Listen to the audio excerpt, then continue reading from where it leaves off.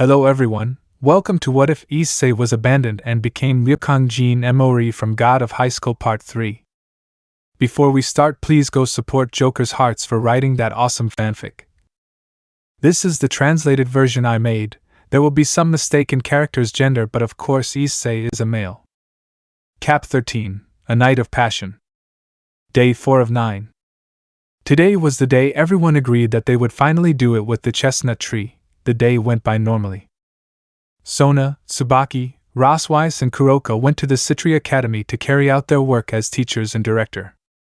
Venelana and Grafia helped the brown-haired boy with his territory that had now finally finished changing. The land was now one full of vegetation, but not exaggerated, along with extra things like a river, in addition to remodeling his mansion that was now bigger. Now there was only one thing left to do, which was to give a blue sky to illuminate his entire territory. It's not that he didn't like the underworld sky, but it was his territory, so he could do it however he wanted. In addition, his territory now had the help of the Phoenix clan on behalf of his in-laws, Pendragon. Gabriel and Griselda went to heaven for a visit, in addition to the matter of making a blue sky in the chestnut territory. Penemu, she went with Lilith to the amusement park. Seraphal, she was recording her new episode for her Magical Girls show. Yasaka and Kunu stayed in the residence with Ophis, which would create a dimension where time passes faster than normal, which was when the brown-haired boy meditated for 200 years. Ravel and Leifi returned to see their parents to tell them what they would do today. The parents had no complaints since they could see the great happiness of their daughters.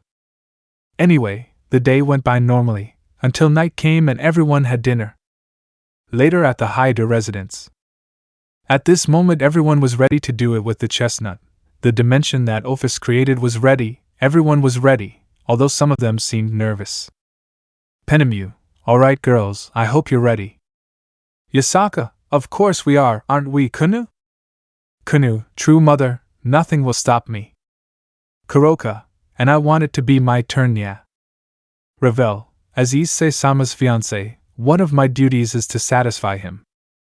Leifi, I just hope I'm not too nervous when it's my turn. Gabriel, I'm ready. I've talked about this with Michael Nasama, and he's helped me understand this better, and he also wants a nephew soon. Blushes.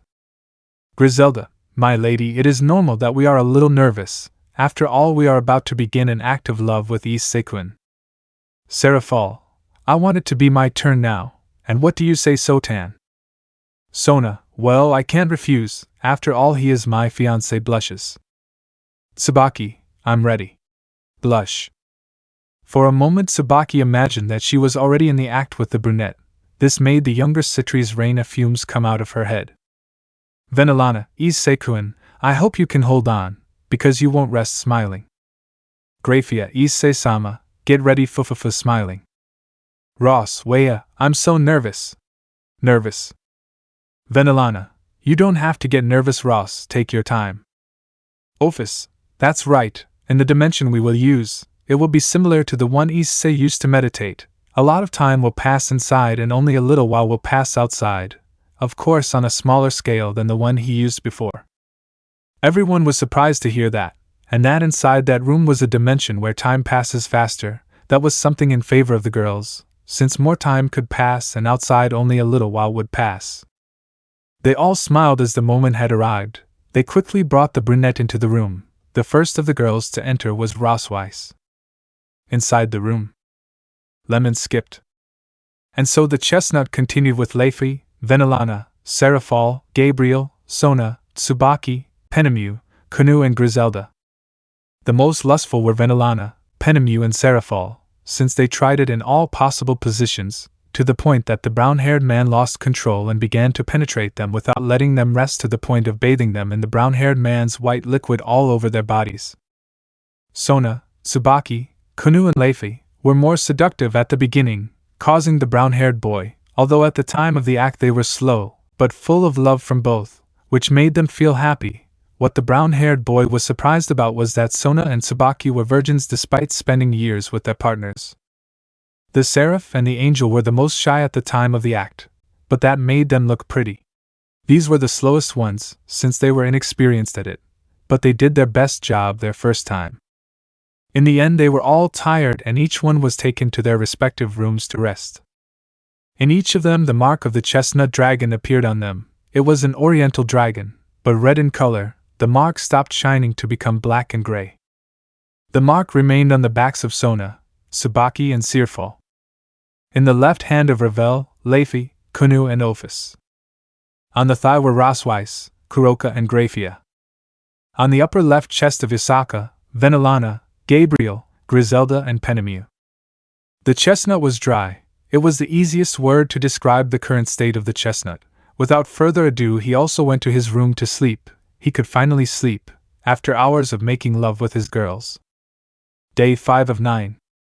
Today was a new day at the Hyoudou residence, after a long night for the brown-haired boy, who woke up surrounded by all his girls asking about the mark that appeared, and that with the help of Drake he explained to them that it was the mark that represented that the brown-haired boy had marked them as his women. The girls, upon hearing that, were happy because with that they were officially his females. The parents, upon learning this, were glad that their son was already a man and that the parents considered them their daughters. Well, Venelana and Yasaka were somewhat different as for Yumi's friends. To celebrate this, the girls decided to go shopping at the mall in this world. And so it was, they all went shopping, trying on different clothes. Saying they didn't attract the attention of men would be a lie. But the brown-haired girl with a single look made them understand that if they got close to them they would die in the worst way possible, and in the end they all bought lots of things. Generally clothes and some other clothes to spend time with the brown-haired girl, and the brown-haired girl would carry all her bags. Seeing that when passing by a place there was no one, the brown-haired girl decided to keep them in his pocket dimension. They all went to get something to eat. At that moment they received a call from Azazel, who called them to go to his apartment. Department of Azazel. Issei and his girls, upon arriving at the place, saw that it was a small place. The brown-haired boy knocked on the door so that the fallen one would receive him. Azazel. They arrived just in time. Hyoudou smiling. Issei, what is the reason for your call, Azazel? Azazel, come in and you'll find out. Hehe. Penemu, I hope it's nothing stupid. Azazel, no, it will be a big surprise. The group entered inside and was guided to a door. Upon entering, they saw a room that was much larger than the apartment itself. Issei, what is this place? Azazel, it's my laboratory. I was able to create it from a pocket dimension. Seraphal, and why do you show us this place? Azazel, I'm not showing you the place, but the machine. All machine? Azazel, follow me and you will know what I am talking about. The group was guided until they reached the front of a machine that looked like a kind of metallic halo. Azazel, I present to you the machine to travel to dimensions. The fallen man presents his invention to all his guests. Issei, what do you want to achieve with that machine? Azazel, well, it will be a door between our world and this one.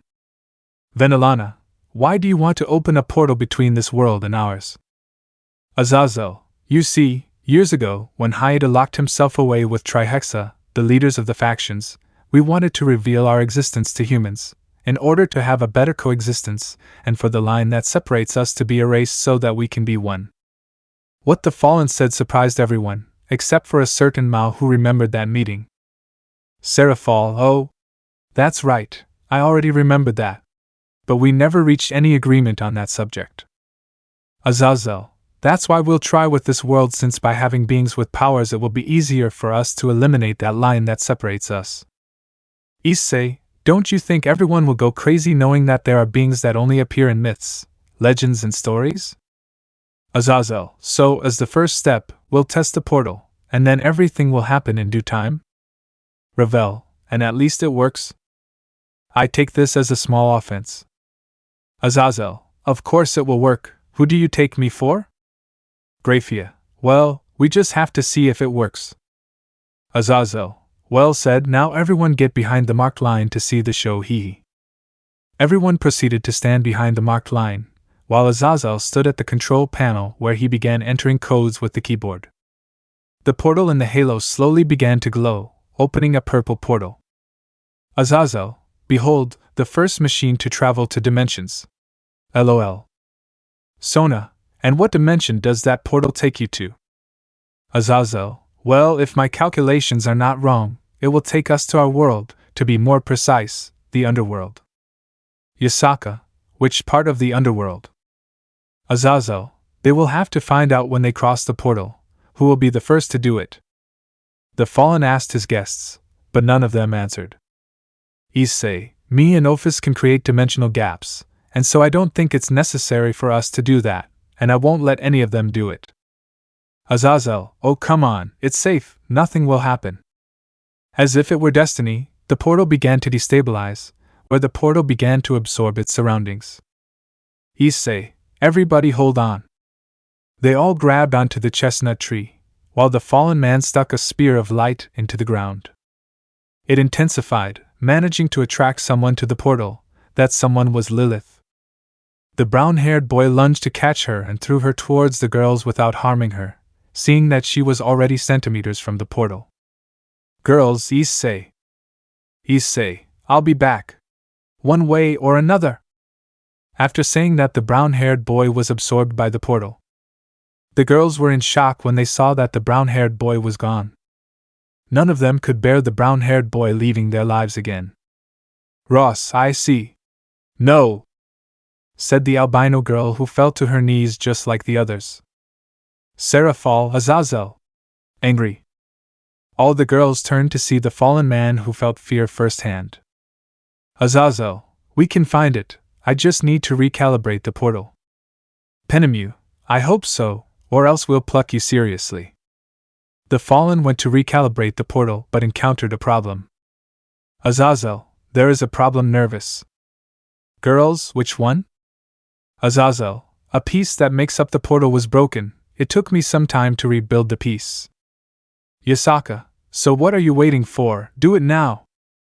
The fallen man immediately went to look for materials for the piece so that the portal would function again. All the girls were worried about the brunette, she didn't know if he could survive in the place where he had ended up. Ophis, don't worry, he's fine. Kunu, how do you know that? Ophis, easy, all of us who have Issei's pieces, that means that if the piece works, he is alive, although I feel his presence in the gap, but it is so weak that I cannot know exactly where he is. That relieved the girls a little to know that the brown-haired boy was alive, although they did not doubt that he could be defeated so easily. After all, for all of them, he was monstrously powerful. Azazel, Ophis, may I ask you a favor? Ophis, which one? Azazel, you could bring a juka, that would help repair the portal faster. Ophis, of course, besides that I was planning to look for Issei's presence in the breach. Girls, we want to go too. Ophis, only some will be able to, others have to stay here to see how things go with the portal. So the girls decided who would go to look for the chestnut tree's presence in the gap and who would stay here watching that Azazel was not lazy. Those who would go to the breach are Ophis, Kunu, Ravel, Kuroka, Rosweiss, Leifi, and the others would stay here to watch Azazel. So, the chestnut nobility left for the world of DxD to look for a juka. DxD World, Office of the Mao Beelzebub. The green-haired Mao was in his laboratory doing experiments when he was interrupted by a dimensional gap, from which the brown-haired nobility emerged. Ajuka, Ophis, Ravel, Leifi, Kunu, Kuroka and Rosweiss. What brings you here? Ravel, we need you to come with us to help Azazel repair a machine. Ajuka, machine? Leifi, it's that Issei-sama was absorbed by a portal that created that machine, and we need to repair it to find him. The Mao, upon hearing that, decided to help.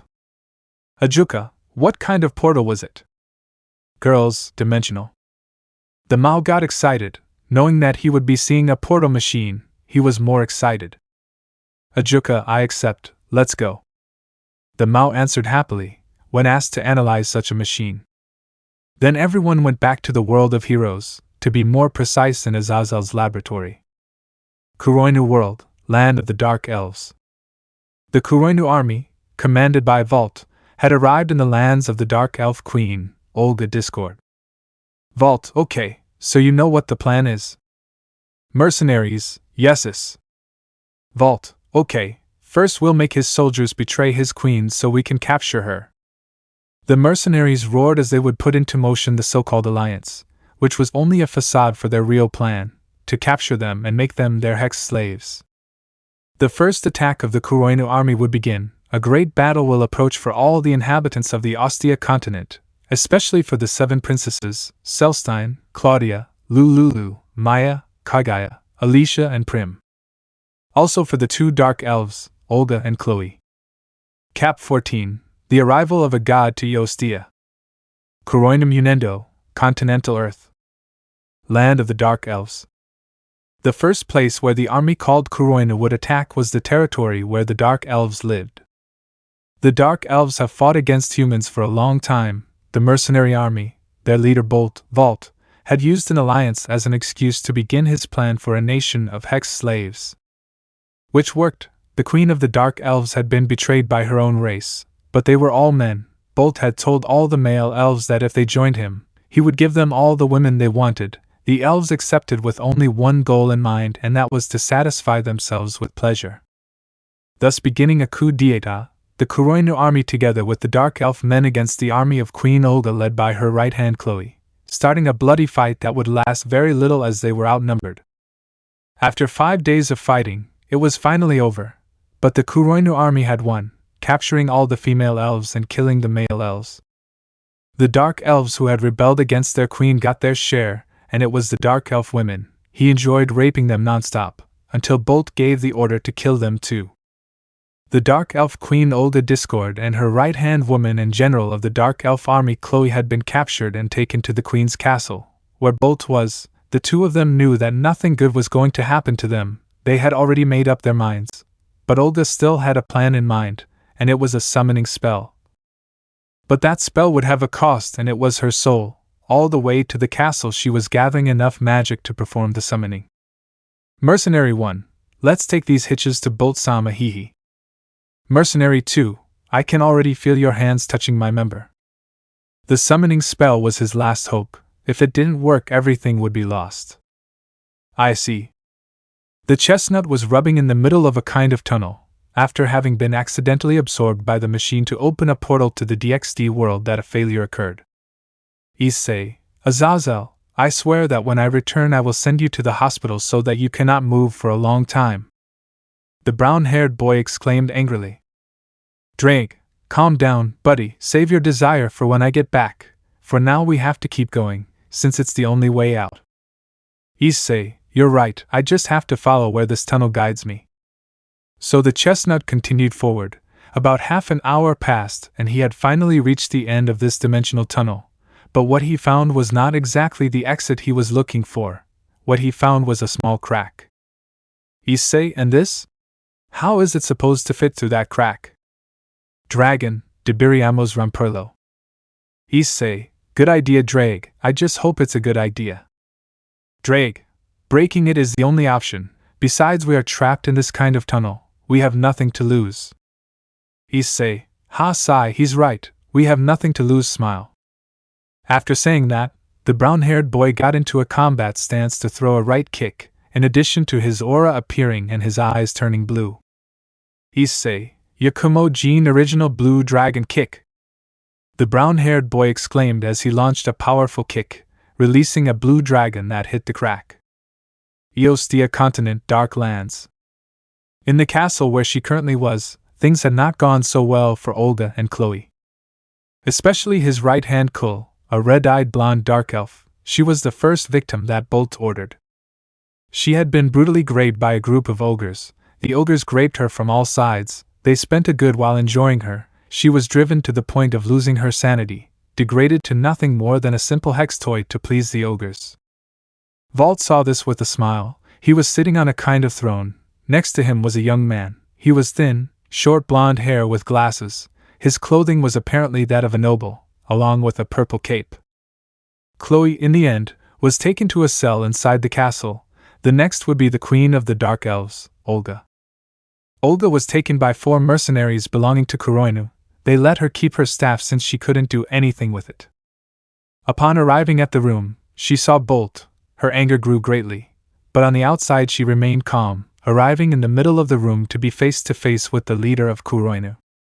Vault, seeing her, smiled arrogantly. rose from the throne and looked at Olga with great superiority to ask. Vault, I brought you here to ask you something since I always wanted to know.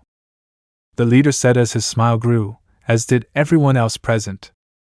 Vault, I wonder if a dark elf can get pregnant. He exclaimed with a twisted smile. The others present upon hearing that howled with joy upon hearing that, since they knew what was coming. Olga was angry. She really wanted to kill Vault for what he did to Chloe, in addition to insulting a queen. The Argos began to surround her. With looks full of lust and evil, they drooled as they looked at Olga's good body, but they were all taken out of their thoughts when a magic circle appeared above the Queen of the Elves. Olga, I will never submit to scum like you. After saying that, the glow of the magic circle intensified to a purple color. Olga, dark lighting! Olga exclaimed as rays of golden color came out of the circle and hit the ogres and mowed down the others. Everyone was covered by the intense light that was created. When the light dissipated, they could see the group of ogres all burned and dead, in addition to Olga being almost on her knees on the ground panting and her staff lying near her. They all smiled at this, since it would be easier for them to grape her, but Vault was the one smiling the most. Vault, I knew you would do this. That's why I asked Kin to cast a spell on the room that would drain all your magical power, as well as a protection spell on all of us.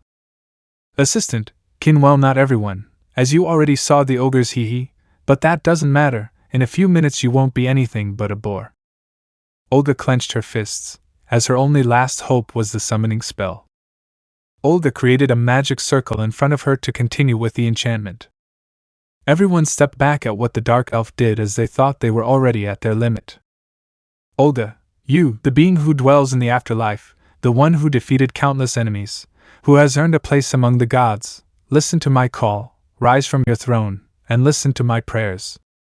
The magic circle intensified further. Everyone was scared as it seemed to summon an extremely strong being. Even the leader of Kuroinu was afraid. Olga, I, Olga Discord, Empress of the Dark Elves, ask for your great presence before me. The enchantment ended, only for the magic circle to break into pieces to become particles and disappear. Olga saw this with terror, since apparently it did not work. Vault, who saw this, smiled arrogantly again. Vault, okay, it was a failure, wasn't it? I was actually surprised that you still had magic left. Kin, I knew you would do a summoning, that's why I put another spell in the room to nullify that. The assistant said it with the same arrogance. Vault, now you understand that you are nothing more than a virgin who will soon cease to be one in every way. Olga saw this terror for the first time. Her last hope had disappeared. She could do nothing but be graped from all sides. The mercenaries began to approach her more. Olga, please. Help me. Olga said in a whisper. She began to cry. Her plea was filled with fear and desperation. A tear ran down her cheek to fall to the ground. As if her pleas were heard, in the middle of her and Vault, a crack appeared that began to widen. Little by little, everyone backed away from this. Vault, what the hell? Olga sees this with hope, since perhaps it is the invocation that she called. Her hopes returned. The screen broke, revealing a blue dragon coming out of it. The dragon hit the ground and then disappeared, revealing a human with brown hair and some bangs, wearing a white half-sleeved shirt, gray jeans, gray shoes, and a blue shirt tied around his waist. The young man was Hyoudou Issei or Wukong Jin. Issei stood face to face with Olga. The two met their gazes. Olga looked into the brown-haired man's eyes, but the brown-haired man looked at her and found that she only had clothes that covered her breasts and intimate parts, as well as some long-heeled boots that reached her thighs. Everything had a purple smell. The chestnut was surprised by the long ears, although he quickly looked for something to cover them and found it. The brown-haired boy quickly removed his jacket that was around his waist, then covered Olga with it. She felt a warmth she had never felt before, and looking closely, her cheeks took on a slight red color, but they were interrupted by someone. Vault, hey! Who the hell are you?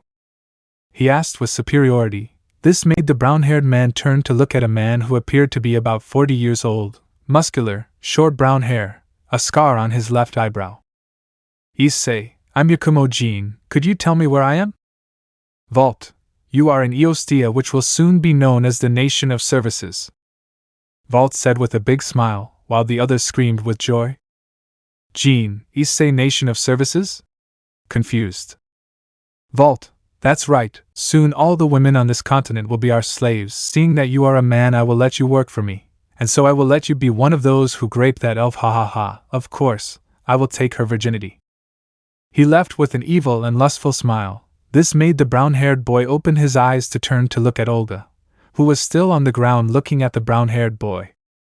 The brown-haired boy noticed that there were tears in her amber eyes, and looking better around him he knew what was really happening. Issei, you're joking, right? Vault, not at all. They already graped the personal guard, now it's her turn. What do you say, Yakumo? You want to enjoy the pleasure of life, ha ha ha. Mercenary X, that's right, but let's do it quickly, since we also want to break it, ha ha ha. This angered the brown-haired boy, to the point that he clenched his fists, making his aura appear and his eyes turn red. A flame appeared in his right eye, surprising everyone who looked at him. Olga saw this in surprise. Her brown eyes had turned red, in addition to that strange aura around her head. The brown-haired boy turned his head to look at Vault through his shoulder angrily, who was surprised as was his assistant. Vault, who are you? The leader said, trying to intimidate. Jin, Yakumo Jin Dios Supremo. The brown-haired boy said without stopping to look at Vault, who stepped back a little upon hearing that. Olga was surprised when she heard that.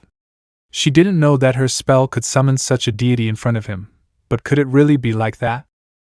Olga, God Supreme, is that true? Vault, you're just a brat who knows a few tricks. Who do you think you are to come and say all that shit? Anger, this is where you will die. Vault signaled for the others to go attack him. The mercenaries felt some fear, but seeing that they outnumbered him, they had the courage to go out to attack him. The first to come out used a dagger to stab the brown-haired man, just when he was about to stab him. The brown-haired man with a quick movement kicked him in the stomach that sent him flying until he was embedded in the wall. Jin, who's next? Seriously. Vault, why are you still watching? Attack! All the mercenaries launched into the attack. The brown-haired boy simply dodged everything in the air while kicking anyone who was near him. Vault saw this. He escaped stealthily thanks to the fact that behind the throne there was a secret exit that only he knew about. Olga saw this with astonishment. She looked closely at the brown-haired boy, noticing that he was not agitated. In fact, he was not even sweating from fighting with all of them. After a few minutes everything was over. Some were buried in the floor, either body or head, others embedded in the wall, leaving only the assistant, who made an explosion spell to the chestnut, creating a smoke screen. The assistant thought he had killed him when the smoke cleared. Kin, ha ha ha ha, you say you are a god, but it kills you. I see that they were just words, ha ha ha. The assistant laughed. He didn't notice that E.P. Castano was behind him. Only Olga saw that he was alone. Jin, back to you. The assistant opened his eyes wide when he heard a voice coming from behind him. He turned around only to see red eyes. He backed away, falling, feeling the great fear that the brown-haired boy transmitted. Kin, please. Don't do anything to me. I was just following his orders, please forgive me. The young man begged for mercy, kneeling in front of the brown-haired boy, who just stopped in front of him, looking at him seriously. Olga saw this with relief, since she had been saved thanks to her spell that managed to summon an extremely powerful being. But images of Chloe being raped came to her head, and when this was over she would go for her. Jin, you're lying. He didn't force you, you did it yourself. The assistant was surprised and knew the truth.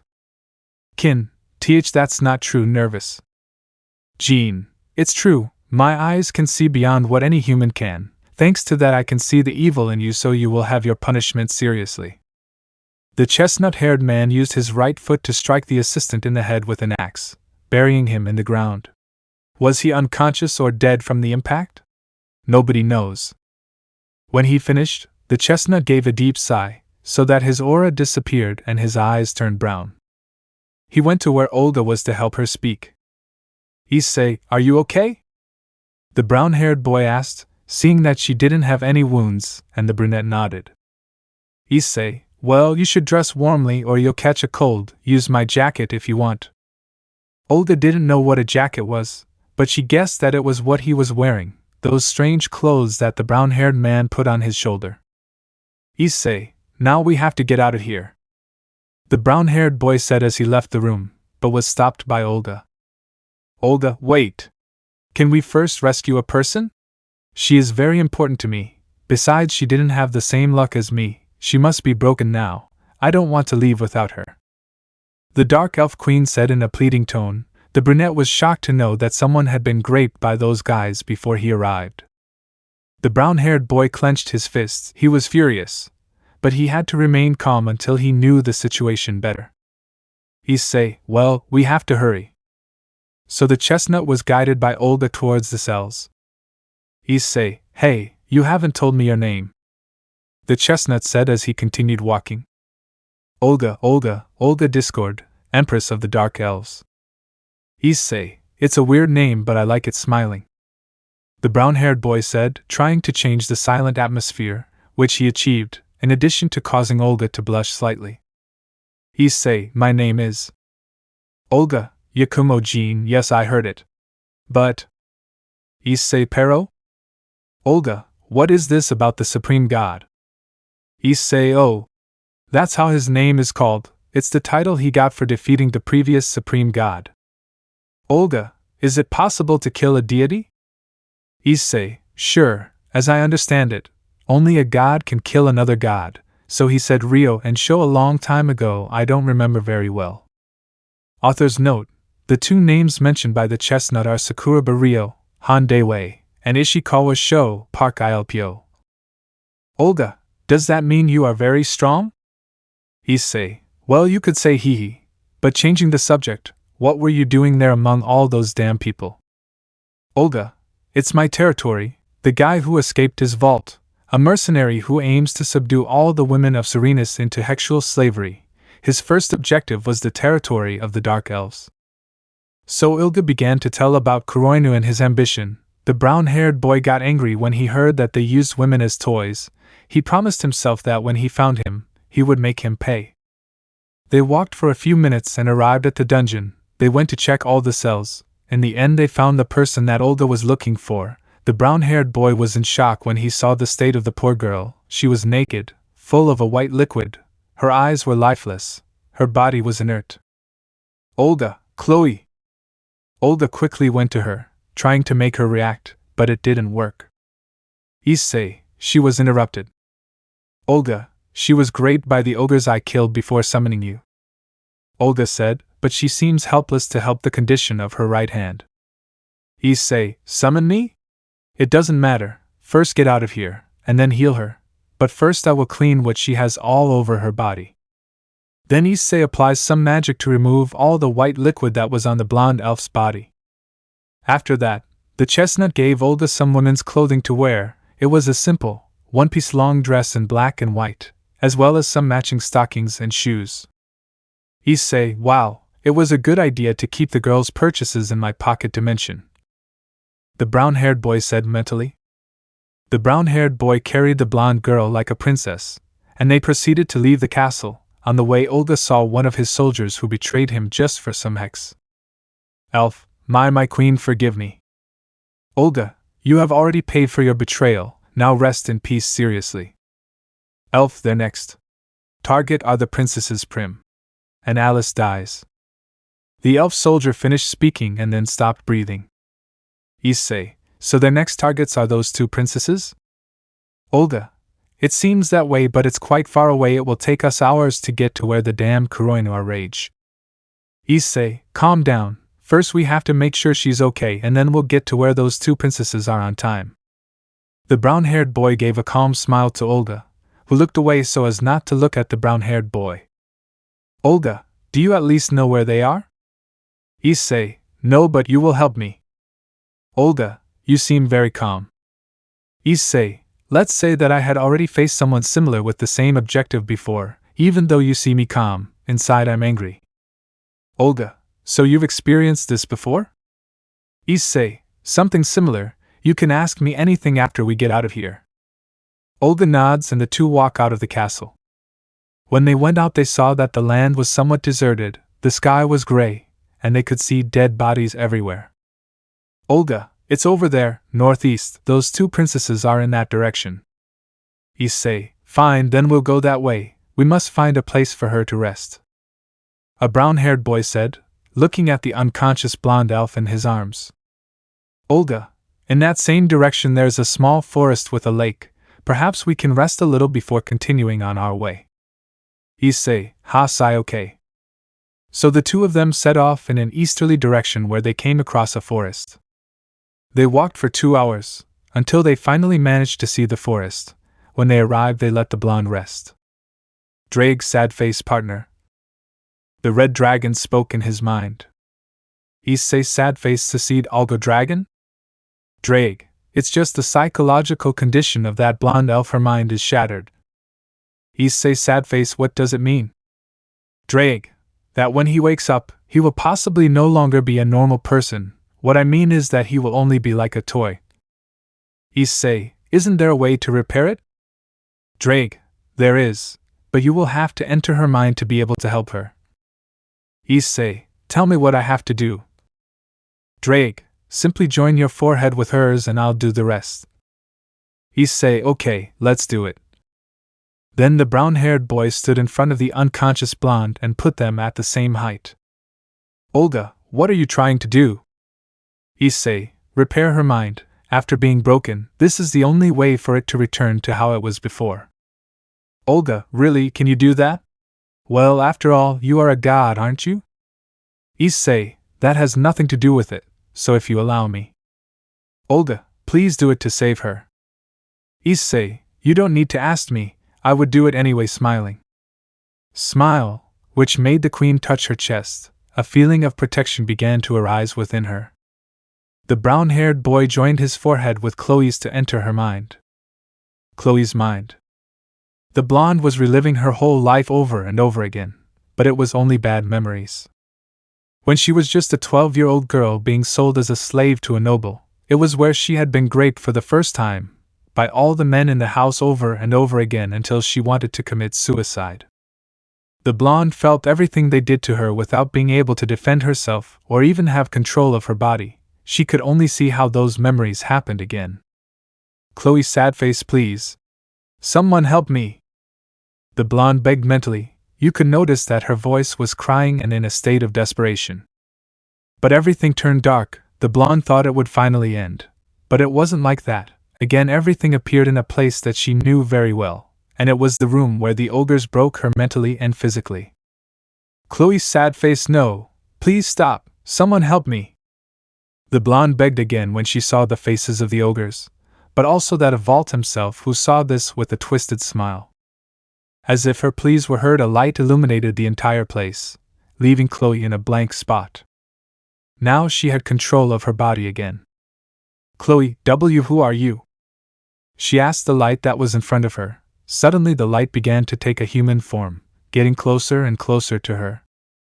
Hug. The human-shaped light hugged the blonde.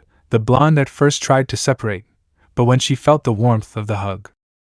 Everything is fine now, no one is talking to hurt you anymore, he said in a calm and soft voice. The hug became a little stronger. Chloe began to reciprocate the hug. A sweet smile could be seen on her face. It seemed that she had already recovered her sanity.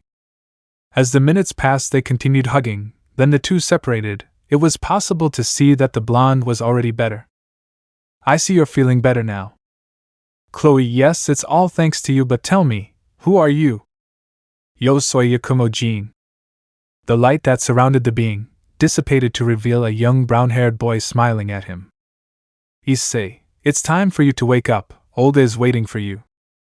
The chestnut moved away from her so she could wake up. Issei, see you later, smiling. Chloe, haha, smiling. The blonde elf looked at the brunette with a smile to wake up and return to reality. Reality. Chloe slowly opened her eyes, seeing that she was no longer in the cell. She looked around, realizing that she was in the northeast forest. Olga, I see you're feeling better now, Chloe. The blonde looked at her queen, who was in the same place. Chloe, Origa-sama? Are you okay? Didn't those bastards do anything to you? Ag. Chloe said, worried about her queen. She tried to get up, but when she did, she felt her body go numb. She immediately remembered why the current condition of her body was caused by the ogres. She remembered all those images. She felt like she wanted to commit suicide for being stained. But all that changed when a certain image of a chestnut tree hugging her replaced those memories. "Olga, you better not move, you're still a little hurt." Chloe obeyed her queen's order, to once again lie down on a tree. "Chloe, my lady, how did we manage to escape from that place?"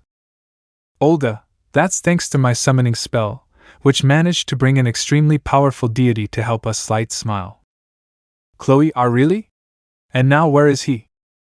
the blonde asked, looking everywhere, without finding anyone but the two of them. "Olga, he left for a while. He said he would return very soon, but for now we have to take a bath. Since we were captured, we have not been able to take a good bath." Author's note: what? A woman has to have her bathroom, no matter if she is in times of war. And about the name, if it is Olga or Origa, well, Origa is the way of writing it, and Olga is the way of pronouncing it, but I will use both anyway. Olga extended her hand to help Chloe up, but she waved it away. "Chloe, I can't accept that you touch me, after having been stained by those ogres." Sad. "Olga, don't say that, you are someone very important to me. I don't care if you are stained or not, you will always be someone important to me." "Chloe, Origa-sama, oh." Before she could continue speaking, she felt a hand caressing her blonde hair. It was none other than Olga smiling at her. "Olga, I already told you it doesn't matter smiling." Chloe began to cry while being comforted by her queen, who caressed her head motherly. She stayed like that for a few minutes until the blonde had finally vented all her pain for what she had experienced. One could say that she felt more relieved, but a certain image of the brown-haired boy smiling passed over and over again in her mind, until her queen brought her back to reality. "Olga, well, how about we go take a bath now? More difficult battles will come soon." "Chloe, ha. The ruby said with a smile and tears. The two dark elves went to the small lake nearby to clean themselves. "Chloe, Olga-sama, what is that you are wearing, and who put this dress on me?" the blonde asked when she saw that her queen had the brown-haired boy's blue jacket on, and she was wearing a one-piece black and white dress with black stockings and shoes of the same color. "Olga, well, he gave it to me, and we found you naked, so he took out that dress for you." "Chloe, I understand. And what is your name?" "Olga, Wukong Jin." The blonde opened her eyes upon hearing that name. It was the same as the boy she saw in her dreams, but she thought it would be a coincidence. It couldn't be real, or could it? Without realizing that, a slight smile appeared on her face as she remembered the brown-haired boy's hug. About half an hour passed, and the brown-haired boy had returned to the same place, after having spoken with Drake. Flashback. The Casta walked away from Olga and Chloe after entering the mind of the red-eyed blonde, as he felt that something was going to happen where they were going, and because of that hunch he asked Drake to help him. "Issei, Drake, I need you to help me with something." "Drake, which partner?" "Issei, I sent some wyvers towards where those two princesses are, and I want you to keep an eye on them in case something happens." "Drake, sure, I'll send you everything the wyvers capture." So the chestnuts summoned 3 red wyvers, who flew away in a northwest direction towards where Princesses Prim and Alice were. Issei, as described by Olga Prim, she is a girl with pink hair and Alicia is a blonde knight. I entrust her to you. Dragon, understood. End of flashback. Issei, I wonder where Olga and Chloe are? Just then Olga and Chloe were returning after having taken a well-deserved shower in the river. Olga, Yakumo, I see you're back. Issei, yes Olga, I just left to make sure nothing happens where the two princesses are. Olga, I understand, even though I hate to admit it, I have to help my enemies in this war. Chloe stared at the brunette. Since he was the same person she saw in her dreams, she unconsciously walked until she was in front of the brunette. Issei, I see you've already woken up. Tell me, how do you feel? Smiling. The brown-haired boy asked, looking at the red-eyed girl with a smile. Chloe just stared at the brunette. He was definitely the same one she saw in her dreams. Issei, understand? You're like. He couldn't finish speaking. Since the red-eyed girl had hugged him, he was surprised by the action. He felt how the girl hugged him tighter. Chloe, This feeling is the same one I felt when I was in that nightmare. You are real." The blonde said something happy while still hugging the brown-haired boy. Olga saw this with astonishment, but she knew why he acted like this. After all, the brown-haired man entered her mind and healed her of those mental wounds that had been left on her. The brown-haired boy gently stroked the elf's head. He knew that a mental wound could not be completely healed, so he did what was most convenient, and was to make her leave those memories in oblivion and move on with her life. Issei, of course I'm real smiling. After saying that, the blonde quickly separated when she realized what she was doing. Chloe, I am sorry, a red-eyed girl said, somewhat embarrassed and lowering her head. Issei, you don't need to apologize. Now tell me how you feel. Chloe, Issei, I mean, after what they did to you, you should feel some pain, right? Chloe, well, my body feels numb, the blonde said, her head down, remembering the ogres. Issei, okay, tell me where you feel that. I'll try to take away that pain. Chloe, you can really do that? Surprised. Olga, Chloe leaves it in your hands. After all, it is a deity that I invoked. Chloe, is that the deity you summoned? Before Olga could say yes, the brown-haired boy spoke. Issei, I guess not saying that I came because of a machine failure wouldn't hurt. What do you say, Drake? Drake, I don't care, although tell him that you will have problems when you see your females, hee. Another thing is that at this moment the wyverns have just arrived to the land of those two brats. Apparently they are under attack. You have to hurry.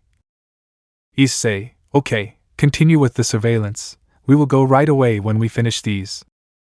Chloe indicated where it hurt. Some places were her breasts, arms, legs, and pelvis. The brown-haired boy applied a little acupuncture. With his finger he poked at the points of the muscles and nerves so that her body would stop feeling that pain. Chloe, whoa! That's amazing. Just by touching where it hurts you heal the damage, the red-eyed girl said, surprised by what the brown-haired boy did. Olga, what is that called? Issei, Kusunoki Hachi no Sukuryu, Nabong Nido Ryu, are acupuncture techniques that I learned from an old man, hee. Olga, old? Issei, it's a long story. It will be another time. We must hurry. I leave the chestnut to change to a serious attitude. Olga, what's up, Yakumo? Issei, I was attacking the castle where those two princesses are. Seriously. Chloe, how do you know that? Issei, I sent something to check the area and it warned me that they are under attack. Olga, but it will take us hours to get there, and if we get there quickly, we wouldn't have the strength to fight. Issei, we will arrive on time. We will fly smiling. Chloe, and how will you do that? Issei, but Dragon's mantle, Yanpyo, the chestnut's body was enveloped by a light, then dissipated and showed itself in its Monkey King mode with red eyes. The two dark elves were surprised, although it was to be expected when Olga heard that he was the supreme god, but she never thought she would see something like that in her entire life. Jean, come on, hold on to me, the chestnut tree said, asking them to hold on to him. Olga, and how does that help us get there faster? Jean, well, I told you that we'll fly, right? I don't want you to fall in the middle of the road. Chloe, okay, we'll do that. The two girls approached the brown-haired boy to hold on to him. Olga held on to the left side. She was red when she felt the brown-haired boy's body, and the brown-haired boy's suit showed off his abs. Chloe held on to the right side tightly. Her cheeks also turned red. It was a comforting feeling that she got from being stuck to the brown-haired boy. They both felt the warmth transmitted by the brown-haired girl. Unconsciously they snuggled closer to his body, and they both smiled slightly. While with the brown-haired boy, he was a little blushing from feeling the breasts of the two elves pressed against his body, but a certain dragon brought him out of his thoughts. Drake, partner, I remind you that the territory where those two brats are is under attack, the red dragon said in the brown-haired boy's mind, making him become serious. Jean, okay, hold on, we'll get there very quickly. Seriously. The two girls got the message and put more strength into their grip. Kintuan, flying cloud, said the brown-haired boy, so that beneath his feet, a cloud appeared, which lifted him into the sky. The two girls were surprised, but did not let go of their grip. They flew towards the direction where Kuroina's next victims were. Princesses Prim and Alice. They were going at an incredible speed, but the two girls closed their eyes so as not to see anything because they were scared and the wind wouldn't let them. Northeast Lands Castle. In an office there were two beautiful girls, one with pink hair and the other blonde. What is this? It has to be a damn game. The one who screamed was Alicia Arcturus, when reading a certain letter. Alicia is a girl who looked between 17 and 18 years old, a knight of the Royal Guard, blonde hair. She was wearing part of an armor, but the rest she had was cloth, a short skirt, and parts of clothing that only covered her breasts. Alicia Wanisama, the pink-haired girl, said, worried about her sister. She sensed that the letter was something bad. She is Alice's cousin, her younger sister. She had long pink hair and a white and pink dress, which still showed her panties. Boom! An explosion alarmed them, causing the room to shake and fall to their knees. Prim, Alicia Ne-sama, what's happening? Prim said, somewhat frightened by the sudden explosion. Alicia, you don't have to worry about anything, cousin. I'll go see, and when I get out of here, I want you to close the door well, okay? Prim, ha. Alice was going to the door, but two guards came in alarmed. One had light pink hair, short hair, reddish-brown eyes, the other had dark blue hair down to her shoulders. They were both knights under Alice's command. The two wore armor, if that's what you could call it, having shoulder pads, metal gloves, and metal plates that covered their breasts, underwear and metal boots. The rest was simply naked. The pink-haired girl is called Ruby and the blue-haired girl is called Orkira Sapphire. Ruby, Alicia-sama. The Kuroinu army is attacking the village. Sapphire, the reinforcements were massacred on their way on the secret route. The blonde clenched her fists. That meant only one thing, and that was that they were alone. They had to emerge victorious with what remained of the guards who guarded the town. Alicia, this is wrong. Angry. Ruby, also, the nuns who were helping evacuate the children and women were captured. The bastards are planning to grape them. The pink-haired girl said with anger in her voice. Alicia, Prim, I want you to not leave this room under any circumstances, and close the doors tightly. The blonde said to her little sister. Prim, and Alicia Ne-sama. The pink-haired girl said. Without further ado, the blonde, accompanied by her two guards, went to see the situation, leaving the room tightly closed as the blonde and the pink-haired girl said. The three knights went out in the direction of the castle to see the situation. Moments later. Upon arriving, he managed to see nothing but the nuns tied to a wooden wall surrounded by ogres so they could not escape. While in front of them was a group of red goblins wearing loincloths, it was clear from their faces that they had no intentions whatsoever with the group of nuns. The group of nuns had helped the women and children to evacuate and put them inside the church to be out of danger, but they were captured by them. Alice, damn you! Set them free! The blonde said angrily, only receiving laughter in response from the goblins. Goblin, but what funny things you say, princess. They were abandoned by you. Do you really think you care? One of the red goblins said with great joy. The blonde looked at them with hatred. Goblin, but we can negotiate, hee. The goblin laughed, while the other goblins laughed as well. Alice just stared at the one who spoke to listen to him. Goblin, since we're in a good mood, how about you come here and take her place? That way we'll set them free. The goblin said with an evil smile that expressed lust. Alice simply clenched her fists at such treatment. She didn't know what to do. She looked with hatred at the group of goblins that had the group of nuns captive. Ruby, Alicia-sama. You can't accept that. It's a trap. Alarmed. Sapphire, there must be another way. We just have to think more clearly. Alarmed. The two knights said with concern to their leader, while like Alice she felt helpless and not knowing how to save the nuns. Goblin, what do you say, Alice-hima? Do you accept? Ha. The goblin laughed maniacally. Alice sighed. Before the blonde could answer, one of the nuns spoke. Princess. Stop. We don't matter, you must continue with this battle, exclaimed one of the captive nuns. Alice, curse, Alice said in her mind, cursing. Goblin, you've thought too much. My patience is running out.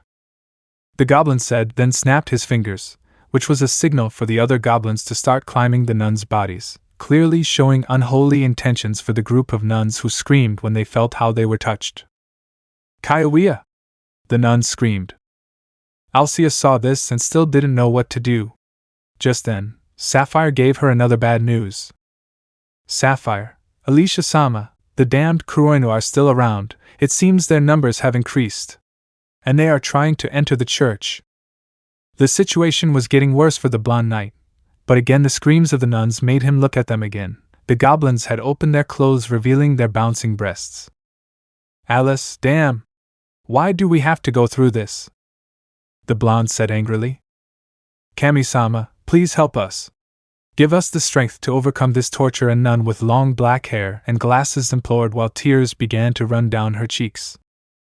It was at that moment where parts of where there were Kuroinu merchants were sent flying by an explosion of earth. It was as if something had impacted on them. Alcia and her two knights saw this surprised without knowing how such a phenomenon happened.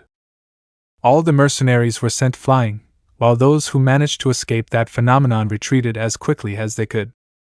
The goblins stopped their actions. Hearing such a loud noise, they looked around to see what had ruined their moment of fun. The nuns saw this as help from their god, especially the nun with glasses who had previously asked her god for help, and it was at that precise moment that this phenomenon began to occur. In front of the nuns and goblins something crashed in front of them. The thing that crashed had created a curtain of smoke. Goblin, what the hell was that? Kami-sama? The nuns saw this with hope, especially the one with glasses who did not stop crying to see that her god had heard her and came to her aid. It took a few seconds for the smoke screen to clear, revealing someone with brown hair. Part of his hair was spiky, around his head was an aurora, and with one arm he had a huge pillar bent over his shoulder. That's right, it was the brown-haired man in his Monkey King mode.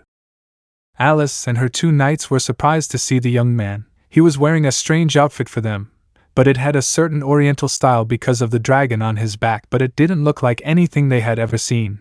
And he was holding that pillar as if it weren't much with just one arm. They wondered who he was, and if he was the cause of all those explosions, but the one who kept her gaze fixed on the brown-haired boy was Alice. When the brown-haired boy arrived at the kingdom where the princesses were, he saw that it was under attack. He left the two elves on the cloud and he set out to defeat all the members of Kuroinu. Thanks to his eyes, which had the ocular ability to see beyond what any human could, he managed to identify that all of them had large amounts of evil in them.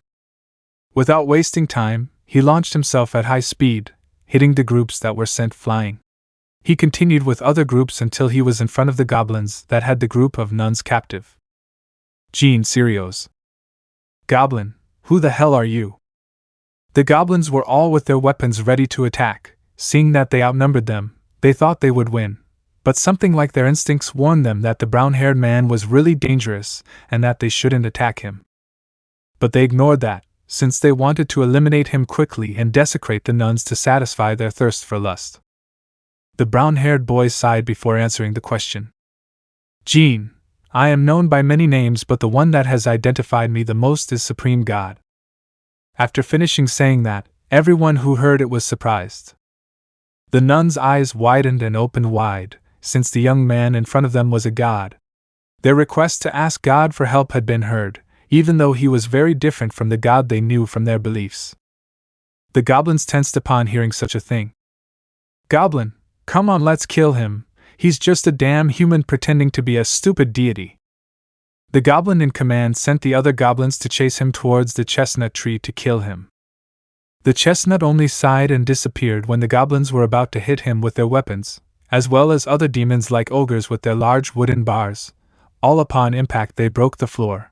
Believing that the chestnut had died, they smiled at that.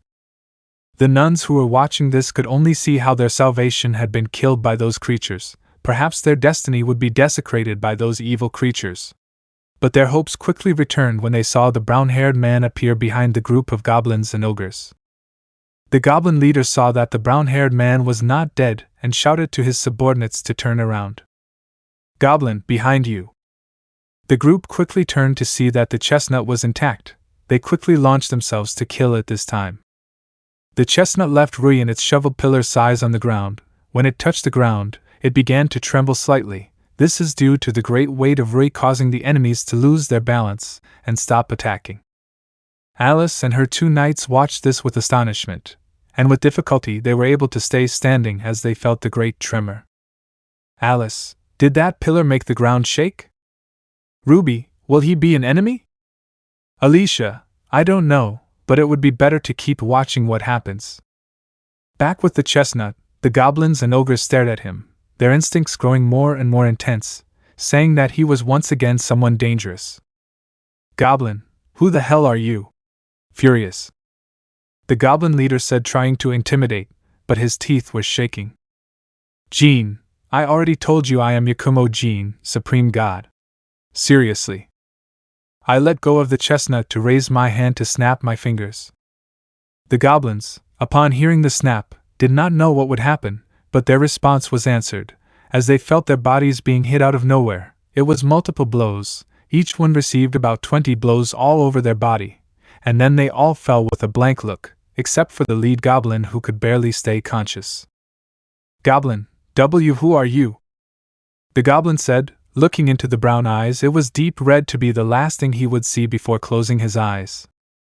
The attack that the brown-haired boy used is the improved version of the dress break technique, which with the time he was training, he managed to perfect to such an extent that just by looking at his target, with a simple snap he will receive the number of hits that the brown-haired boy has planned to give him. Issei, phew, thank goodness I'm not that late. Kakami-sama? One of the nuns, the one with long dark hair and glasses, managed to articulate her mouth to speak to her savior, and attracting the attention of the brown-haired boy, who quickly went to where they were. As he approached, the nun with glasses began to cry out of nowhere, causing the brunette to worry. Issei, what's wrong? Are you feeling sick? Kami-sama, thank you for saving us. Thank you for saving us from those creatures, said the nun with glasses, who cried non-stop. The brown-haired boy had a drop of sweat on the back of his neck when he heard it, although it was normal for her to react like that.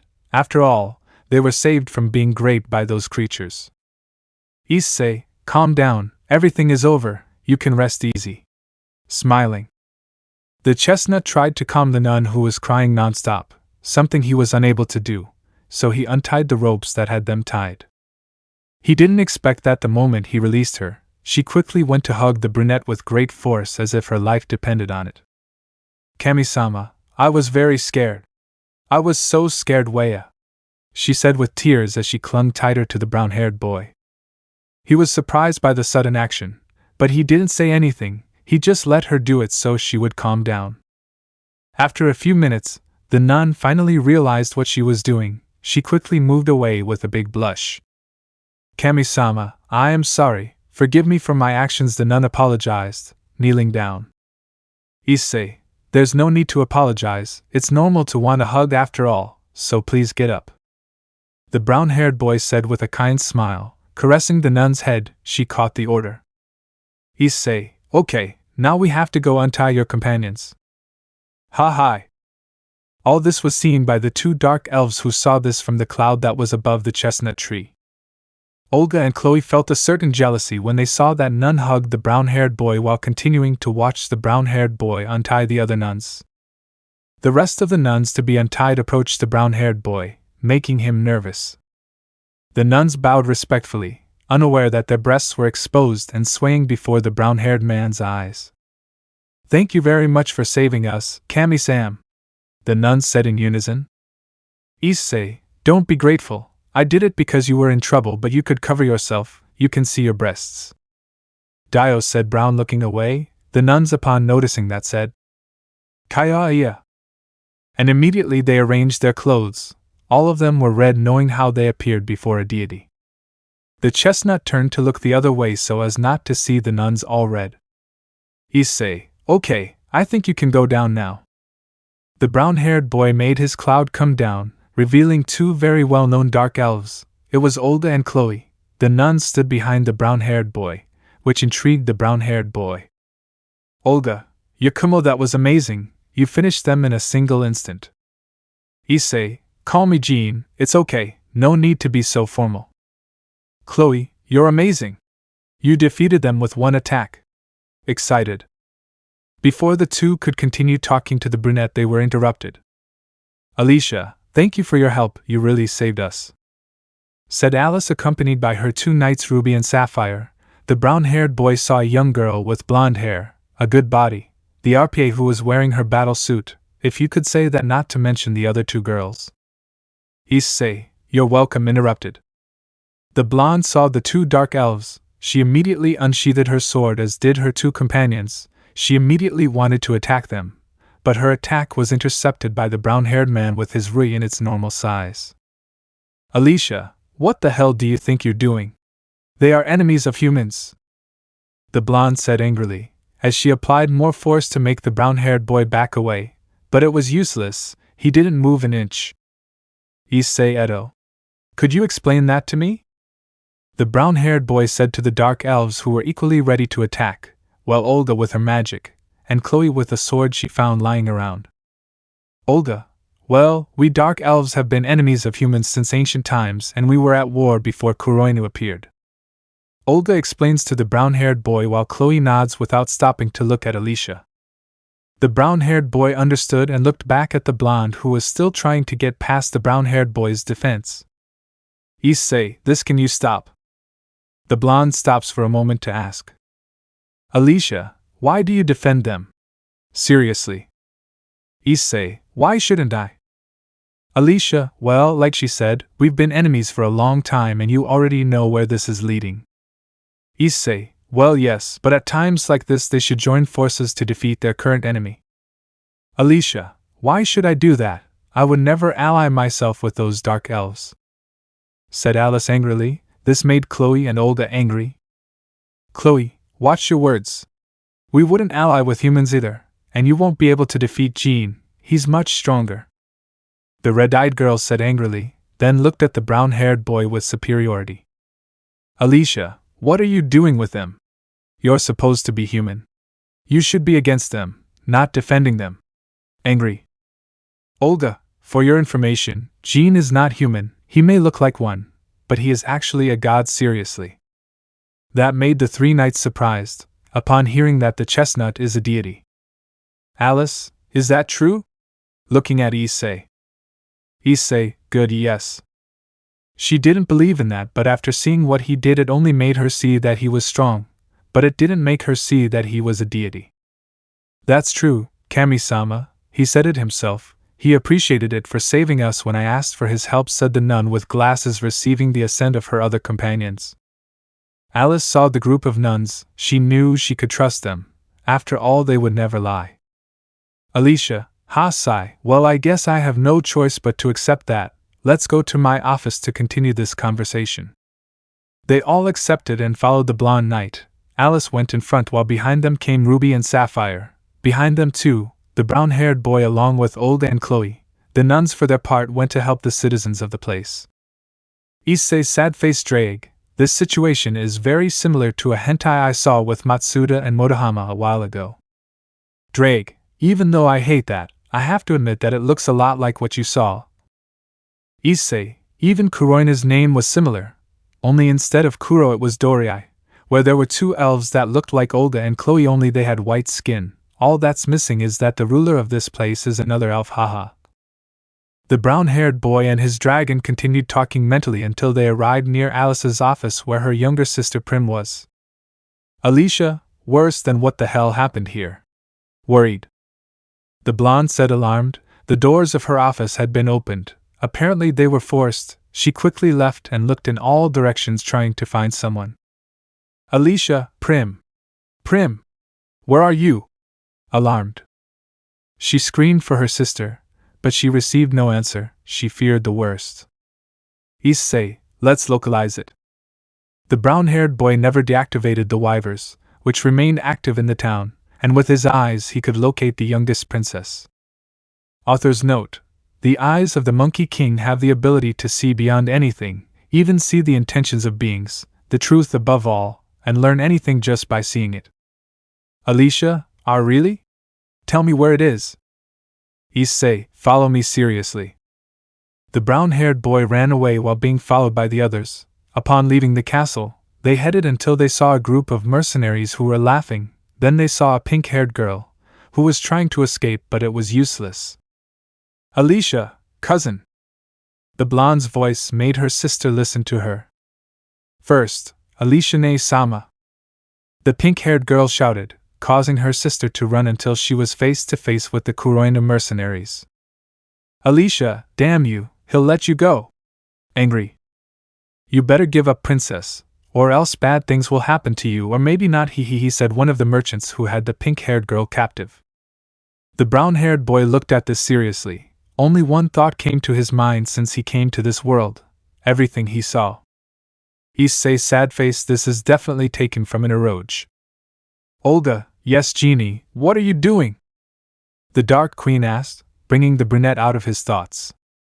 Issei, huh? Is something wrong, Olga? Olga, I asked you what you would do. Issei, well, rescue her, isn't it obvious? Chloe, you seemed very thoughtful. Issei, sorry, I just felt like I saw you somewhere. The brown-haired boy knew where he had seen this, but he couldn't say that he saw it in a hentai and an eroge game.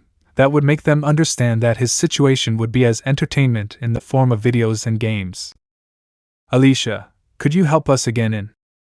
Alicia Heim, I'm glad you're safe, but I couldn't say anything about Princess Prim, the damn Kuroina captured her. Before Alice could ask the brown-haired man for help, a voice interrupted her. Everyone turned to see who it was, to see an old man of approximately 60 years old, dressed in noble clothes, walking with a wooden cane. The old man is John Mandeville, the town's minister. Alicia, minister! It's good that nothing happened to him, those bastards captured Prim. Angry.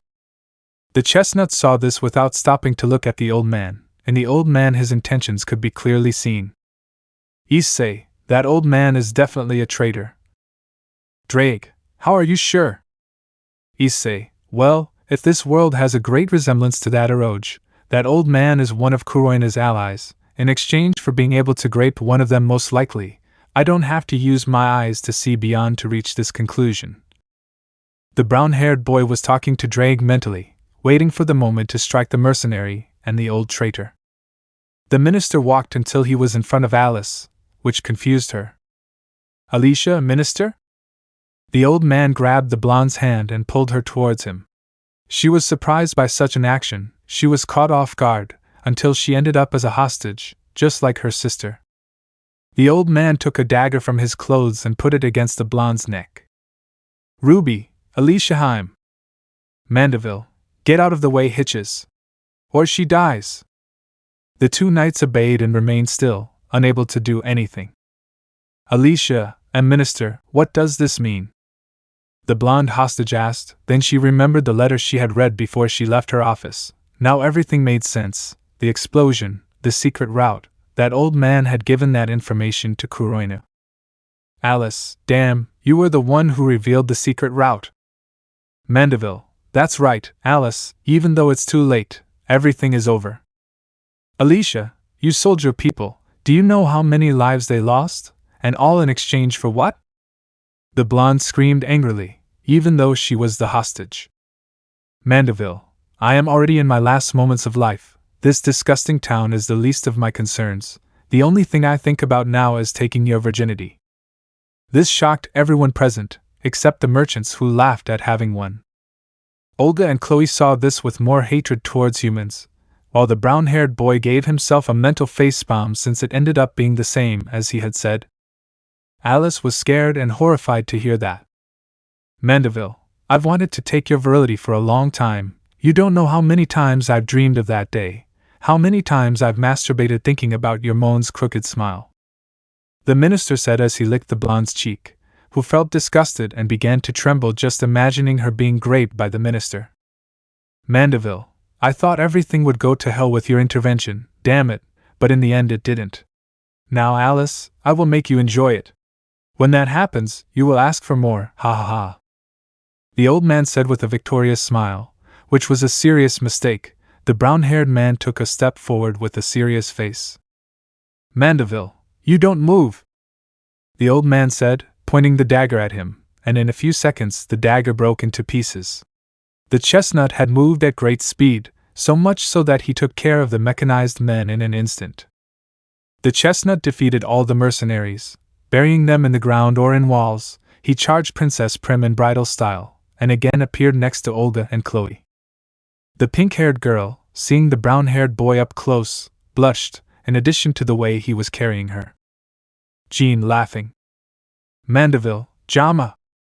The old man didn't finish humiliating because Alice had elbowed him, which caused him to let go of the blonde to cover his stomach from the pain.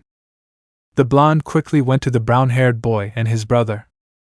The two knights saw the opportunity and captured it, leaving no chance for the old man to do anything.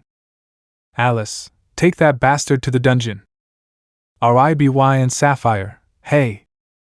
So the old man was taken to the dungeon by the two guards.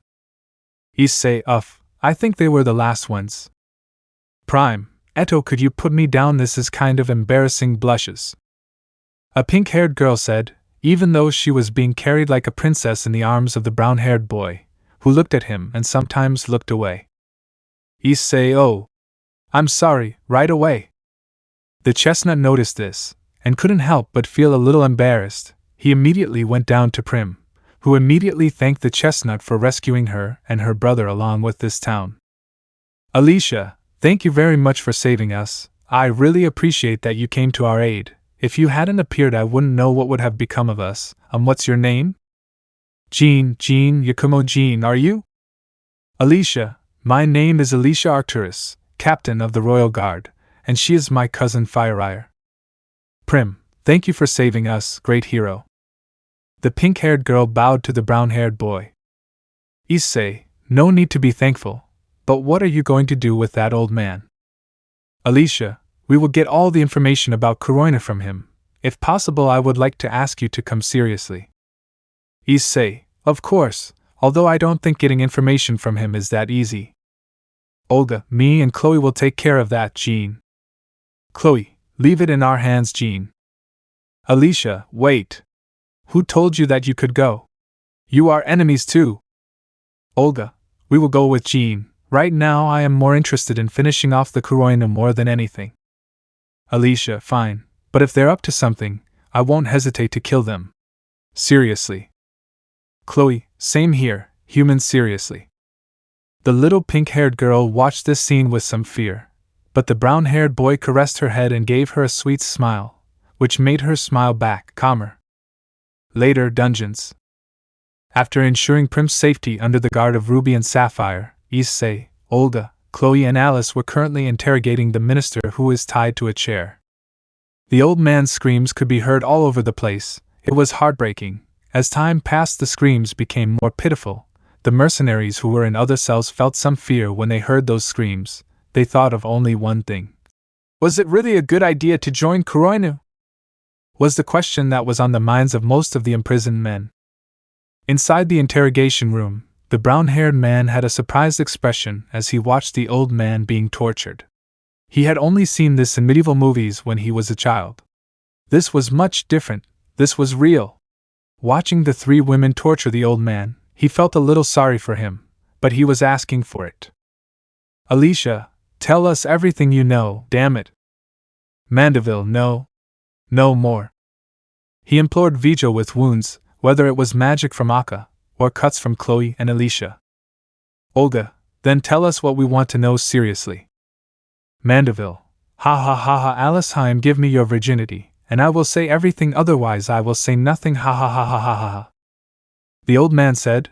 Everyone present knew that the damned man had lost the little sanity he had left. The blonde saw this with disgust. She couldn't stand it any longer and decided to cut off his head, but before her sword arrived, the brown-haired boy stopped it with his hand. Alice, what do you think you're doing? Issei, you can't kill him before he tells us everything about them. Mandeville, haha, I heard Haim your virginity in exchange for information, hehe. Issei, I never said that she would give that to you. She deserves to be treated like a person, not a toy for your personal enjoyment. Seriously. The brown-haired boy with a serious face stood face to face with the old man, surprising the blonde, who for a moment looked at the brown-haired boy with different eyes. Mandeville, then I will say nothing. Issei, it's a guess, but I wouldn't mind telling you. Olga, what is that? Issei, just listen, if they continue like that. Just like that? What did he mean? Was Olga's question. Had he already seen something similar to what Eostia was going through right now? Issei, listen well, old man, if my assumptions are correct, his next victim would be a Miko, then he would continue with a mercenary or warrior. His army will attack both places simultaneously, then they will join together to go after a certain leader of a humanoid race. It's not like that, old man, that would be it in summary. After saying that, the minister had his eyes as wide open as possible. The brown-haired boy had said everything he knew. Mandeville, how? Where did you get that information? The three girls were surprised. The brown-haired man had been right, and judging by the old man's reaction, they concluded that it was true. Alicia, so that was what you didn't want to tell us. I guess now that we know, it's no use to us anymore. Seriously. Mandeville, no. Wait. Heim. I need to take your Vernini. The old man didn't finish, since the blonde had decapitated him. Alicia, okay, that's it, we have to go to Kaguya as soon as possible. Issei Kaguya? Olga, you said that their next target would be the priestess Kaguya and at the same time the warrior Maya, although the closest one to reach would be the Kaguya temple. Chloe, Jean, you surprised me. You really are a god, you even knew who the Kuroina would attack. How did you know? The blonde elf said, congratulating the brunette, who only laughed nervously at that. Issei, well, as I told you, I had seen something similar to the situation you are going through right now. Nervous. Olga, tell us about that. Issei, I don't remember very well what happened, it was a long time ago. Olga and Chloe did not insist further, and just continued until they met up with Prim. Issei, I can't say I've seen it in an eroge, let alone that I get that assumption from there. The brown-haired boy said mentally, since he didn't know how he would take it. Alicia, could you explain to me that Jean is a god? Olga, well, he is a deity, he is the supreme god. Chloe, that's right, Origasama, he summoned him with a summoning ritual to help him. Alicia was surprised, she knew that Olga's magic was powerful, but so much so to invoke a god. No, the supreme god. Alice, is that possible? Olga, I didn't know that the ritual would bring a divine being before me.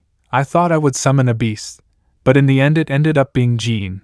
I am really grateful that he came to help me.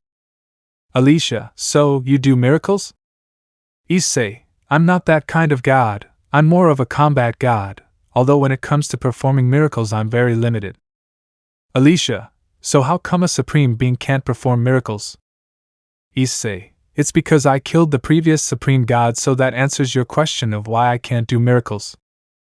Chloe, how is it possible to kill a god? Issei, yes, only a god can kill another god, but when before doing so I obtained, let's say that it is something that only gods have. Olga, and what is it? Issei, immortality. The three of them were surprised to hear that from the brown-haired boy, but they saw that his attitude dropped a little. Olga sensed that it was not a bad memory. Olga, changing the subject, can I ask you something? Issei, sure. Olga, can your children have all your powers? Issei, eh? Olga's, I mean, if they are heritable. The brown-haired boy was surprised by what Olga said, but he quickly recovered to answer her question. Issei, well, partly yes, but I couldn't tell you, since I haven't had a son yet. Chloe, something about the brown-haired boy crossed her mind, but she stopped thinking about it, since her past and what happened not long ago. Chloe, a child with Jean I could never, I'm not pure. The three of them went to Alice's office where Prim was, who upon entering, saw the pink-haired girl sitting looking out the window. Upon hearing she turned to look at her sister and the brown-haired boy. She smiled sweetly when she saw the brown-haired boy. She got up from her seat to go with the brown-haired boy. Prim, Kami-sama happy. Prim greeted him happily. The brown-haired boy greeted him with a simple, yo. With a smile, he stroked the pink-haired girl's head, making her laugh accompanied by a blush. Alicia, well, according to what Jean told us about the upcoming attacks, we must hurry to get to Kaguya's temple before the Kuroina people arrive, as it is the closest to Maya's territory. Olga, it will still take us several hours to get there. assuming that the Kuroina people are already heading in that direction. Olga and Alicia were talking about the information obtained from the interrogation of the minister, well, the information that the brown-haired man provided and confirmed to be true by the now dead minister. Prim looked at Chloe's outfits. She thought they were strange, but she could see the great work she had done. She thought the red-eyed elf's clothes were pretty. Prim, Eto, can I know where you got those types of clothes? It has never been seen before. Chloe, this? Well, Jean gave it to me. They're really comfortable, and they don't get in the way when I move. Prim, I didn't know Kami-sama could make such pretty clothes. Issei, I can't.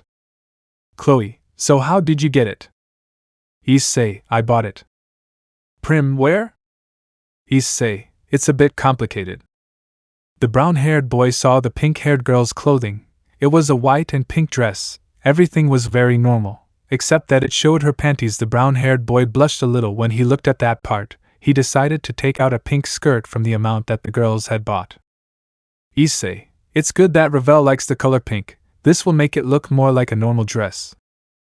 The brown-haired boy thought, handing Prim a pink skirt. Issei, here, you can't go around showing your panties everywhere, unless you're an eroge character. The brown-haired boy thought the last part with irony, since technically this world and the women's clothing reminds him of an eroge, but with its differences. The pink-haired girl saw the skirt that the brown-haired boy gave her. It was very soft and well made. She immediately looked down at it, and understood what the brown-haired boy said. She immediately blushed. Without wasting time, she prepared to put on the skirt that reached the middle of her thighs. Issei, okay Olga, if it's not too much trouble, could you guide me to where this Kagaya is? The brown-haired boy looked at the elf with amber eyes. Well, amber eyes since the other one was covered by a bang of her hair.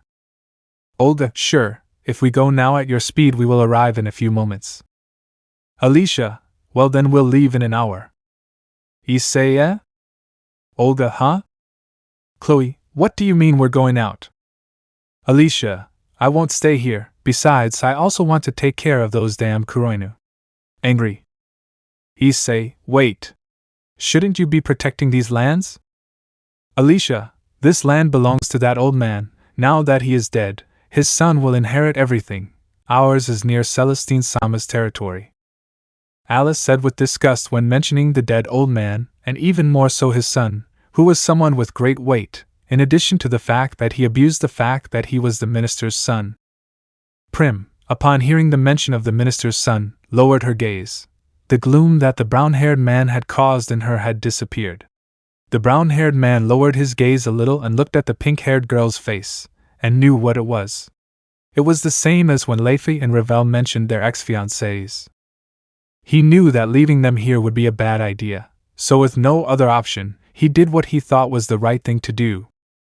Issei, fine, but none of you will fight.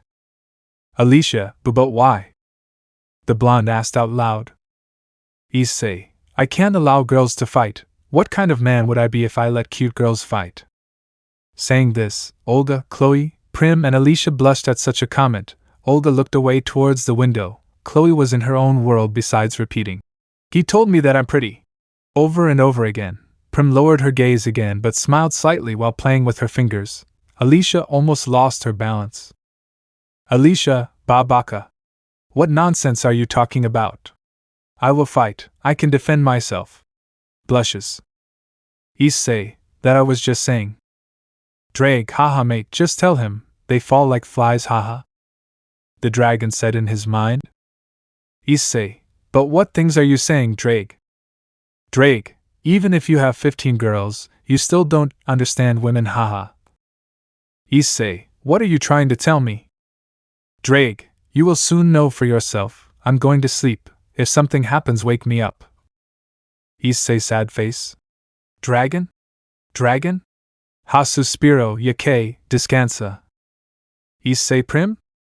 Prim, are you Kami-sama? Issei, just call me Jean, okay? Prim, yes, Jean-sama Samrajada. Issei, another thing, if you don't want to get married, that's fine, you can decide who to marry. Smiling. The pink-haired girl and the blonde opened their eyes when they understood what the brown-haired girl said. They had never mentioned that the pink-haired girl was getting married. How did she know? Prim, how did Kajin-sama know? Issei, only a girl in an arranged marriage would show that sad expression like you did a while ago. Prim, but that was agreed upon among our family. Sad. Issei, well, when I'm done, I'll ask that marriage be cancelled, whether by good or bad means. The brown-haired boy said, giving the pink-haired girl a smile, who blushed, only being able to answer by nodding her head in affirmation. The scene that formed those two technically seemed like a couple in the eyes of the two elves, and the blonde, the trio coughed to get those two out to pay attention to what followed. Alicia, cough cough, well, as we have decided, in an hour we will meet at the exit of the town. Olga, I don't want to ruin your moment, but we have to hurry. Chloe, let's wait for the humans at the exit. The red-eyed girl said, pulling the brown-haired boy's arm and taking him to the agreed place. An hour later. The two dark elves and the brown-haired boy were sitting on some rocks at the exit of the town. The two elves were calm, but they had their gazes fixed on the brown-haired boy who was looking at the sky, but in reality he was planning how to return. Another thing was that he was no longer in his Monkey King mode, but was in his normal clothes. Just then Alice arrives with two carriages, each with two horses. In one of the carriages was Prim with Ruby and Sapphire, and in the other the group of nuns saved by the chestnut tree came. Alicia, we are all ready to leave for Kagaya's temple. Issei, we were supposed to only go Olga, Chloe, me, Prim, you, and your two guards, but why the nuns? Alicia, well, I wanted to go with you and I said yes. The blonde replied as if it were something normal. Issei, and you couldn't deny it? Alicia, they insisted on coming. The blonde said this time a little nervously, remembering that the nuns, when they found out that their god was leaving, insisted so much that in the end they let him accompany them. The nuns approached the chestnut tree to stand in front of it and bow respectfully. Thank you for letting us travel with you, Kami-sama, the nuns said in unison. Issei, just call me Jean. As you wish, Jean-sama. Then the nuns introduced themselves one by one.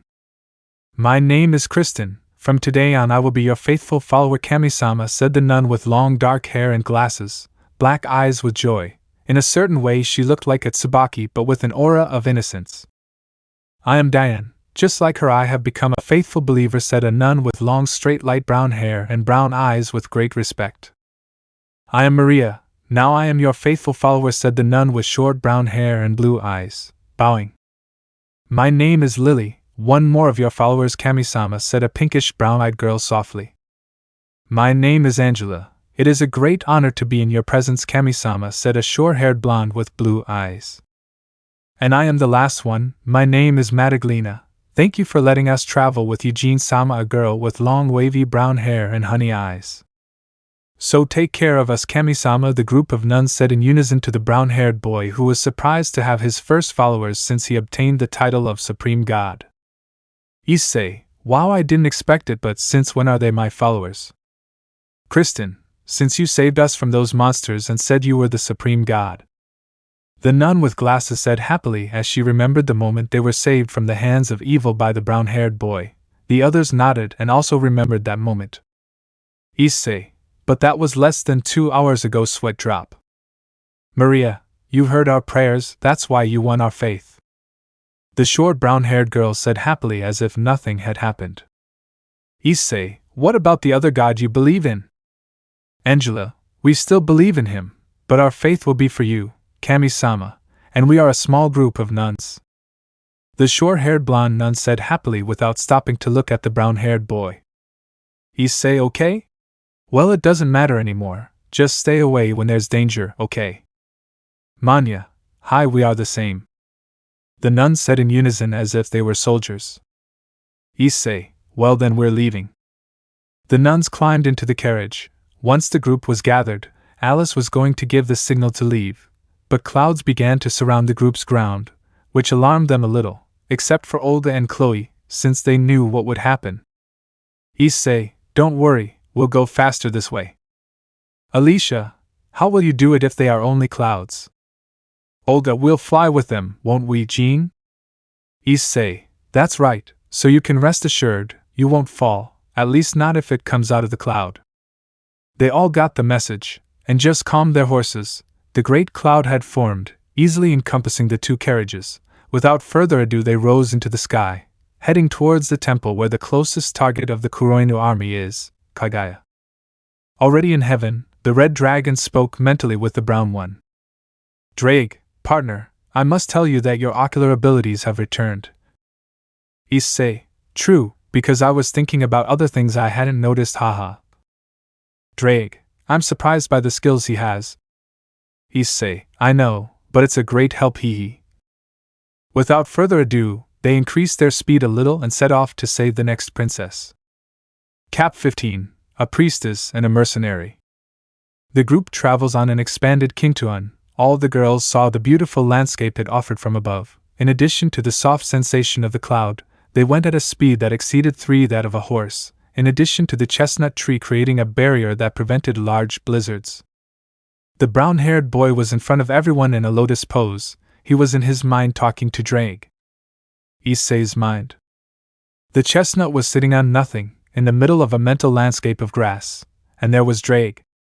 Drake, now what are you planning with those merchants? Issei, stop them, although it seems strange to me that this still seems like an eroge. Drake, Sai, are you still with that? Changing the subject, how long do you think it will take us to find the right world to return? Issei, I don't know, but I have to finish this quickly. I don't want that to happen again. Say the chestnut with a touch of fear, remembering a certain abandonment.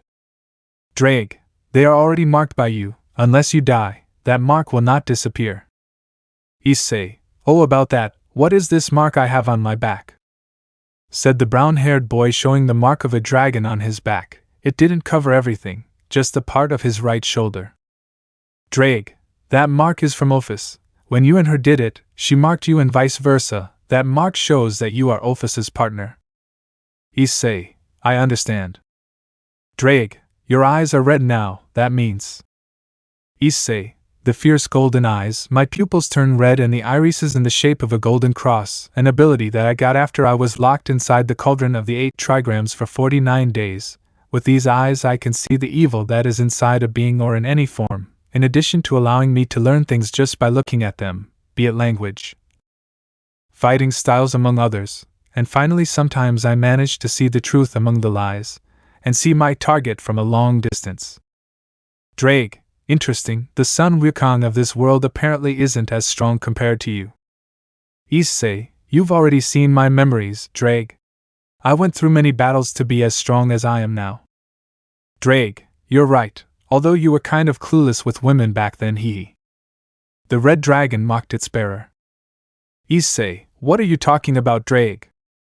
Drake, ha ha ha, nothing important, buddy, nothing important. Out of mind. The girls, some were inside the float, others were outside like Alice, Prim, Chloe and Olga. The last 2 were closer to the chestnut tree. Prim, wah, this is very soft, Alice ne-sama, it's the first time I've touched a cloud. The pink-haired girl said happily, feeling how soft the cloud was, just like Alice was feeling. Alice, it's true, do all the gods have one like that? Inside the nun's carriage, they had stars in their eyes. Kristen, I can't believe that the day will come when I can witness something so fantastic as flying on a cloud happy. Maria, you're right, I touched it a while ago, it was really very soft happy. Angela, thanks to Jean-sama, we were able to see this fantastic view happy. Magdalena, it's a shame that Yostia is in a time of crisis sad. At this comment the nuns lowered their gaze, but a certain black-haired woman with glasses said with determination. Kristen, that's no longer a problem, Jean-sama will defeat them and bring peace to all happy. She said to encourage her companions, which she achieved. They all became encouraged again. This conversation was heard by Alice's 2 guards, Ruby and Sapphire, who mentally thanked the brown-haired boy for helping them. If it weren't for his appearance, she wouldn't know what would become of them, Alice, Prim, and the nuns.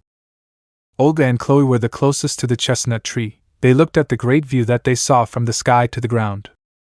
Olga, not even the best magicians in history have been able to do something like this.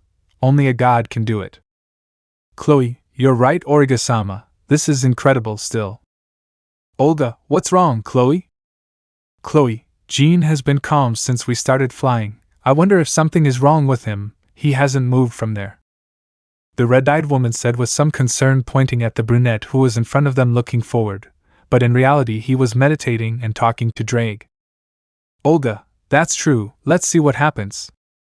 The two elves approached the chestnut tree. They looked more closely. They noticed that he was in a meditation pose. The two looked at this with curiosity.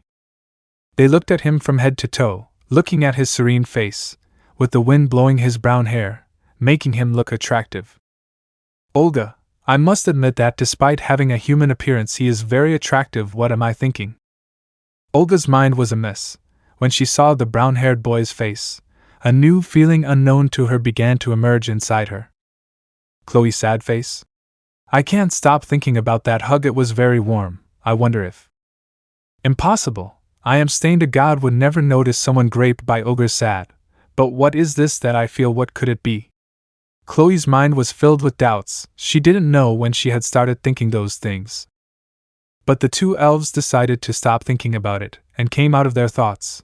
They looked at the brown-haired boy's face and quickly blushed. Just at that moment the brown-haired boy had finally come out of his meditation and looked back to find everything normal. Well, two elves with a blush. Issei, Olga, Chloe, is something wrong? They're red. Olga, no, it's nothing, Jean. We're just a little hot. It's not like that, Chloe. Chloe, yes, that's it, Origa-sama. Issei, well, I think we're there now. Olga, really? Issei, I suppose. In front of us is a village, with a certain touch of Shinto. Olga and Chloe look ahead of them, and it's true, they had already arrived in less than an hour in the air, which would take them 3 hours to get there. The chestnut would have arrived in an instant, but the speed he would use would be too much for them. Little by little he was slowing down and descending until he was at the entrance of the big city or town. The entrance was large. There was a giant wooden door that opened vertically in the middle. Its design was very similar to those of ancient Japan. They had all gotten off the carriage and were standing at the entrance. Issei, let's go in. Alicia, allow me to go in front, since Kaguya is one of the 7 princess knights, like me and Prim. Issei agreed. It was the only thing the brown-haired boy said. The blonde knight knocked on the large wooden door, so that the door would be opened upon recognizing Alice and Prim. Why does your visit come, Alicia-sama? Said one of the guards at the entrance. Her clothing consisted of a white shirt inside a red one. It was like the top of a temple priestess, like the ones the brown-haired boy had seen. But what surprised him was that she was only wearing some panties made of cloth, as if it were some kind of belt. Alicia, we have come to speak with the priestess Kaguya-dano. It is of the utmost importance that I would like to speak to you personally. The guard looks at those who came with Alice and Prim. She looked at her 2 personal guards, a brown-haired girl with spiky hair wearing a strange outfit for her, a group of nuns, but what alarmed her was seeing the 2 dark elves, Olga and Chloe. She pointed her spear at them while maintaining a serious expression. What are the dark elves doing here? Said the guard with her spear ready to attack. Alicia, calm down, they're not coming to attack us. Now we have only one common enemy that we have to defeat. The guard calmed down. Even though they wouldn't lower their guard, they let the group enter to close the great door. From there, they were guided to where Kaguya would be. While the citizens walked, some were afraid at the presence of Olga and Chloe, others looked at them with hatred, something that the 2 elves didn't care about. The group had finally arrived at the temple that was taller than any house in the town. It had a design identical to those of a temple seen in their world. Upon reaching the entrance of the temple, the guard knocked on the door to obtain permission to enter, which was permitted.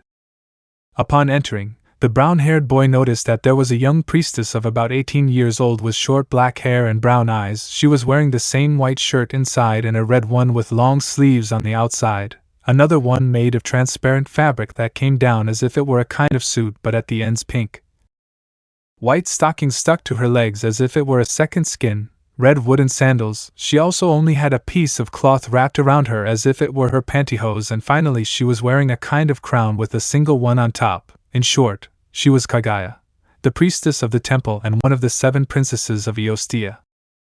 Kaguya-sama, Princesses Alice and Prim have come to you to tell you something of utmost importance, said the guard with a bow. Kaguya, good job, you can leave now, said the Miko calmly. The guard accepted and the group left the room with the Miko. Kagaya, Alicia Dano, Prim Dano, why does your visit come? She said calmly, looking at the group, and opened her eyes wide to see the presence of the Queen of the Dark Elves and her personal guard. Alicia, calm down Kagaya Dano, they don't come with bad intentions, they come to help us. Kagaya didn't trust elves, but if one of the princesses said that, she had to believe it. Kagaya, if Alicia Dano says so, I'll have to believe them, since why is their presence in my temple? Alicia, the truth is that. So the blonde proceeded to tell them about Kuroina's attacks, his plans for the women, how she had been cornered by an attack on the city with the help of the minister where she and Prim were, that the brown-haired boy saved them from a terrible fate, and that now she was next, and very soon Maya. Another thing was that she told them about how the brown-haired boy was a supreme deity. She was surprised when she heard the title. Kagaya, I see.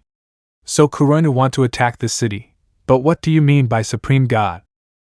Alicia was going to answer, but Olga interrupted her. Olga, leave that to me. Alicia, okay.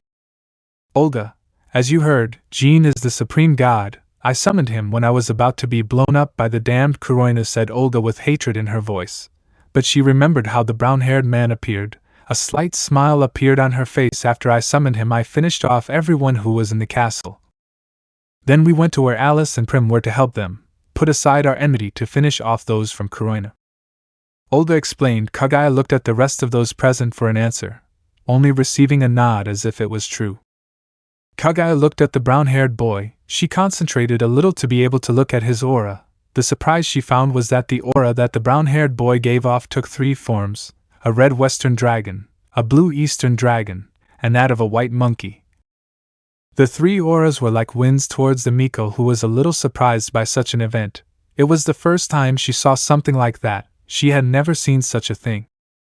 She snapped out of her thoughts as she fell to the ground from seeing such an aura that the brown-haired boy gave off.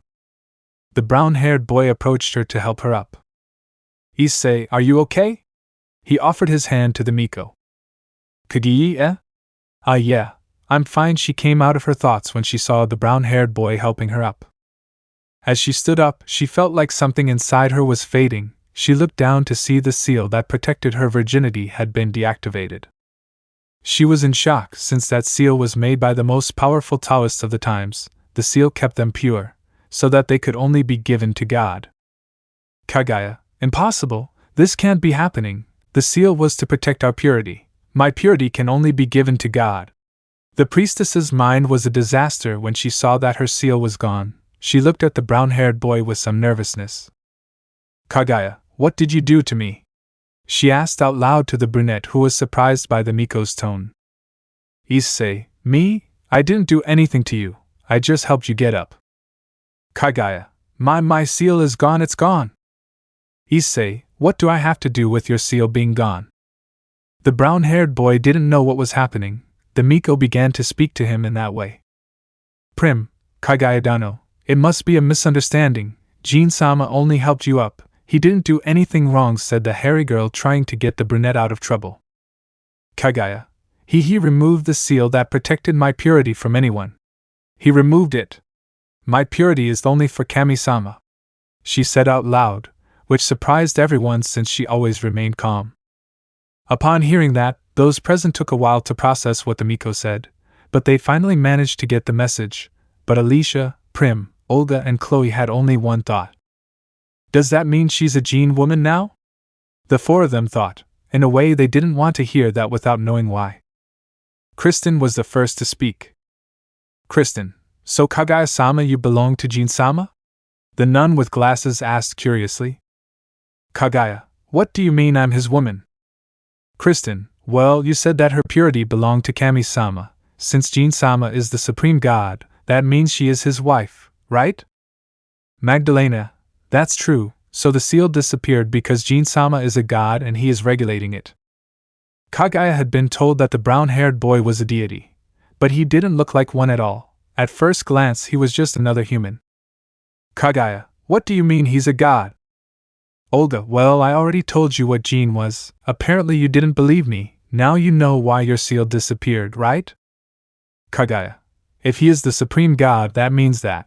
It can't be. Am I his property now? I want to give my purity to that being from the stories that Okasama told me. She went back to being in her thoughts, leaving reality. They all stared at the Miko, who was somehow showing a sad look. Before the group could continue, one of the guards entered the room anxiously. Kaguya-sama! An army of humans along with ogres, goblins are approaching. It seems to belong to the Kuroinu army, she said with concern. This made everyone tense in the room except for the brown-haired boy, Olga, and Kaguya. Thanks to that, he returned to reality. Alicia, those bastards, we have to make sure the citizens are safe. Kaguya, I will notify the rest of the temple warriors. The Miko went to where there was a large bell. She pulled the rope so that a wooden pillar would hit it. This was a sign that the citizens had to go to a safe place in the town, and the temple guards responded to the priestess's call. We are at your service, Kaguya-sama, they said in unison. They all dressed the same, and at the same time they had spears. Kaguya, I need you to secure the entrance. The Kuroinu are coming to attack us. We have to secure the children and women. Hi, the warriors said and went to do what the Miko ordered, while others stayed to protect her. Alicia, Prim, get safe. This is going to get ugly seriously. Prim, hello Alice Nae-sama. Issei, everyone stay in this room.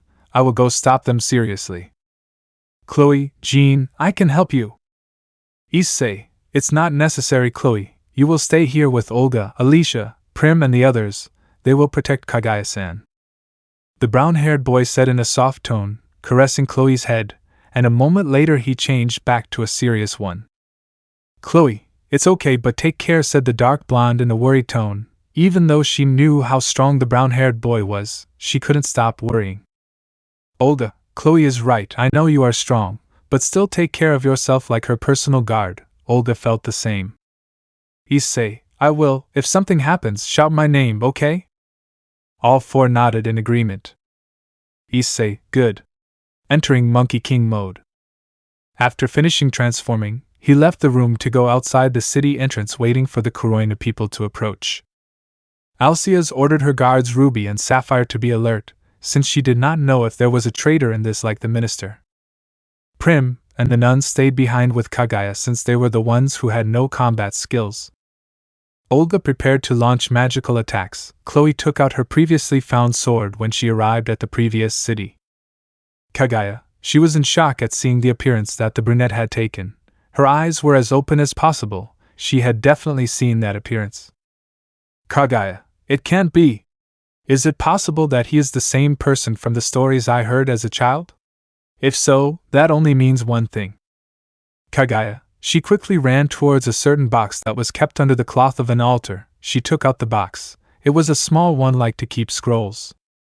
She pulled out one of the two that were there, opening it only to see an old drawn portrait of the brown-haired boy in his Monkey King mode. Kaguya, it's the same as this drawing made a long time ago where I come from. So it's really him?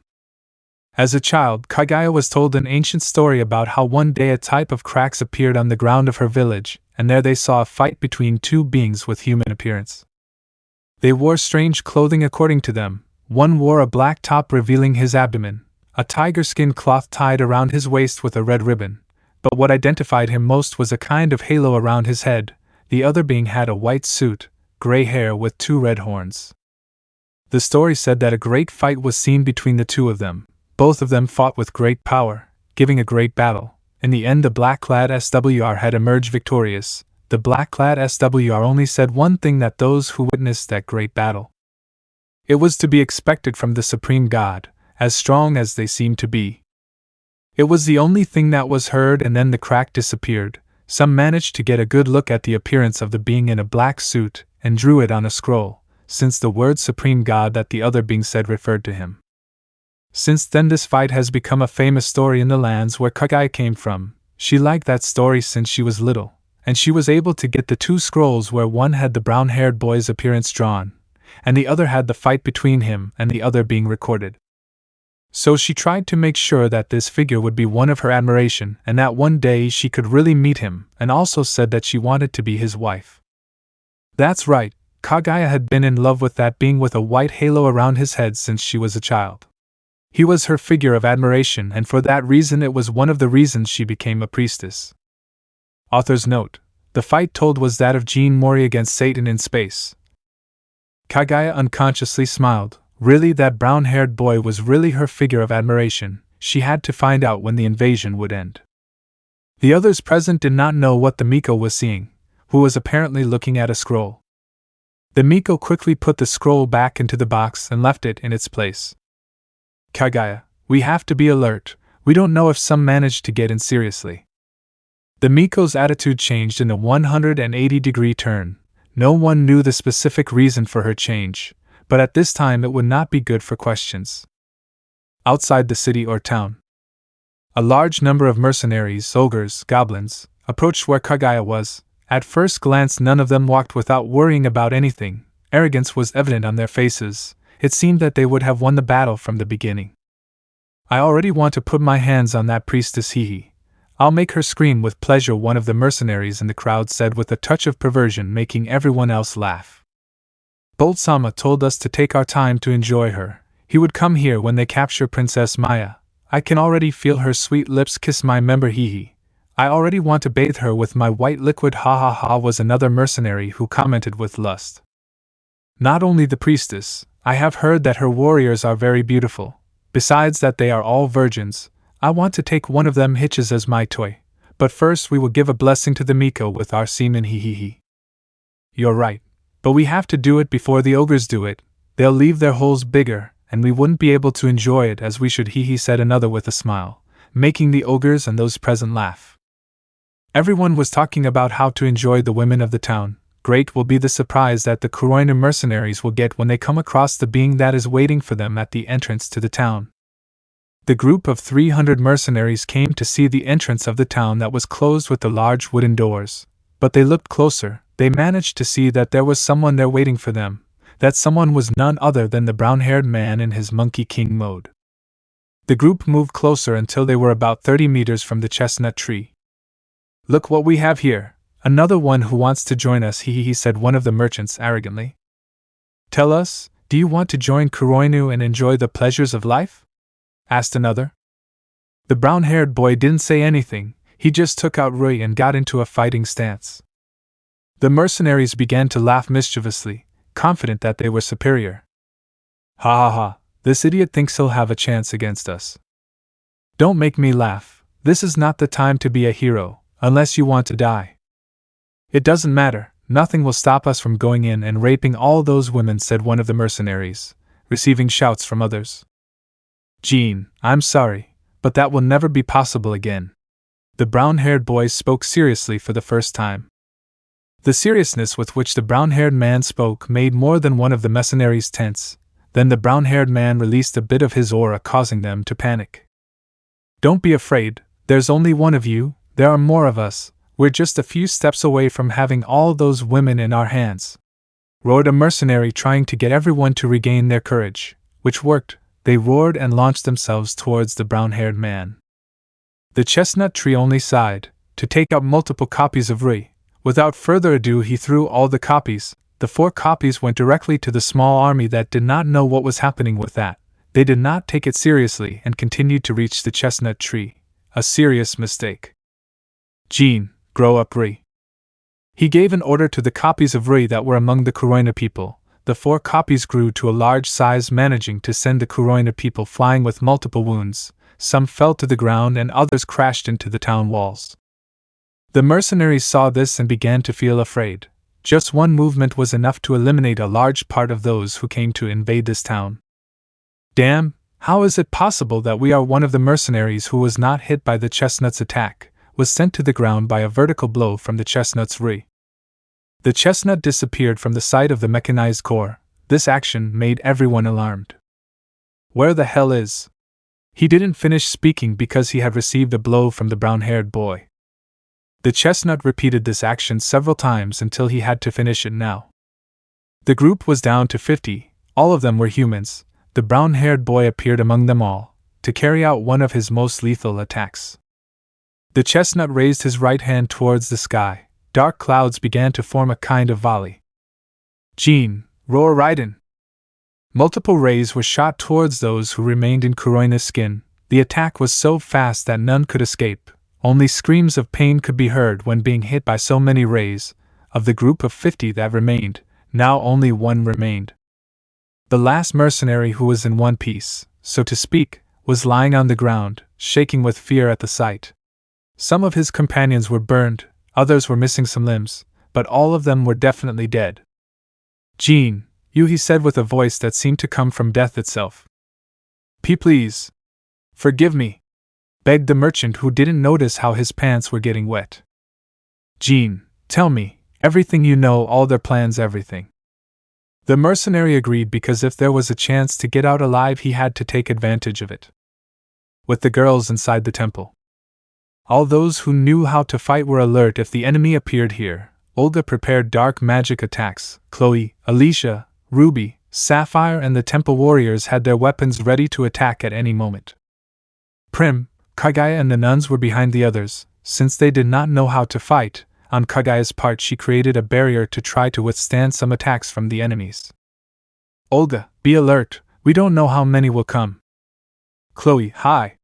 "Origasama." "Alicia, you don't need to say it." Ruby, "Sapphire, be alert." Ruby/Sapphire, "Hi." Suddenly a pressure was felt by all those present in the room. They all fell to their knees on the ground. Those who had difficulties were those who did not have combat skills. "Olga, what's happening?" Agitated. Chloe, "Origasama, it has to be the enemy's magic." Alice, "Damn, they didn't know there were wizards among them." Then the pressure became heavier, causing everyone to fall to their knees without being able to get up.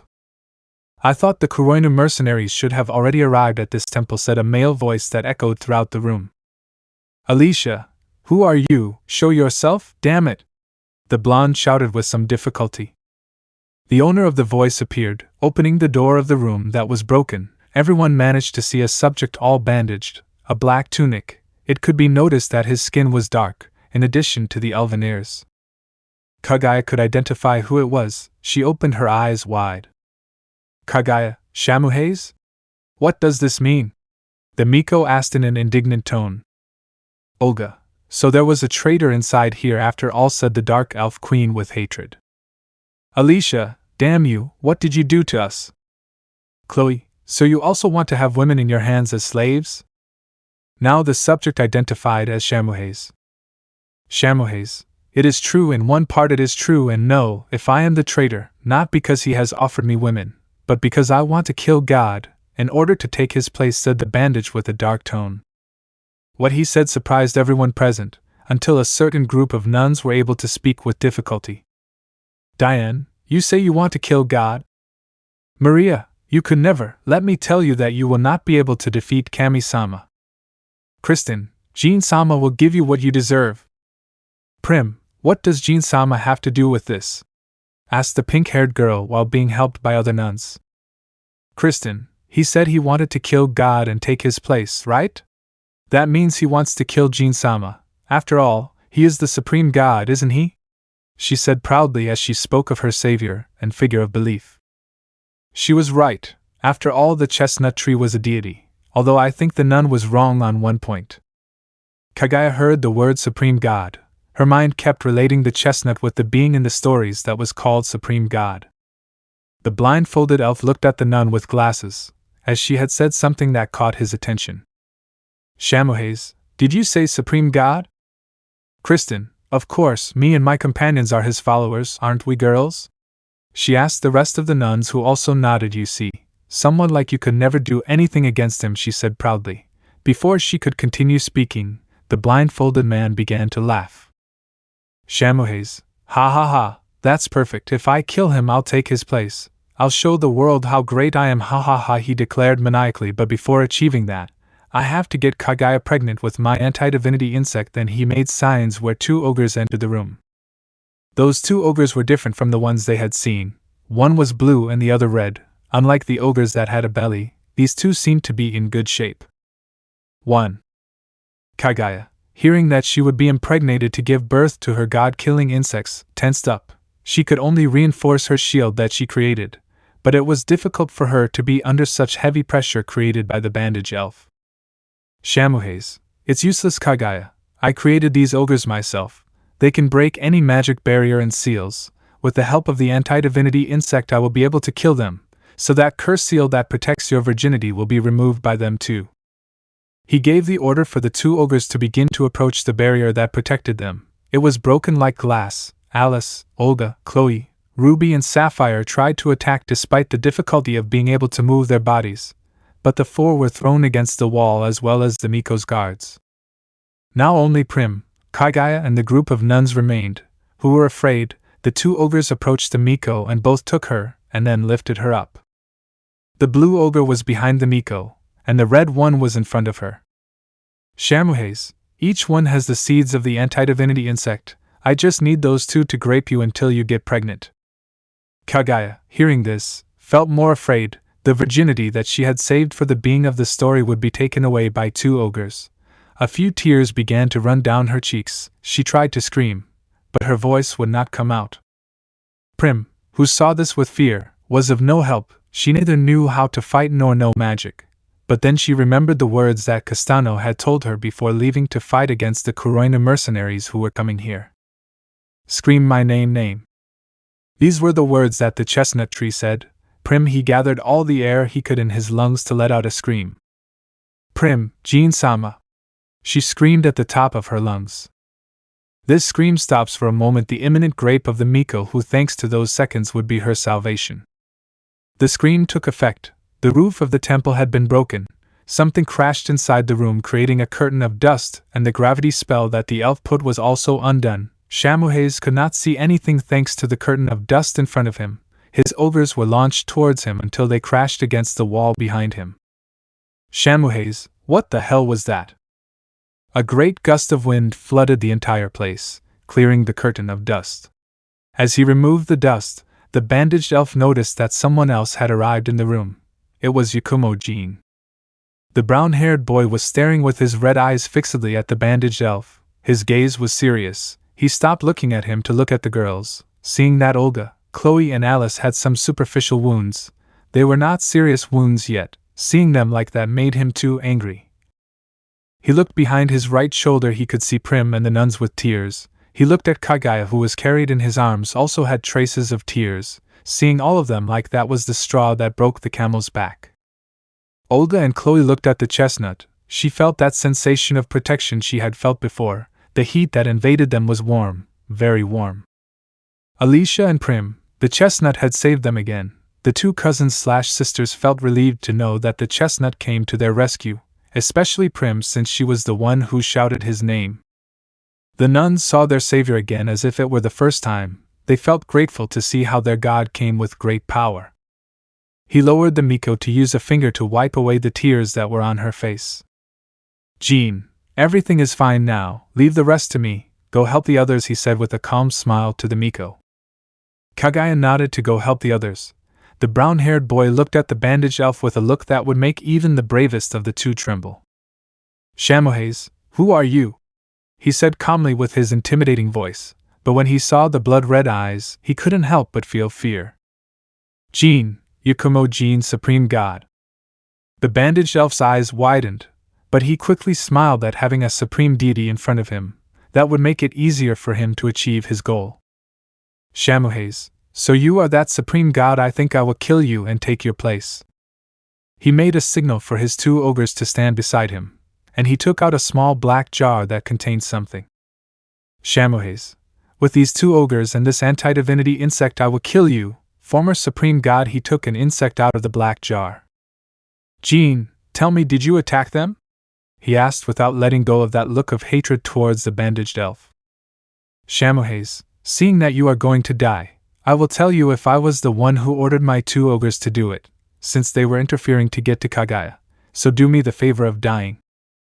The two ogres launched themselves towards the chestnut tree. Just as the insect headed towards the chestnut tree, a few centimeters from reaching it, a powerful ray fell on the two ogres and the insect, burning them instantly without leaving a trace of them. Jean, damn son of a hitch! The brown-haired boy said angrily. With a great impulse he disappeared and reappeared in front of the bandaged elf. Shamuhes, demon Pueg! Shamuhes couldn't react in time, receiving a punch full in his stomach that knocked the wind out of him. You could even see a gust of air coming out through his back. He fell to his knees on the ground holding his stomach from such a blow. Jin, Raiden!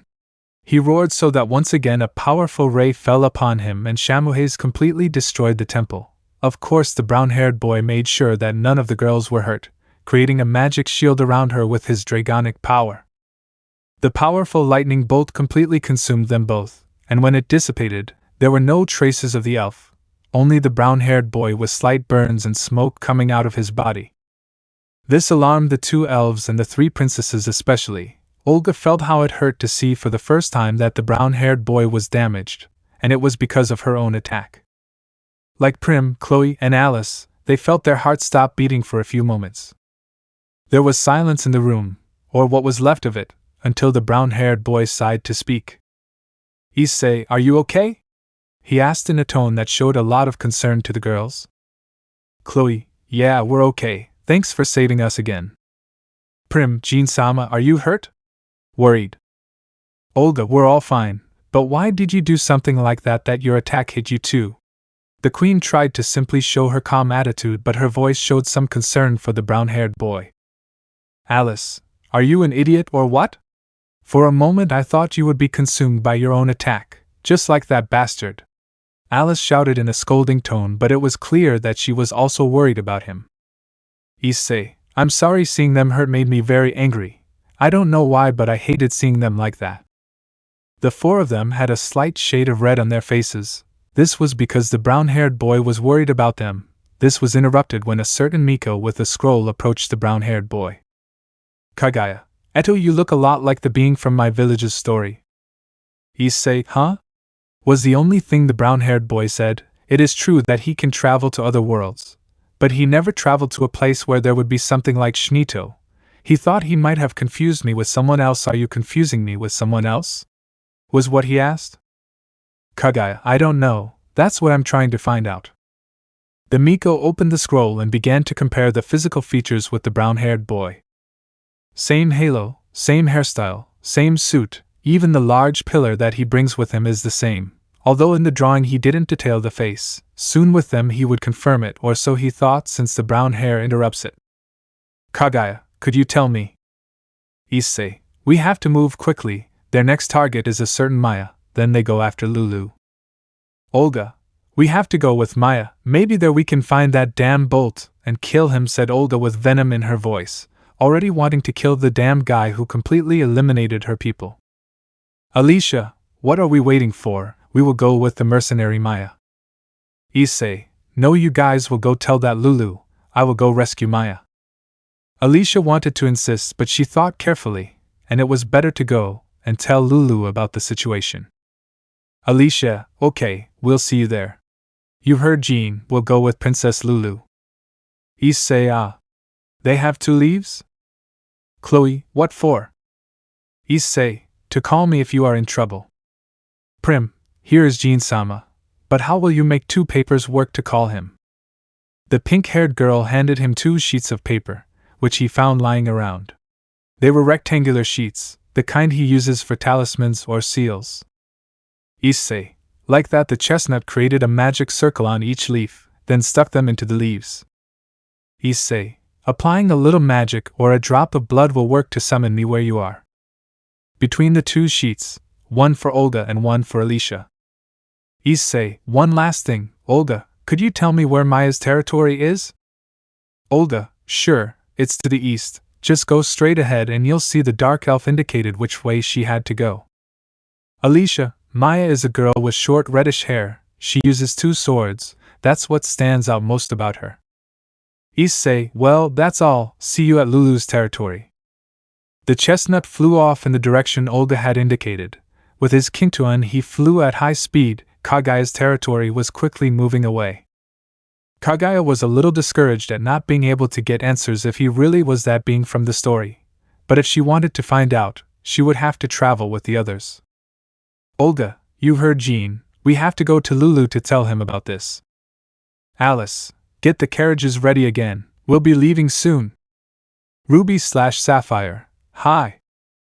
Kaguya, I hope I want to go too. Alicia, it's obvious that you'll come with us, after all, we are both's main targets. Kaguya, I understand, then I will tell them to prepare another carriage to go. Kaguya went to ask her temple warriors to go out to see Princess Lulu, and not before taking the 2 scrolls with her. Kaguya looked where the brown-haired boy had flown off. A small smile formed on her face. Kaguya, I'll soon know if you're him. No, you're definitely him, she said mentally, and then went with the others to their next destination. City/town of Maya. The city is under the care of one of the 7 princesses. Maya was the one who had the highest position in this town. This town is under attack by the Kuroina merchants. In a certain part of the city, there was a girl around 20 with short reddish hair, red eyes. She wore a long-sleeved red shirt that fit her figure, and the suit had white fur around the neck. It looked like a swimsuit. Underneath you could see her cleavage and her smooth and soft abdomen. Some gloves without the brown finger part, and some brown boots. She was also wearing tight pants, if they could be considered pants since the part that covered her crotch was not there. It was only covered by her red top as if it were a swimsuit. The girl was Maya, one of the 7 princesses of the continent of Eostia. She was currently being surrounded by the Kuroinu, and her leader Bolt was there. Maya, Bolt, have you become? She asked with hatred and sadness to the person she loves. Bolt, I'll answer that question if you surrender my little Maya, he said with a proud smile at the girl. Maya, tell me now, she said angrily. She was in love with Bolt when she was little. Her town was attacked, and he had saved her. Since then she had a crush on him, but she never imagined that the man she loved so much had become someone like that. Mercenary 1, come on Maya-chan, join us again. You'll have a great time with us, said a perverted mercenary who couldn't stop looking at the redhead's figure. Maya didn't answer anything. She just gave the mercenary a hateful look. Mercenary 2, you're not going to say anything to your ex-comrades or what? Again she did not respond. This made them angry. Mercenary 3, damn hitch, you'll see when we capture you. We will grape you and enjoy every part of that lascivious body of yours, she said arrogantly. The Kuroinu members launched themselves towards her. She did not retreat but also launched herself towards them. Maya, with her 2 swords, one used to defend and the other to attack, managed to slice her enemies easily. Curse. -1 did not finish cursing her since the redhead's sword had taken his life. Bolt was out of range of the battle. He saw this with a big smile, as he wanted to see how long he could last. From the distance of the place, a silhouette very familiar to everyone appeared. He stared at the duel. It was the chestnut that had just arrived. I found you cursed, he said with hatred. Without further ado he made multiple copies of Rui that rubbed on his right and left side. From one second to the next they were sent like projectiles towards where the mercenaries were. Back at Maya's battle, she had been surrounded. She had no other way out than to kill all of them to get out. Give up, Maya-chan, ha ha ha. The more resistance you put up, the more we're going to enjoy you when we grape you, said one of them, while the others started to laugh. Maya gritted her teeth tightly. She looked with hatred. All her guards had been killed by them. She took a few steps back, while the Kuroina guards took a step towards her. Several mercenarios were buried by those staffs that fell from the sky. The staffs were copies of Rui by the chestnut. The impact was so strong that those of Kuroina were buried several meters underground. Bolt looked everywhere trying to find the culprit. Maya was amazed. She didn't know where he had come from, but he had saved her. It would be better to give yourself up. At least doing that will ensure you a long life, a voice said to Bolt. Bolt and Maya looked everywhere trying to find the owner of that voice. Bolt, who the hell are you? Show yourself. The being appeared. It was the brown one, still in his Monkey King mode. He appeared in front of Maya. Both immediately fixed their eyes on the new tall figure that stood between them. Bolt was surprised when he saw this, since it was the same young man who killed those in Olga's castle. Bolt, wow, look what we have here. If it's not Yakumo, you have a lot of nerve to show yourself to me again. I'll tell you something, go home. This place is no place for a brat. Better go where your mother is. That's where you belong. You know you better bring your mother so I can see her. Bwaag. Bolt was sent flying by a blow from Rui, crashing to the ground a few meters from the chestnut. Jean, you know, I have never exercised my title of Supreme God. I think you will be the first to be judged by this title. I will torture you until you die. I will find a way to revive you just to torture you again. he said with a tone of voice that was heard throughout the place. His aura was noticed, revealing a large western red dragon, a large blue eastern dragon, and a large white monkey. Bolt saw this with terror for the first time. He felt his whole being tense. With difficulty he got up and tried to escape. Several lightning bolts struck around Bolt. The sky darkened with gray clouds. Maya watched this in astonishment. Just a few seconds ago the Kuroino had victory assured, but after this guy appeared they turned around completely. She watched as Bolt tried to escape. "Jean, do you think you can escape from me? A damn scum like you, I thought I'd take you to the judgment of this world. Apparently it won't be possible. You'll be leaving me alive very soon," he said in a tone that sounded gloomy. Maya, not knowing if she should avoid that subject who would kill the man she loves or let him kill him, her mind could not find an answer. Unconsciously she dropped her two swords. The sound of the swords falling made the brown-haired man look at her, she seeing those red eyes of golden iris in the shape of a cross. Bolt took advantage of that distraction to escape. He quickly got on a horse and quickly left the place. The brown-haired boy saw that and appeared next to him. Bolt saw this with terror. He had no other option. He had to take out his most powerful weapon, the dark boosted gear. His left hand revealed a black gauntlet with red gems, the same as Chestnut's boosted gear but of a different color. He charged it with a sphere of power and threw it at Chestnut, who saw this and dodged it. Issei saw that gauntlet and opened his eyes. He was going to question, but when he dodged the shot he saw how that shot of power was going towards the redhead as well. Maya saw this incredulously. She saw how the man she loves launched that energy attack towards her. That would definitely kill him. Her vision went black, only hearing the great explosion caused. The place was noticed a huge explosion, creating black smoke all over the place. Maya opened her eyes only to see everything black, thinking that she was dead. She walked forward only to crash into something. She felt the heat of that object she crashed into.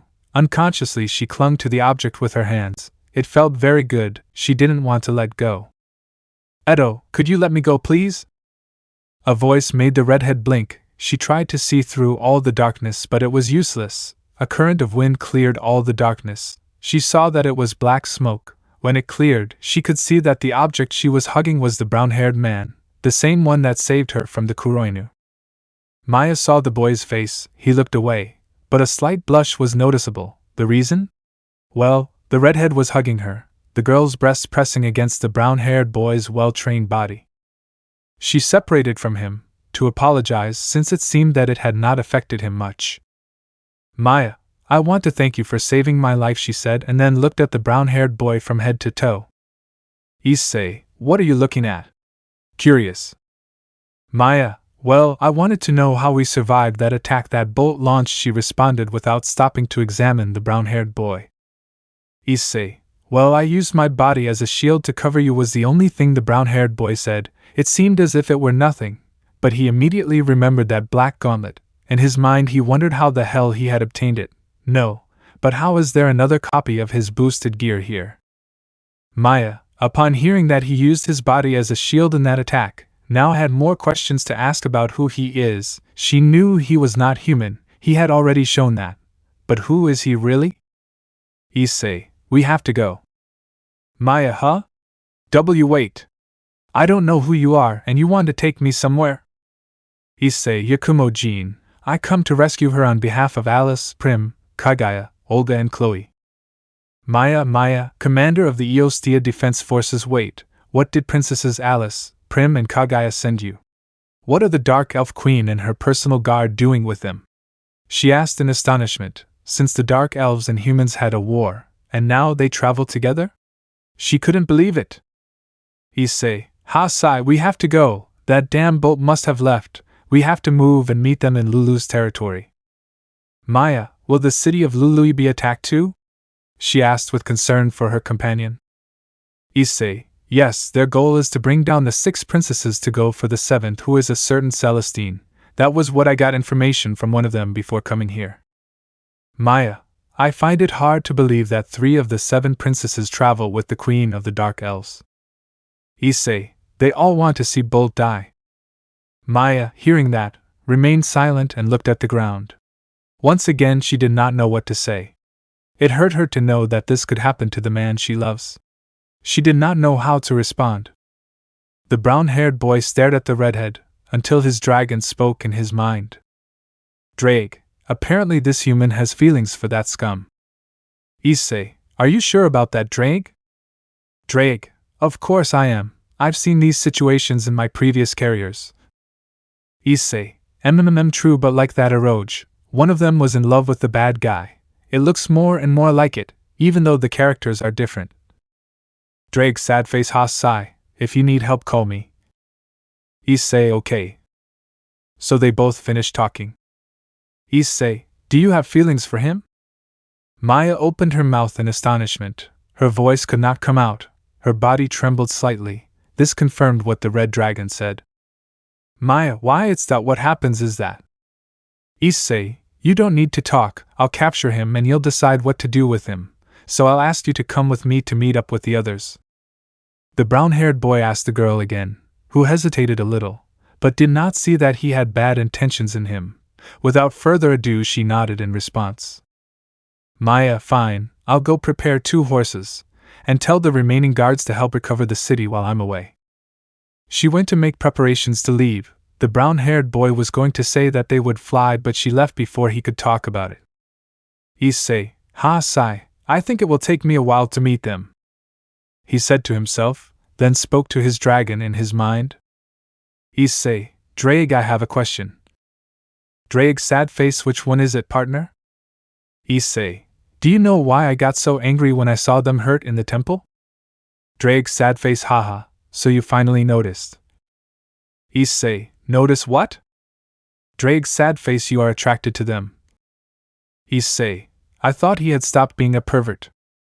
Drake, yes, you stopped being one, but you are a male after all. Besides being a pure dragon, it is normal that you feel attraction towards females. Issei, but I already have the girls. Drake, remember that we dragons are polygamous. It is normal for a male to have multiple partners. Besides, you wanted to be the king of the harem, right? Well, go ahead and conquer them, haha. Issei, I didn't expect an answer like that from you. Drake, I was young too, you know, although unlike you, I only wanted one partner. But I'll just tell you that you'll have a lot to explain to the others when we get back. Issei, when I finish with the Kuroinu we will talk about that. World of Heroes. In Azazel's laboratory, Aju had just arrived to help repair the machine with Azazel. While being supervised by the girls, the brown-haired entourage would go to the dimensional gap to look for the essence of their man. Seraphal, how long do you think it will take, Aju-chan? Ajuka, about 2 to 3 days to repair it. Penemu, I hope they do, or else I'll say goodbye to their jewels, especially your Azazel, said the cadre with a dark tone, making the Mao and the fallen one turn blue, and their hands covering their jewels. Ajuka/Azazel, ha-hi, Penemu-sama was the only thing they both responded, and they got to work on the machine. They didn't want to lose their royal jewels ever. Yasaka, girls, don't you feel that when Issei returns we'll get a big surprise? Venelana, now that you mention it, I feel the same way. Sona, me too. Sabaki, do you think it's a good thing? Graphia, I don't know, but I'm sure it will be something big. Cap 16, Olga and Chloe's feelings. Olga, Chloe, Alice, Prim, Kagaya, Alice's 2 knights, the nuns, and some of Kagaya's warriors were traveling in 2 carriages towards the city where Lulu was.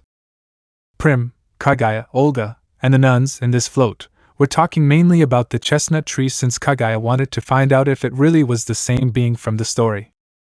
In the other carriage were the temple warriors, while it was led by Ruby and Sapphire. Chloe and Alice were each riding a horse. But let's go back to where Prim, Olga, and Kagaya are. Prim, Kagaya Dano, could you tell us how you have a portrait of Jin-sama? The pink-haired princess asked with some curiosity. Kagaya, this drawing is a being from an ancient story where I come from, said the Miko with a slight smile when talking about that being that she admired from that story. This attracted the curiosity of Olga, who had been silent since they left in the direction of the city of Lulu, even the nuns, since she could know more about her god. Olga, could you tell us about that story? The elf asked with some curiosity. She wanted to know more about the chestnut tree. When she remembered the chestnut tree, she felt a warmth that didn't bother her, but she didn't know what it was. Kagaya. Of course, the Miko accepted since she remembered the story very well. Without further ado, she closed the scroll to open the other, which had drawings of two beings fighting. History.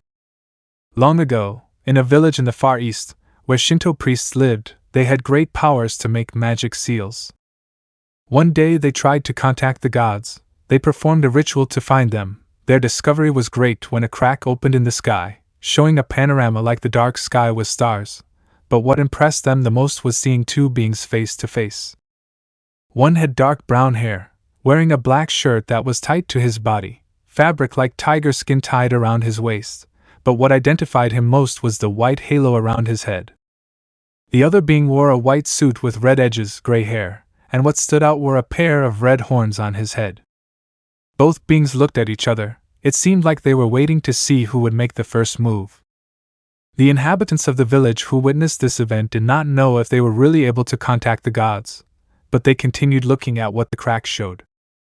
Both beings launched themselves to strike, creating a great clash of power. They threw punches and kicks. It seemed like a fight to the death, the gray-haired being each time he thought he had the advantage, the other surpassed him in power again. The fight was something never seen before by anyone present. It was as if it were out of this world. The fight didn't last long.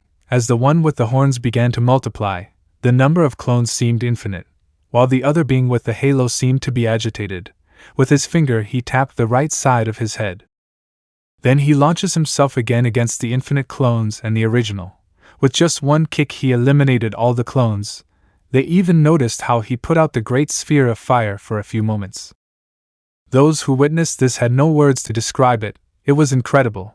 When the great sphere of fire lit up again, it was noticeable how the being with red horns was without half of its body, and the infinite number of clones had disappeared. The halo air seemed to be very agitated, the horned air regenerated, but the damage was noticeable. It was at that precise moment when the people heard those words from the red horned being. It was to be expected from the supreme god's son Wukong. You are as strong as they say you are. The people who heard those words, the being with the halo was the supreme god, and besides hearing his name, they opened their eyes as wide as they could. They had truly been able to contact the gods, not just any god, but witnessing the battle between the supreme god and the other who was nicknamed Onii, demon, because of his red horns. They wanted to continue looking, but the crack had closed. They tried to open it again, but they never succeeded. This event was written and drawn on scrolls that would be remembered as a story by the people for generations. On one scroll they drew the appearance of the supreme god, on another the fight between the two of them. Author's note: Jin Mori's fight with Satan. End of the story. Kagaya. And that's how the story of the supreme god ends. The Miko finished telling the story. A smile could be seen on her face as she mentioned the supreme god each time. Prim, Olga and the nuns were surprised to hear such a fight. It was definitely the chestnut, but there was one thing that did not match, and it was. Olga, I have a question, and it's about the name. I mean, in every way it looks similar, even in appearance. But that being is called Sun Wukong, and the supreme god that I invoked is called Wukong Jin. Could it be the same person? Kagaya, that's why I want to find out. Something tells me it's him, but I want to make sure. If it really is him, then the Miko didn't continue talking as a red color appeared on her face, but she didn't stop smiling. Since when she was little she fell in love with him, and made him promise that one day he would meet her, and would try to make her his wife. Olga saw that expression. She felt a little jealous. She didn't know what to think. Olga, why do I get like this when others smile when I mention it? I mean, maybe it's not the same, but why do I feel angry?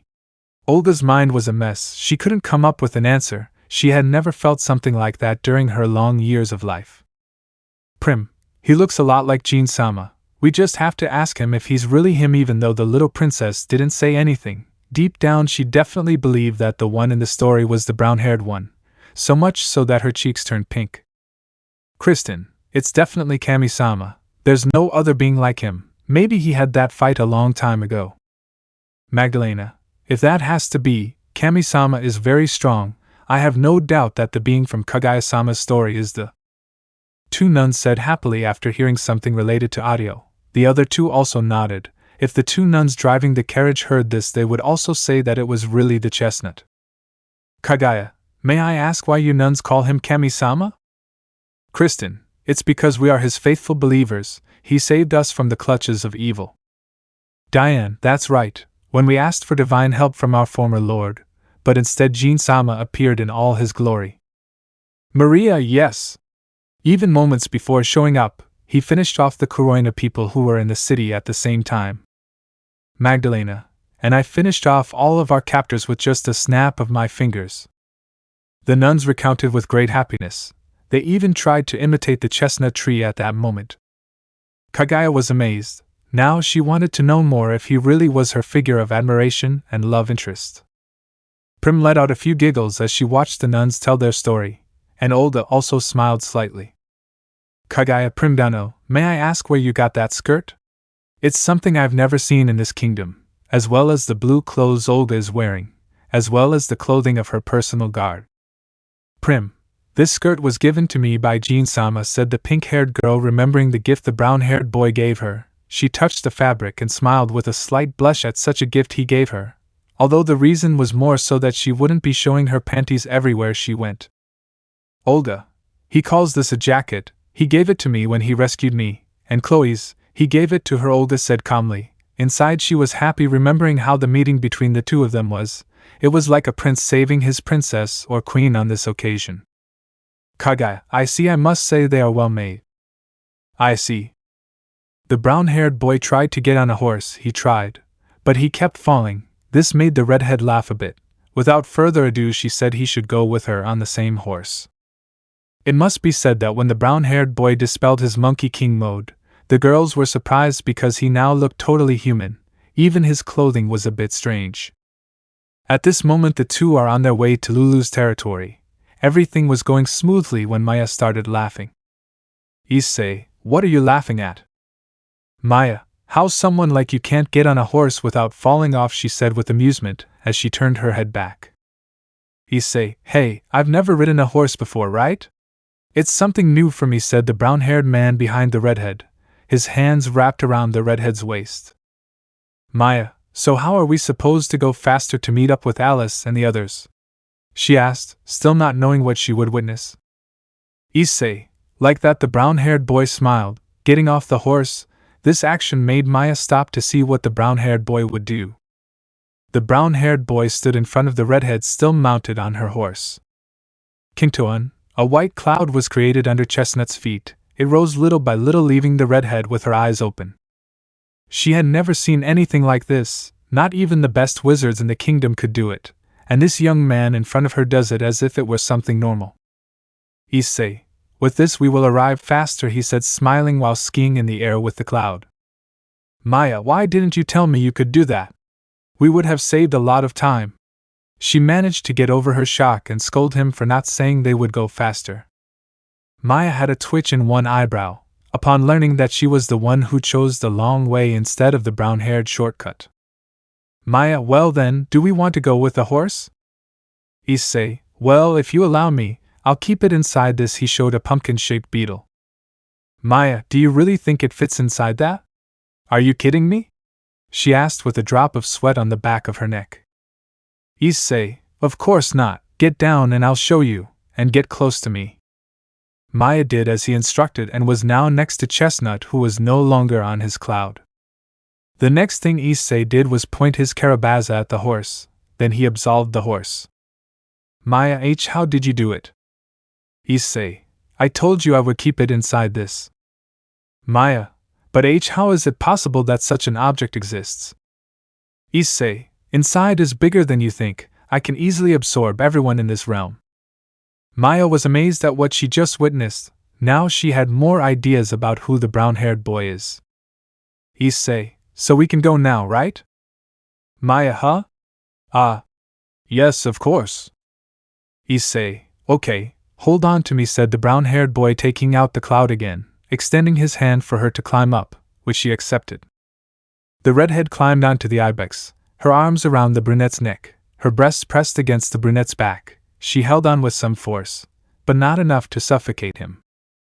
Both of them flew into the sky at high speed. The girl was surprised that she clung tighter to the brown-haired boy and suffocated him. Maya, Kaya. she screamed as she traveled so fast.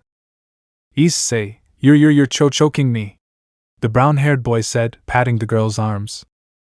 The brown-haired boy stood up on the cloud. Now he could breathe since the girl was no longer suffocating him. Issei, ha, sigh, I thought I would die, said the chestnut, exhaling and inhaling. Maya, it's your fault for not telling me we were going so fast, said the girl with some tears in her eyes. Issei, we'll go a little slower this time. So the chestnut tree accelerated its cloud again, this time at a slower speed. Maya looked at the view in amazement. It was incredible. It was amazing how the wind gently blew over it. They traveled for about half an hour, until they noticed two carriages. But the brown-haired boy identified the two blondes who were ahead. It was Alice and Chloe. He quickly descended until he reached the group. Issei, oh Alicia. Chloe. The brown-haired boy exclaimed the names of the two blondes who were in front of the group. The two mentioned looked in the direction where that voice came from, a voice that was very familiar to both of them. When they looked up, they noticed a cloud descending. They knew very well who it was. Chloe smiled when she saw who had returned. Alice was happy but knew how to stay calm. The brown-haired boy and the redhead had touched the ground. Both of them separated to go with the others. Issei, I see you had no problem while I was gone. Alicia, of course. Who do you think I am?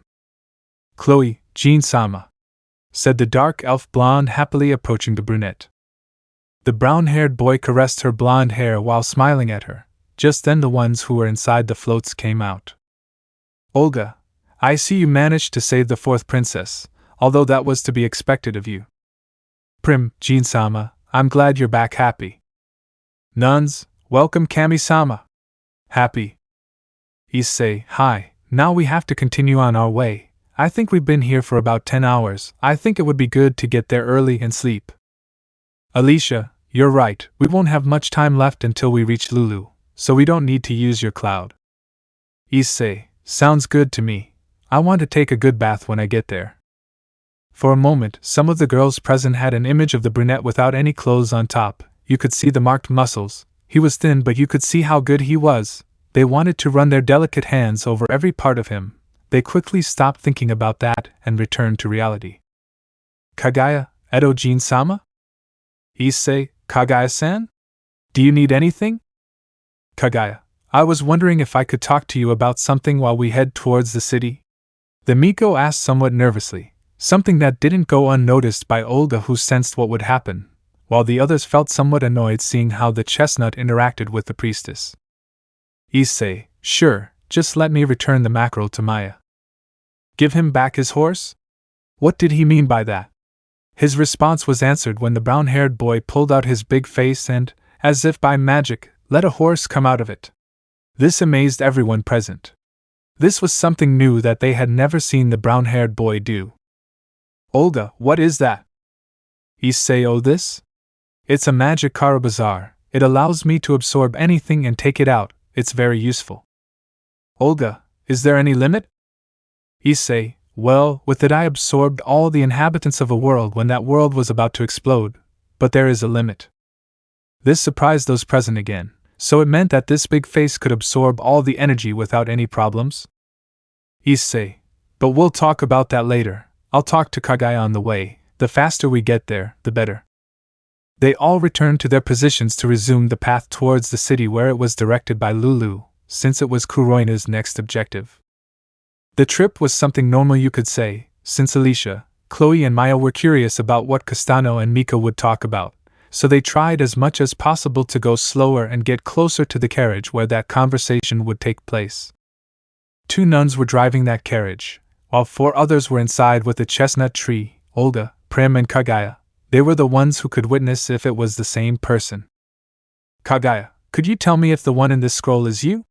She showed him the scroll where Brown's appearance was drawn, or what they could see where he drew this. Issei opened his eyes wide to see that it was him. There was no doubt, although the face was not drawn, it was clearly him. All the features drawn on it were the same as him. Issei, can you tell me how come you have a drawing of me? The brown-haired boy asked, still not knowing why.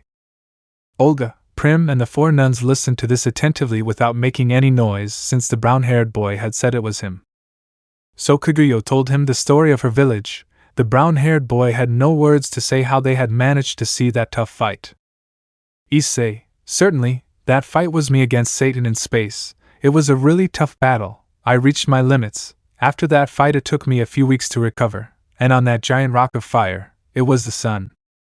The brown-haired man thought as they saw that fight, it was impossible that a few simple Taoists could open a dimensional portal unless they really had great power. Was it that, or was one of the portals that the previous Jade King made open, or was it ours?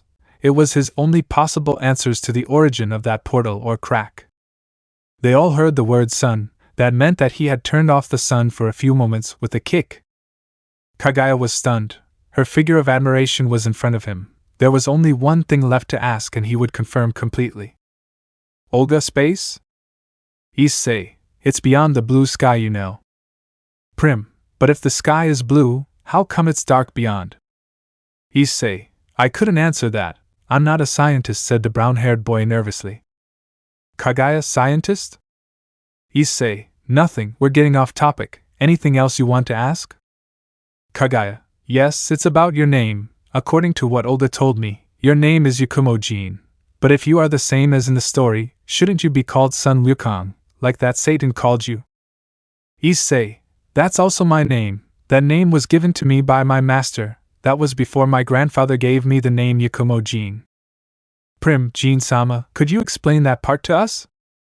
Issei, of course, Sun Wukong, that is my name before being reborn or reincarnated and losing my memories. It was then that my grandfather, the strongest human Wukong Shin, adopted me and gave me the name Wukong Jin. Author's note: Teijin Jin is Wukong Shin, its official Japanese name. Olga, that explains it, it sounds more reasonable. Kristen, you are incredible, Kami-sama. I didn't know I had so much power to turn off the sun for a few moments, said the nun with glasses, excited by what her god told her, while the other three nodded, equally excited. Prim, you are incredible, Jin-sama. I didn't know you had fought against the Demon King himself. Issei, well, in the end it ended well. Kagaya was now 100% confirmed that the young man in front of her was the same being from the story. Her figure of admiration, the being she fell in love with since she was little, was now in front of her. Kagaya, Jin-sama, now there is no doubt, said the Miko with a smile and a blush. Issei, doubt about what? Raising an eyebrow.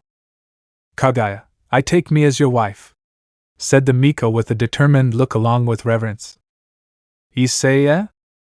Olga, huh? Prim, eh? Nuns, huh? Everyone present did not know how to react to the suddenness of the Miko. They remained silent for a few seconds until they were finally able to express it with a "Ehe?"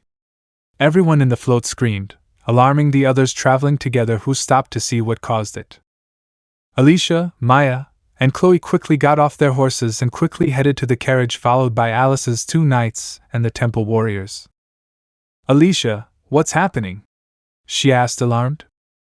They saw the reactions inside the carriage. The chestnut boy was with his eyes wide open. Technically he was in stone. Olga, who was always calm, was now in shock. Prim was all blush, trying to speak, but not a word came out. The four nuns, well, 3 of them fainted, and they saw Kagaya kneeling before the chestnut boy.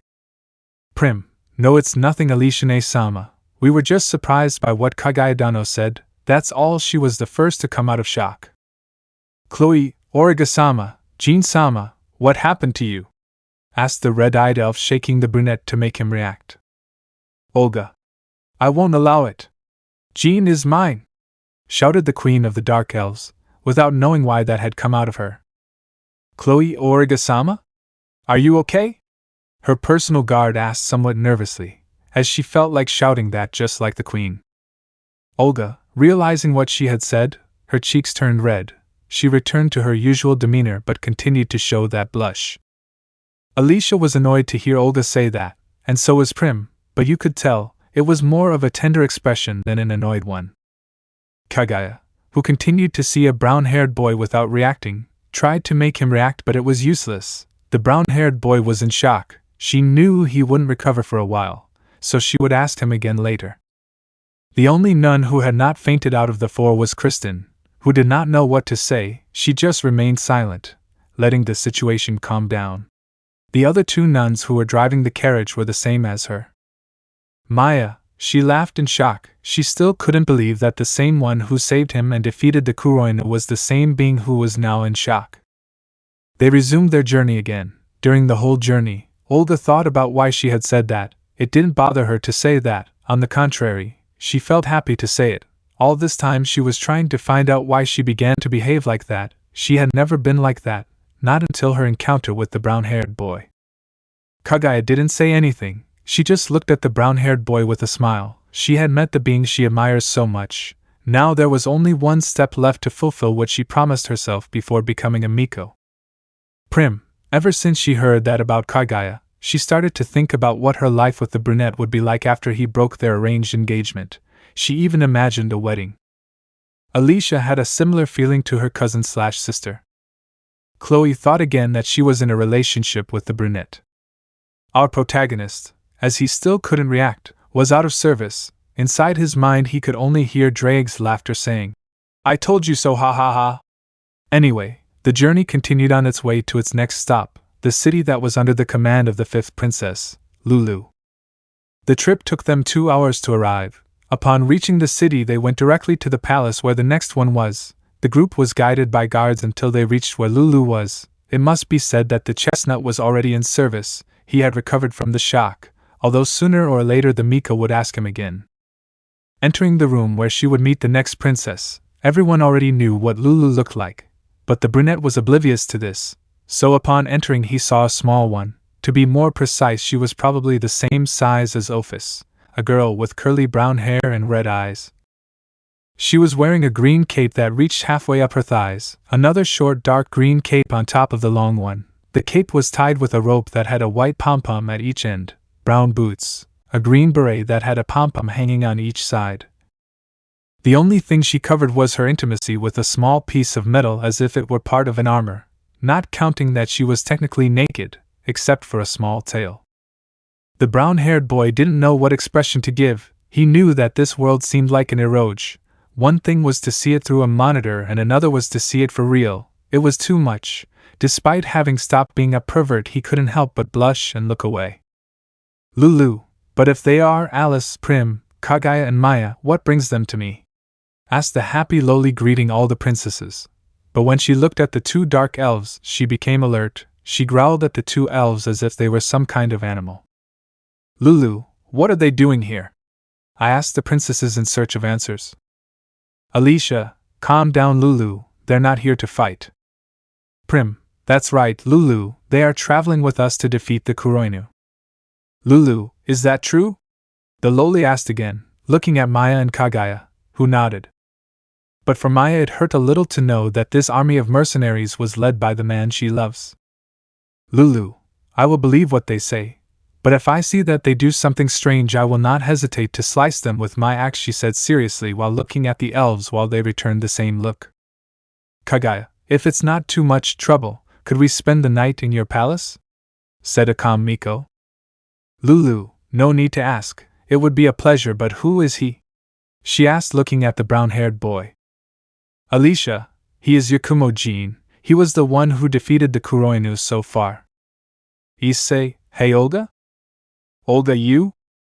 Issei, who is she? I feel like she's not completely human. Olga, she's a halfling. Issei, halfling? Olga, they are like dwarves, but their species is only women. They are a species that you can put together with any other species to procreate. If the baby is a man it will be the father's race, and if it is a woman it will be the same halfling as its mother. Their race has human strength, in addition to having their sharpest senses. That allows them to find the right man to be their husband. Issei, I understand it looks a lot like the hobbits from Lord of the Rings. Olga, hobbits? Lord of the Rings? Issei, nothing, it's nothing. Lulu, hey, you said the Loli in front of the brown-haired boy, well, what comes to him?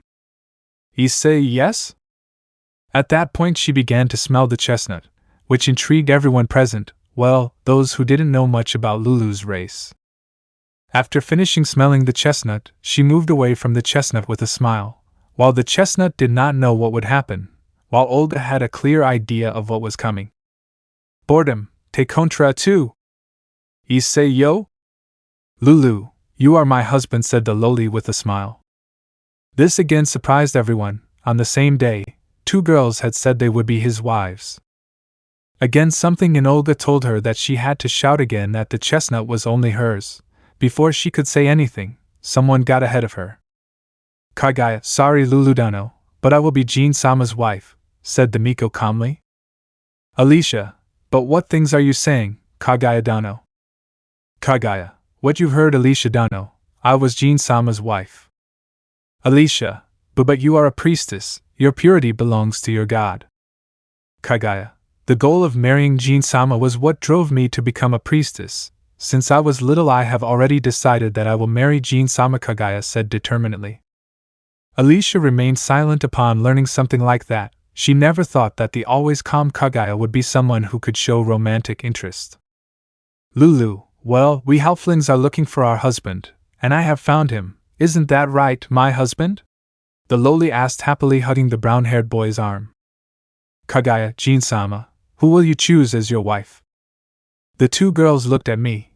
I had the brown-haired boy waiting for an answer.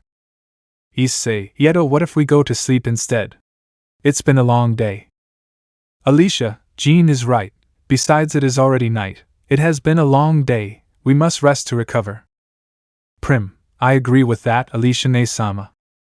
Olga, it's true, a lot of things have happened today. The best thing is to rest. Chloe, that's right, Origa-sama. With Jean here, I doubt the Kuroinu will attack. They will be crushed without knowing what happened. Maya, I must admit, fighting him is like suicide. Lulu, sigh, well, I guess another day I'll meet my future husband.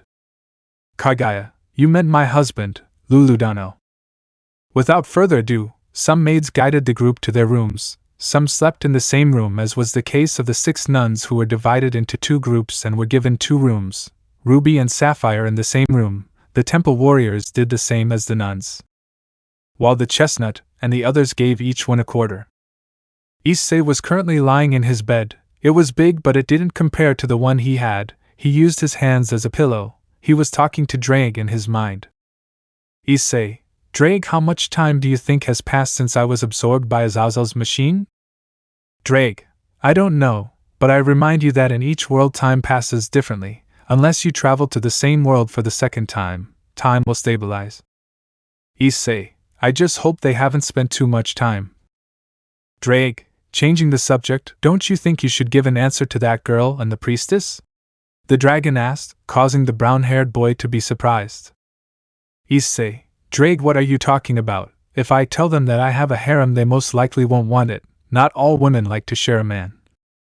Drake, for ESP if you know, but you don't notice what emotions you are causing in them. Supporter was a fool in women's feelings, but they knew how to make a woman happy. How ironic. His mental conversation was interrupted when the door to the room slowly opened.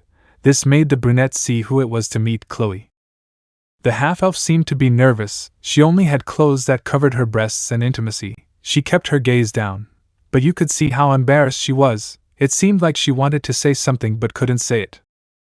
The chestnut was wide open when she saw Chloe's figure. She took something of courage and said, Chloe, Jean, can I sleep with you? She asked him with her eyes closed, hoping the answer would be yes. Issei, why did you want to sleep with me? Said the brown-haired boy somewhat nervously. Chloe's expression had become sad, remembering what had happened before Chestnut's arrival. Chloe, I'm scared. I don't want to be alone. I felt like my body was suffocating, so can I sleep with you? She asked again, but in a low voice. Issei, what do I do, Drake? It seems he is still afraid of what happened to him. Drake, it's normal. We only made her regain her consciousness. Otherwise she would be obsessed with pleasing. I'll give you some good Tatar advice. After all this I'll go to sleep. Issei, sad face. Dragon. With no response from Dragon, he followed what he was told, treat her well. The brown-haired boy felt bad for not having been able to save her from everything. He felt guilty even though he didn't know what would happen in this world.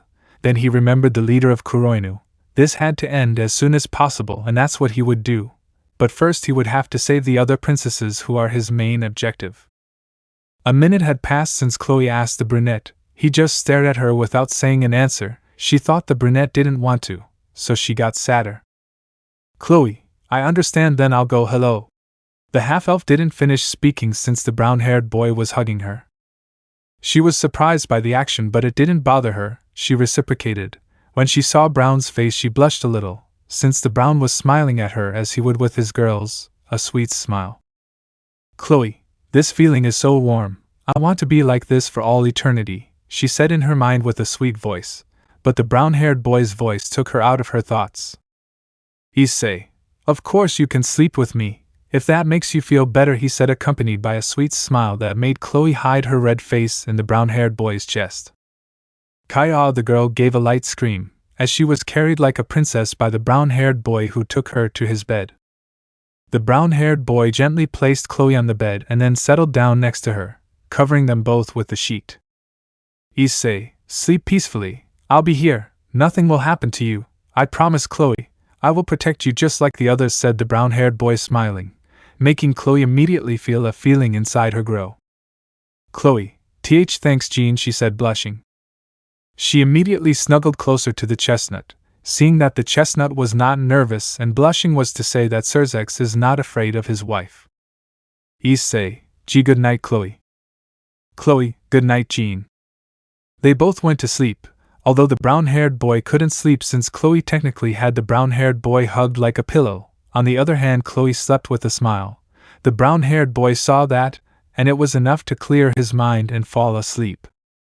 Next morning.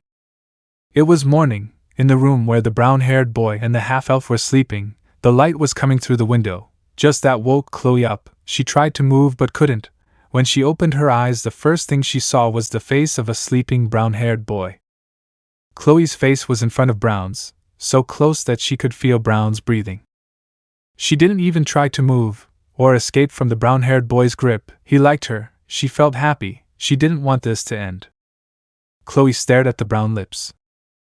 Chloe, I wonder what her lips taste like. She was slowly bringing their lips together, about millimeters away from kissing each other, when someone had knocked on the door, causing the blonde to suddenly wake up and waking up the brunette. Jean, are you awake? A female voice asked behind the door. It was Olga's. Issei, huh? Ah. Yes, Ilga, I'm awake, said the brown-haired boy. Good morning, Chloe, he said with a smile to the girl who returned the gesture. Chloe, good morning, Jean, smiling. Issei, how did you sleep? Chloe, thanks to you I was able to sleep well, the girl answered happily with a blush, remembering what the brunette told her before going to sleep. Then the elf queen enters the room just to see both of them. She was surprised to see the two of them in the same room. The brown-haired boy was wearing his clothes. Chloe, well, she covered herself with a sheet despite having clothes that covered her breasts and intimacy, but it couldn't be seen through the sheet. Olga, Jean, what was Chloe doing in your room? She asked, frowning a little. Issei, she wanted to sleep with me, so I allowed her to do so, said the brunette without knowing that she saw him differently. Chloe, Origa-sama, I couldn't sleep, so I asked Jean if I could sleep with him, the half-elf said apologetically. Olga, seeing the expression on her personal guard's face, understood the reason why he did it. She sighed and then continued speaking.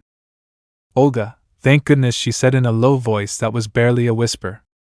Issei, did you say something, Olga? Olga, eh? Nah, nothing. Slight blush, but changing the subject, the little princess asked us all to meet at the training camp. Chloe, why do they want us all to meet there? Issei, I don't know, but let's see what Lulu wants. The three of them went to the training camp, but not before Chloe got dressed. The trio could see everyone gathered: Alicia, Prim, Kaguya, Maya and Lulu, who had her axe along with a smile. Lulu, you finally arrived, my husband, smiling. Issei, why are we here? Lulu, I told you I would get to know my husband better, didn't I? The best way is to fight him, so get ready. The loli said as she pointed at the brown-haired boy with her big axe. She was determined to measure the brown-haired boy's strength. But now they all looked at the brown-haired boy to see what his response would be. Issei, you look very determined. If I refuse, you would chase me all over the place trying to slice me with that, he said somewhat nervously. This made those present laugh a little since that was the little girl's attitude. Issei, so I accept. exclaimed the brown-haired boy, taking out Rui and getting into combat. Lulu smiled and launched herself at the brown-haired boy with her axe, making a vertical cut. The brown-haired boy just calmly stepped aside so that the cut of the axe would pass by him, hitting the ground. They both took distance again. The brown-haired boy remained calm as if his opponent was nothing, but he still maintained a combat stance. Lulu seemed excited to see that the brunette was the first to be able to dodge such a quick attack from her. They launched themselves again to clash their weapons. This time the hard metal of both resonated throughout the field, blow after blow. The spectators remained silent to watch the fight to see who came out victorious. Of course, those who had seen what the brown-haired girl was like knew that he was holding back and playing with the loli. After a while exchanging attacks with their weapons, Lulu began to get agitated. She could continue fighting if the brown-haired boy did not level up with each attack until she was exhausted. Maya, surprising, I didn't think Lulu could get tired so quickly, said a short redhead, surprised because, really, of all of them, Lulu was the one with the most physical capacity. Alice, it's not surprising, after all, he's fighting against a god. Kagaya, supreme god Alice Dano, said the Miko, correcting the blonde while still looking at her future husband. Prim, Olga and Chloe just stared at the brown-haired boy. Back to the fight. Lulu, you are strong. I want to be strong so I can marry you, smiling. Issei, Edo, why are you so eager to get married? Lulu, I'm almost at the age where I need to find the person who will become my wife, and that person is you. My instincts tell me that you are the one.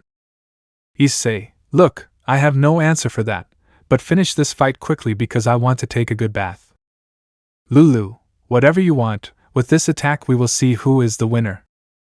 They clashed their weapons again, but this time the brown-haired boy sent Lulu's axe flying, leaving the brown-haired boy as the winner. Issei, win, smiling. Lulu, ha sigh, apparently you are much stronger than I thought, she said as she sat on the floor tired. Issei, okay, now tell me where I can bathe? Lulu, oh yeah, I'll ask one of the maids to take you. Issei, thank you, said the brown-haired boy, smiling, offering her a hand to help her up. Lulu, you are definitely the one to become my husband, she said in her mind, while on the outside she just smiled as she was helped to stand up. With the spectators. Prim, Jin-sama is incredible, said the pink-haired girl excitedly. Alicia, yes it is, but does he have to behave the same way with all women? She said the last part with a certain tone of jealousy. Maya, Are you jealous, Alicia? Maya said, making fun of the blonde. Alicia, Ciel, of course not. I just don't like that he acts so nice with all the women, she said, turning her head away, avoiding them seeing her blush. Olga, so jealous? Ha, I think I understand what I feel, she said in her mind without looking away from the brown-haired boy. Chloe, sad face. Could it be that I've fallen in love with Jean? In such a short time. The half-elf said in her mind, remembering the sweet words the brown-haired boy told her before they both fell asleep. I see. A little while later, the brown-haired boy was finally taking a relaxing shower. He was in a room made for bathing. It was big, and at the moment he was inside a large bathtub that could fit about 20 people. The hot water was perfect, the steam from the water was all over the place. It was like heaven in a world like this. Issei, ha, I was missing something like that, it feels really good. Drake, don't even say it, buddy, this is the best. Drake also left the boosted gear to give himself the luxury. In his small form this was huge for him. Issei, I miss girls. Drake, ha, calm down, just relax. Issei, I guess you're right, ha, sigh. I can accompany you, a female voice appeared, alarming the chestnut and the dragon, who immediately turned back inside the chestnut. The brown-haired boy turned around to see who it was, to look at the naked Olga, only with a towel covering her breasts and intimacy. Issei, Olga? But what are you doing here? Olga, I just came to accompany you to the bathroom. Issei, why did you want to do something like that? Nervous. Olga, well, it's just that I wanted to get to know you better, she said, looking away. Olga sat next to the brown-haired boy, who tried to get away, but she grabbed his arm and made him sit back down so they could both enjoy the hot water. Olga, It feels really good to be in warm water, she said while relaxing but without letting go of Chestnut's arm. Issei, yes, nervous. A while passed and Olga did not let go of Chestnut's arm but clung to him more. Issei, Edo, Olga, may I ask why you are acting like this? Olga, well, the truth is that Olga was trying to say something but didn't know how to say it. The brown-haired boy didn't know what to say, he just raised an eyebrow in confusion, until Drake spoke in the brown-haired boy's mind. Drake, partner, remember that I told you that you felt attracted to those girls? Well, it's time to mark them, ha ha ha. Don't worry about falling. It seems that the little time I spent with you has made me have a crush. Issei, I really have to do it, the brown-haired boy asked in his mind, somewhat nervous. Drake, don't doubt, I'll just let it follow its course, hee. The red dragon laughed. Back to reality, the brown-haired boy saw the dark elf still trying to speak. Her always calm side had been left aside. Now she looked more like a girl. This made the brown-haired boy laugh a little. Olga, what are you laughing at? She asked, somewhat annoyed. Issei, well, it's just that I always thought you were more like those women with a cold and calculating character and few emotions. Olga, I am, but you are the one who makes me behave this way, Olga said with a smile. Issei, well, now you seem to express more than when we met, which was Olga, a day ago. Issei, you're right, but you look prettier like this, smiling. The brunette blushed at the brown-haired man's comment. A smile had appeared on her face. She looked at the brown-haired man. Olga, thank you, smiling. Issei, you don't have to thank me.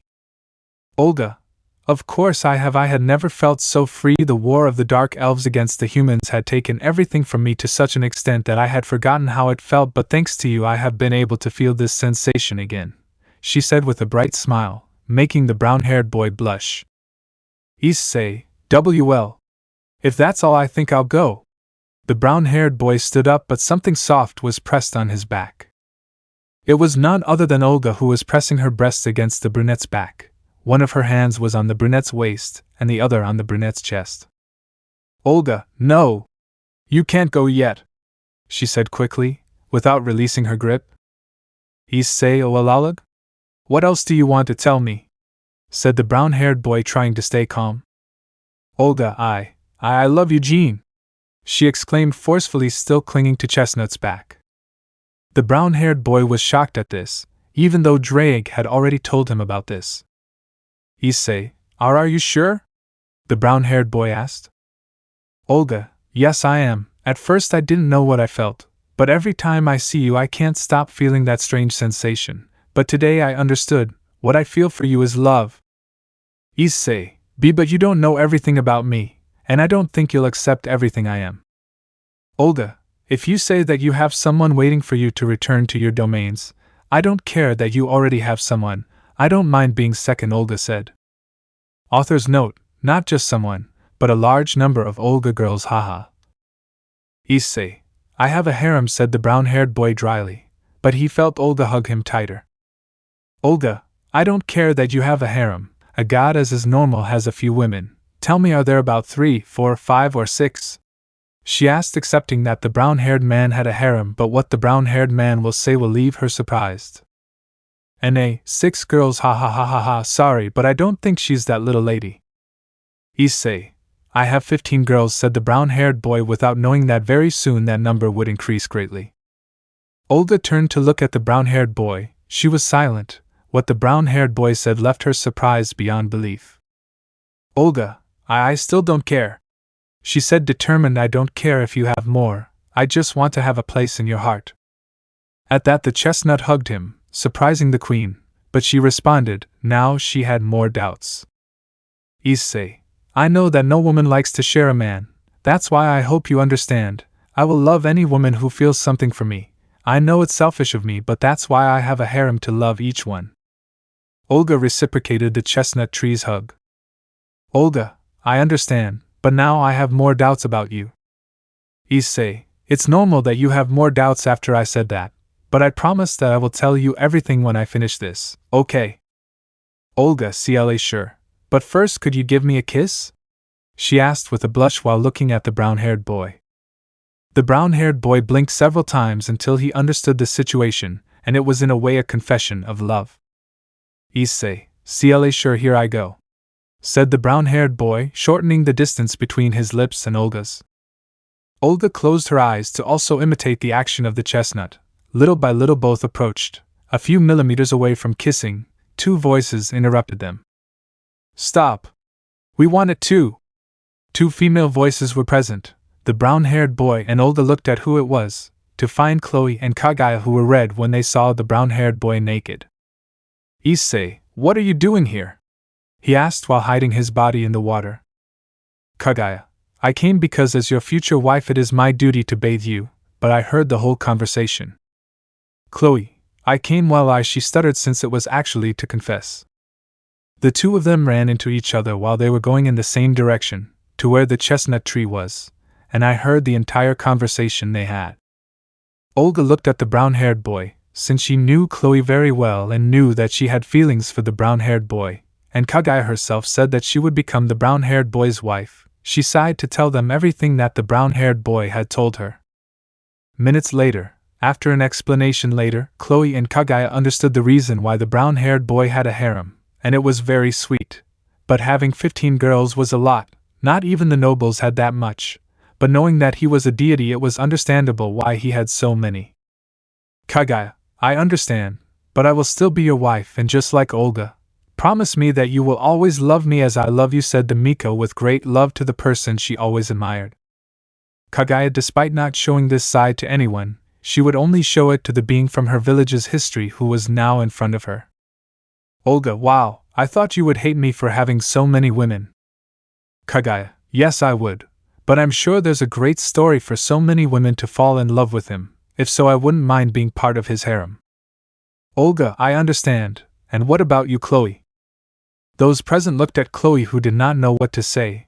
Her mind was debating whether to say what she feels or not for having been raped multiple times. Her gaze reflected sadness, which the brown-haired boy noticed. It was like the night she asked if she could sleep with him.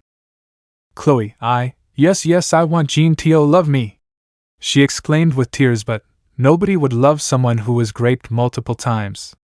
Would feel disgust towards me, she said to herself, crying while clenching her fists tightly. The chestnut caressed Chloe's blonde hair, making her look at him. Issei, you are nothing like that. You never wanted something like that to happen. No one will walk away from you because of something they forced on you. I will always be here for you, Chloe. The half-elf, upon hearing that, could not help but let the tears out. In her entire life nothing good had happened to her for being the daughter of a human and a dark elf. Ever since she could remember, she was sold as a slave. The only good thing that appeared in her life was that Olga rescued her and made her her personal guard. But now there was another light in her life, and it was the brown-haired boy who did not care if he had a past like that. Chloe, yo. Issei, you don't need to say anything now. Olga, well, if everything is solved, let's continue where we left off, Jean. Olga tried to kiss the brunette again, but under the gaze of Kagaya and Chloe they were also curious, so they didn't say anything since she would try it later. The brown-haired boy and Olga kissed. To the brown-haired boy's surprise, it felt very warm. Olga was increasing the intensity of the kiss to the point that their tongues touched each other. They separated due to lack of air. If it weren't for the great self-control that the brown-haired boy had thanks to meditation, he would be completely marking Olga right now. Then Kagaya and Chloe continued doing the same thing that Olga did, a battle of tongues, only separating due to lack of air. At that point, a dragon mark appeared on each of their right hands and then disappeared. Kagaya, Jean-sama, what is that mark from earlier? Chloe, it looked like some kind of dragon. Issei, well, that mark means that they are my partner. Olga, why did he disappear? Issei, well, that mark is halfway, that is to say it is not complete yet. Kagaya, incomplete? Then what must be done to make it complete? Issei, well, for it to be a complete brand, well, we have, despite having already done it with 15 women, it was still embarrassing to talk about this topic, so much so that I was stuttering. Olga, have to? Issei, well, you and I have to make love, said the brown-haired boy somewhat nervously, not knowing how the girls would react. The girls blushed when they understood what the brunette was referring to, but Kagaya had never thought about that before. Olga, I understand. I think we will discuss that later. We have to get out of here. We have been here for a long time. Issei, you're right, Olga. Olga Chloe Kagaya's sad face making love with Jean was the thought of the three girls before leaving the bathroom. With the nobility of Issei. The chestnut nobility were in the gap trying to feel the presence of the chestnut. It was something difficult until they all felt the same sensation. Kuroka, girls, don't you feel that Issei Naya is naughty? Leifi, it's true, I felt that sensation too. Ravel, Issei-sama, I hope you're not a womanizer.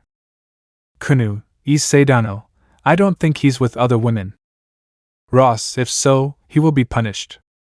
Ophis, that's true, but first we have to find Issei's presence. Iostia, Kuroinu. Volt had arrived at his lair with wounds that the brown-haired boy had left. With the help of magicians he managed to heal. Mercenary 1, Lord Bolt, what happened to you? Bolt, it was that damn thing, he said with hatred, remembering the brown-haired boy. Mercenary 2, who? Bolt, Yakumo, prevented me from capturing that Hitchmaya, just like those bucking elves, just like Prim. Alicia, you're going to pay for this. Mercenary 3, so we're going after Lulu? Bolt, no, we will send a group to invade the Levantine castle, with the help of the Levantine grave. Mercenary, I still can't believe that the former leader of the family agreed to help this great cause. Bolt, I will do it as long as Celestine's personal guard has his son. Cap 17, Levantine territory. After the talk in the bathroom by the brown-haired boy with Olga, Chloe and Kagaya, leaving her semi-marked. Later, the princesses organized a meeting, leaving Olga and Chloe out for obvious reasons, so Chloe asked the brown-haired boy to train a little with her, which he accepted. As always, the brown-haired boy used a staff to fight, instead of a rui. The training was simple, it was to polish Chloe's sword skills. It must be said that she liked that. She didn't seem to get stressed like when she trained with her soldiers. Now she could notice the great improvement. While the two of them practiced, Olga saw how they both smiled as they clashed their weapons. Olga saw this happy since she knew about Chloe's past. Now apart from her there was another who illuminated her long path. The princesses' meeting was about the Kuroina mercenaries. According to what they knew, Lulu should be their fourth target, but there has been no sign of an attack from them yet. But they assumed that they knew that the brown-haired boy was here, so the Kuroina people didn't want to risk it. So if all the princesses present were under the protection of the brown-haired boy, it was more than certain that none of the Kuroina would go after them anymore, for the simple fact that they had to face the brown-haired boy, so they came to a conclusion. They would go directly to Celestine, but before that, they had to defeat his personal guard, the Knight Saint Claudia Levantine, who was the only one preventing them from reaching Celestine. Without wasting time, Alice sent Ruby and Sapphire to bring her a letter with this information, in addition to giving them the sheet of paper where the seal was to call the chestnut in case of danger, that with just a drop of one of them it was enough to call him. Without further ado the two of them left on 2 horses towards the Levantine territory to deliver the letter to the next princess. Of course it had to be her, and no one else. They would leave for the Levantine castle when the 2 knights returned, which would be around tomorrow afternoon. At night, the chestnut was in his bed resting, since he was told that tomorrow they would leave for where Claudia is, which would be their last objective to be able to reach Celestine. They all had to be well rested for what was coming. He was about to go to sleep, but the noise of the door caught his attention. He fixed his gaze on the door to find Olga. Olga, Jean, can we talk? She asked with a slight blush that was not noticeable thanks to the low light. Issei, sure, what do you want to talk about? Olga sat on the bed next to the chestnut tree. Olga, it's about the whole brand. Issei, well, I already said everything I knew. If that was all, we have to rest because tomorrow will be a long trip. Olga, I want you to mark me. Issei, eh? Iha. Are you serious? I didn't know what expression to use, since it was something too quick to process. Olga, you heard me, let's make love, she said in a seductive voice as she got closer and closer to the chestnut tree. Issei, I don't think this is the right time. Olga, on the contrary, let's do it. I already said what I feel for you and the same as you did to me during the bath, so take me. Issei, I think it will be for another day. let's go to sleep, okay? He said nervously, and he also felt that if he did it behind his girls' backs, he felt that something bad awaited him. Olga approached the brown-haired boy's ear, whispering to him. Olga, just let yourself go, she said with a seductive tone that ignited the chestnut's dragonic instincts. The brown-haired boy jumped on Olga, staying on top of her, while she was surprised by the brown-haired boy's sudden action. Olga, Jin? She said with doubt when she saw that the brown-haired boy was acting strange. She received no response, but she could see that his eyes were wide as if they were the eyes of a raptor. She didn't know what was happening. It was the first time she had seen eyes with that brightness. Somehow it looked like the eyes of a dragon. Olga, GHMP. She didn't finish speaking because she was kissed by the brown-haired boy. Olga, he's kissing me, she said in her mind, surprised. Little by little she returned the kiss. The kiss between the two intensified, to the point of having a battle of tongues. Olga's arms were placed around the brunette's neck to intensify the kiss. They both did not move away for anything, not even to get some air. They were like that for 5 minutes, exchanging oral fluids. Afterwards they separated to get some air. Olga was already excited. She couldn't hold it any longer. She wanted to be one with the brown-haired boy. Olga, ha gasp, Jean, that was my first kiss, she said, very blushing. The chestnut came closer to Olga's ear to whisper. Issei, you won't sleep tonight, said the brown-haired boy, and then bit the tips of the elf's ears, making her let out a moan. Olga, Haa. Jean. The brown-haired boy began to kiss the elf's neck and then went down kissing every place until he reached the girl's abdomen. The brown-haired boy took off all of the girl's clothes, which weren't much, since she only had enough to cover her breasts, waist, and her intensity. Without that she was technically naked. Olga was as she came into the world. The brown-haired boy did not waste time and began to lick the girl's intimacy, who leaned on her back because of the sensation produced by feeling the brown-haired boy's tongue inside her. Olga, Haa. Jean. Haa. To tongue she couldn't speak without letting out a moan from the pleasure she felt. The brown-haired boy didn't respond and continued with what he was doing, gradually intensifying, reaching the point where the elf couldn't take it anymore and had her first orgasm. Olga, I'm coming. Come, I am coming, she exclaimed, releasing her liquid in the brown-haired boy's face. Olga was breathing with difficulty. Her gaze went towards the brown-haired boy, who stood up, applied a little magic, and his ripples disappeared, leaving Olga to see his member that was hard. He placed his member at the entrance to Olga's intimacy. The brown-haired boy hugged the elf to kiss her passionately. The girl responded. Then she felt like with a single thrust, she felt like Brown's member was already inside her. She didn't say anything since she was still kissing the brown-haired boy. Her hands clung to Brown's back, her skin on his waist. She stifled each moan with the kisses. She felt like she was split in two, until they both stopped kissing. That's when she let out moans without stopping. Several hours passed. She no longer knew how many times she had come or how many times the brown-haired man came in her. They spent hours doing this, until Chestnut fell asleep on Olga, who was also at her limit. Olga, Jean, he fell asleep, she said, looking at the sleeping brown-haired boy. His face was on her breasts. She smiled seeing this. She immediately saw how her mark began to shine and then disappeared. This made her think that it hadn't worked, but it was quite the opposite. The mark appeared on her abdomen. She moved the brown-haired boy a little to see what it was, and it was the mark that proved that she was his wife. She smiled and prepared to hug the brown-haired boy, putting his face between her breasts. It didn't matter that they were full of sweat. What mattered was this great moment. Olga, sleep well, Jean, she said with a sweet smile before kissing his forehead and then falling asleep hugging the brown-haired boy. It must be said that when he fell asleep at that precise moment the sun rose, indicating that it was already morning. Hours later, Issei and Olga were still asleep. It was almost afternoon. Soon the time to leave would arrive. The now larger group gathered for the final preparations. Alicia, Prim, Chloe, Kagaya, Maya, 6 nuns, some temple warriors. Now with the new integration of Lulu, the group had become bigger. Alicia, where is Jean? The blonde asked with intrigue, and she also noticed that Olga was not there. Prim, maybe he's still asleep, she said, but she had a bad feeling about not seeing the brown-haired boy or Olga. "Kagaya, I'll go wake up Jin-sama," said the Miko calmly, but she was excited to be able to see how the brown-haired boy slept. "Chloe, and I'll go wake up Origa-sama," said the half-elf, but she also wanted to wake up the brunette, in addition to saying good morning to him, but she'll do it when she wakes up her queen. "Prim, I'll go with Kagaya-dano. Alicia, I guess we'll go too. Lulu, he will be my husband, so it is normal that his future wife will wake him up.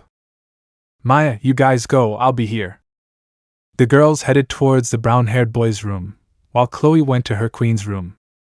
The princesses were walking calmly. They were almost at the room where the brown-haired boy was sleeping, but they were caught by Chloe, who said that Olga was not in her room, so they thought she would be with the brown-haired boy. When the girls arrived at the room, they knocked on the door, but there was no response, so they proceeded to open the door.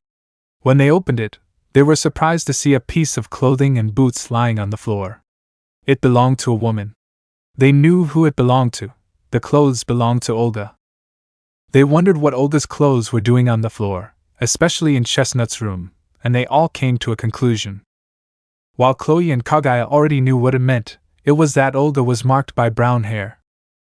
"Alicia, what does this mean?" she asked herself. "Prim, Jin-sama and Olga-dano," they said, the pink-haired girl embarrassed.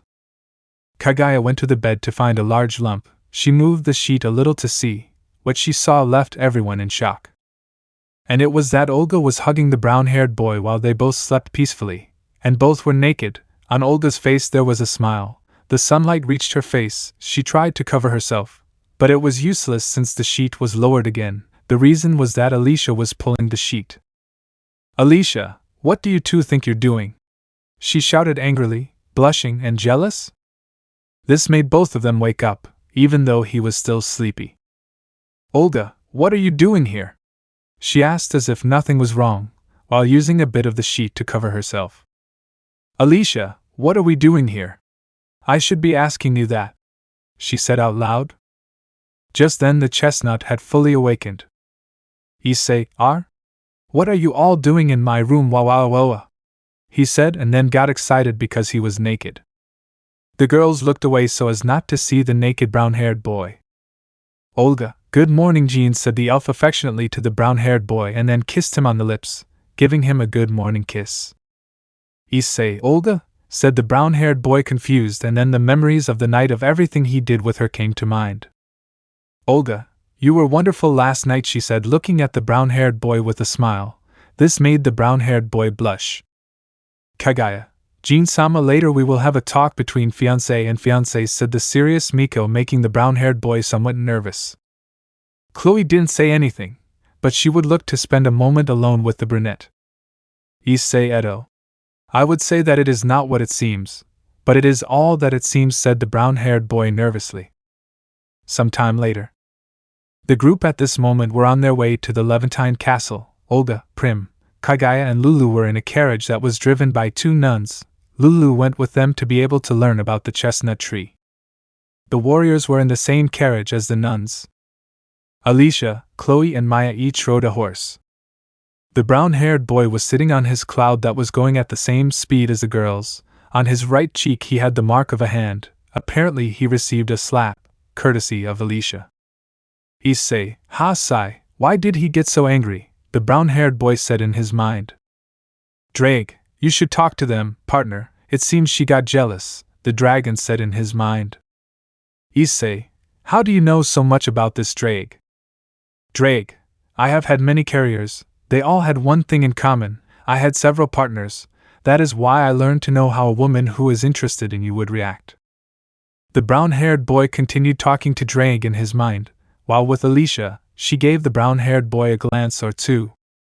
"Alicia, why are you talking to me so angry? I mean, we are nothing. Why does it make me so angry to see you like this with Olga?" the blonde said in her mind. Her gaze said it all. Thanks to this it was noticed by Maya. "Maya, you should tell them how you feel." "Alicia, what are you talking about?" she asked somewhat nervously. "Maya, what you feel for Jean, it shows in your eyes. You should tell him what you feel. You can trust me. Tell me, maybe I can help you," she said, trying not to show her feelings towards a certain man. Alicia, the truth is that I feel confused. Time skip. The group was already in front of the entrance to the Levantine castle. It was large for a human being. For the brown-haired boy it was only a small part of his castle. The castle entrance doors opened, revealing male and female guards coming out to greet them. The men's armor was full body, while the women's only covered their parts, legs, shoulder pads and gloves. Without that they would technically be naked, but what stood out most were three people who come out after them. The first, Claudia Levantine, a woman who seemed to be in her 30s, but was very beautiful, brown hair tied in a bun, sky blue eyes, a mole on the lower part of her left eye, with a body that had nothing to envy to others. Her armor was similar to the other women, but it was seen that she was of higher rank, gray armor with gold parts. Shoulder pads, plates that covered part of her chest, gloves, parts that covered her hips, revealing her panties, plus she almost completely had her legs with metal parts. The second was an older man, with glasses, a gray mustache, of thin build. He carried with him a black-covered book. Of the three, he was the least prominent. He is Klaus Levantine, Claudia's husband, and he is the current leader of the family, although Claudia was the one in charge of all his duties. The last one was an old man, around 50. He was wearing noble fighting clothes, and he had parts of armor mixed together. He had no hair on top, only around it, plus a mustache and beard. The old man is a Sirius Levantine, former leader of the Levantine family and Klaus's father, and Claudia's father-in-law. Claudia, welcome, said the woman seriously but kindly. The woman looked at the group. She could see that it was true that Olga and Chloe were coming too, but her eyes were fixed on the brown-haired boy who also looked at the woman. Both of them locked gazes for a moment, the woman's blue eyes seeing the brown-haired boy's honey eyes. Claudia couldn't help but be attracted to those eyes. The time around her seemed eternal, until a certain old man broke the moment. Grave, come in, tell us about the situation in detail. We already have your rooms prepared, but I think some of you will have to share a room. Claudia, sorry, I hope you don't mind. Issei, it doesn't matter, thanks for offering us rooms to rest. Alicia, like Jean said, we don't mind sharing a room. Maya, getting back to the main topic, we need to go to a room to talk about this. Claudia, I understand, follow me. Moments later. In the room were the princesses, Chestnut, Olga, Chloe, Klaus and Graves. They talked about what the Koroina people were up to, that Claudia would be their target before reaching Celestine. At all this moment, Chestnut had been silent, arms crossed, leaning against the wall, staring at the former leader. Thanks to his eyes, he saw the old man's intentions. They weren't good at all, which is why he would be alert to protect everyone. Klaus, like the brown-haired boy, remained silent, but unlike the brown-haired boy, he was reading books as if he didn't care. The old man was also serious and kept quiet, looking at the brown-haired boy. He had features similar to those that Bolt told him about, but at the same time he didn't have that ring, a cane, a strange suit, just a hair. He didn't seem like much to him. It was obvious that he was a weakling, so he thought it wasn't him. After a while the meeting ended, everyone went to their assigned rooms. The Chestnut took out some wyverns to watch over the surroundings, especially at low altitude. At this moment the brown-haired boy was lying in his bed. Drake would be aware of the surveillance of the wyverns, so the brown-haired boy could rest. Drake, it seems that the old man is leaving the territory, said the dragon in the brown-haired boy's mind. Issei, it seems that he will go to inform about our arrival. But I will be ready when he invades the castle. Drake, to think that just because his son is powerless to give birth to a baby, that doesn't mean he should grape his daughter-in-law. Issei, I'll make sure to avoid that. Drake, changing the subject, be kind, companion, goodbye, said the dragon and then cut off the conversation, confusing the brown-haired boy. But his answer was answered, seeing how the door slowly opened revealing Chloe naked, who was using a sheet to cover herself. Issei, Chloe? Can't you sleep? Chloe, Jean said the half-elf with a blush. She approached the brown-haired boy, to be able to kiss him. He was surprised by that, but he didn't deny it. Chloe, I want you to mark me, she said in Brown's ear in a seductive tone. The brown-haired boy moved away a little with a surprised expression. Chloe didn't see this in a good way, taking it as if she didn't want to. Issei, why do you ask me that so suddenly? Said the brown-haired boy, somewhat blushing. Chloe, well, I know that you and Origasama did it, that's why I want to do it too, I want to be only yours. She said determined, a shiny look could be seen in her red eyes. Issei, Chloe, are you sure? The brown-haired boy asked. Chloe, you accepted me despite knowing my past. I would never find someone like you again. I want to be one of your women. I know that despite having a harem, you will be able to love me just like everyone else, so please HMP. The girl didn't finish as the brown-haired boy silenced him with a kiss. As they separated, they left a thin thread of saliva between the two. Chloe was blushing to look at the brunette, who smiled sweetly. Issei, you don't need to say more. I accept you despite your past. That doesn't make you less than the others. You are the same as the others, so don't feel like you are less than other people. Chloe, I love you, Jean, exclaimed the girl with tears, hugging the brown-haired boy. They both lay down on the bed hugging each other. Issei was on top of Chloe, who was blushing. They both began to take off each other's clothes until they were as they came into the world. Issei, Chloe, I'll start. Chloe, be gentle. The rest of the night in the room you could only hear the girl's moans non-stop, in addition to the sound of the bed moving. Day after. The sun's light came through the window into the chestnut's room. That made him wake up. When he got up he saw that there was a lump next to him. He removed the sheet to see that it was Chloe, who was asleep, naked, but a sweet smile was noticeable on her face. The brown-haired boy smiled at this, but then he remembered what she said last night. During the act she said that her white liquid purified him, that it was the only one he would accept. The brown-haired boy got angry when he remembered those words. It was clear about his grape, although little by little he was forgetting it. It was a wound that would stay forever. Two voices broke out of his thoughts. Olga, so you already marked Chloe. I have to admit it was fast, said Olga, smiling. Kagaya, Jean-sama, you will have to explain many things to me. I hope you don't tell me that it is not what it seems. The brown-haired boy looked at the entrance of the room to see Olga and Kagaya. The latter had a look that was not at all pleasant for the brown-haired boy. Issei, Edo, good morning, girls. How did you sleep? The brown-haired boy asked, somewhat doubtful if it was the right question for the environment. Kagaya approached the brunette to take his head and put him between her breasts. At that precise moment her attitude turned 180 degrees. Now she showed a sweet smile. The brunette looked up to see the face of the Miko, who was smiling. Kagaya, I want to do it with you too, so promise me that I'll be next, said the Miko with a smile. The brown-haired boy didn't say anything, he just nodded in affirmation. This made the Miko happy, who gave the brown-haired boy a kiss on the forehead. Without anyone knowing, outside the room was a blonde listening to the entire conversation. The girl was Alicia, who came to wake up the brown-haired boy but managed to hear everything. She left the place without making any noise. Later, thanks to the help of the wyverns, the brown-haired boy was able to tell them in which direction he would come. Of course, he still had the former leader of the family under surveillance. Claudia was currently at one of the entrances to the Levantine castle. She and other warriors were ready for the Kuroina mercenaries who would come to invade. She was deep in thought since she had not seen her husband since the morning. She had not found him in the library. It was strange not to see him there. She worried a lot about him. But her father-in-law's voice took her out of her thoughts. Grave, what has you so distant, Claudia? The old man asked. Claudia, it's about Klaus. I can't find him anywhere, Otosama, said the woman, lowering her head a little. The old man didn't say anything. He just put his hand on his daughter-in-law's shoulder, as if to help her not to think of the worst. What no one saw was that as the old man gave a slight malicious smile, he knew very well what happened to his son and would soon tell.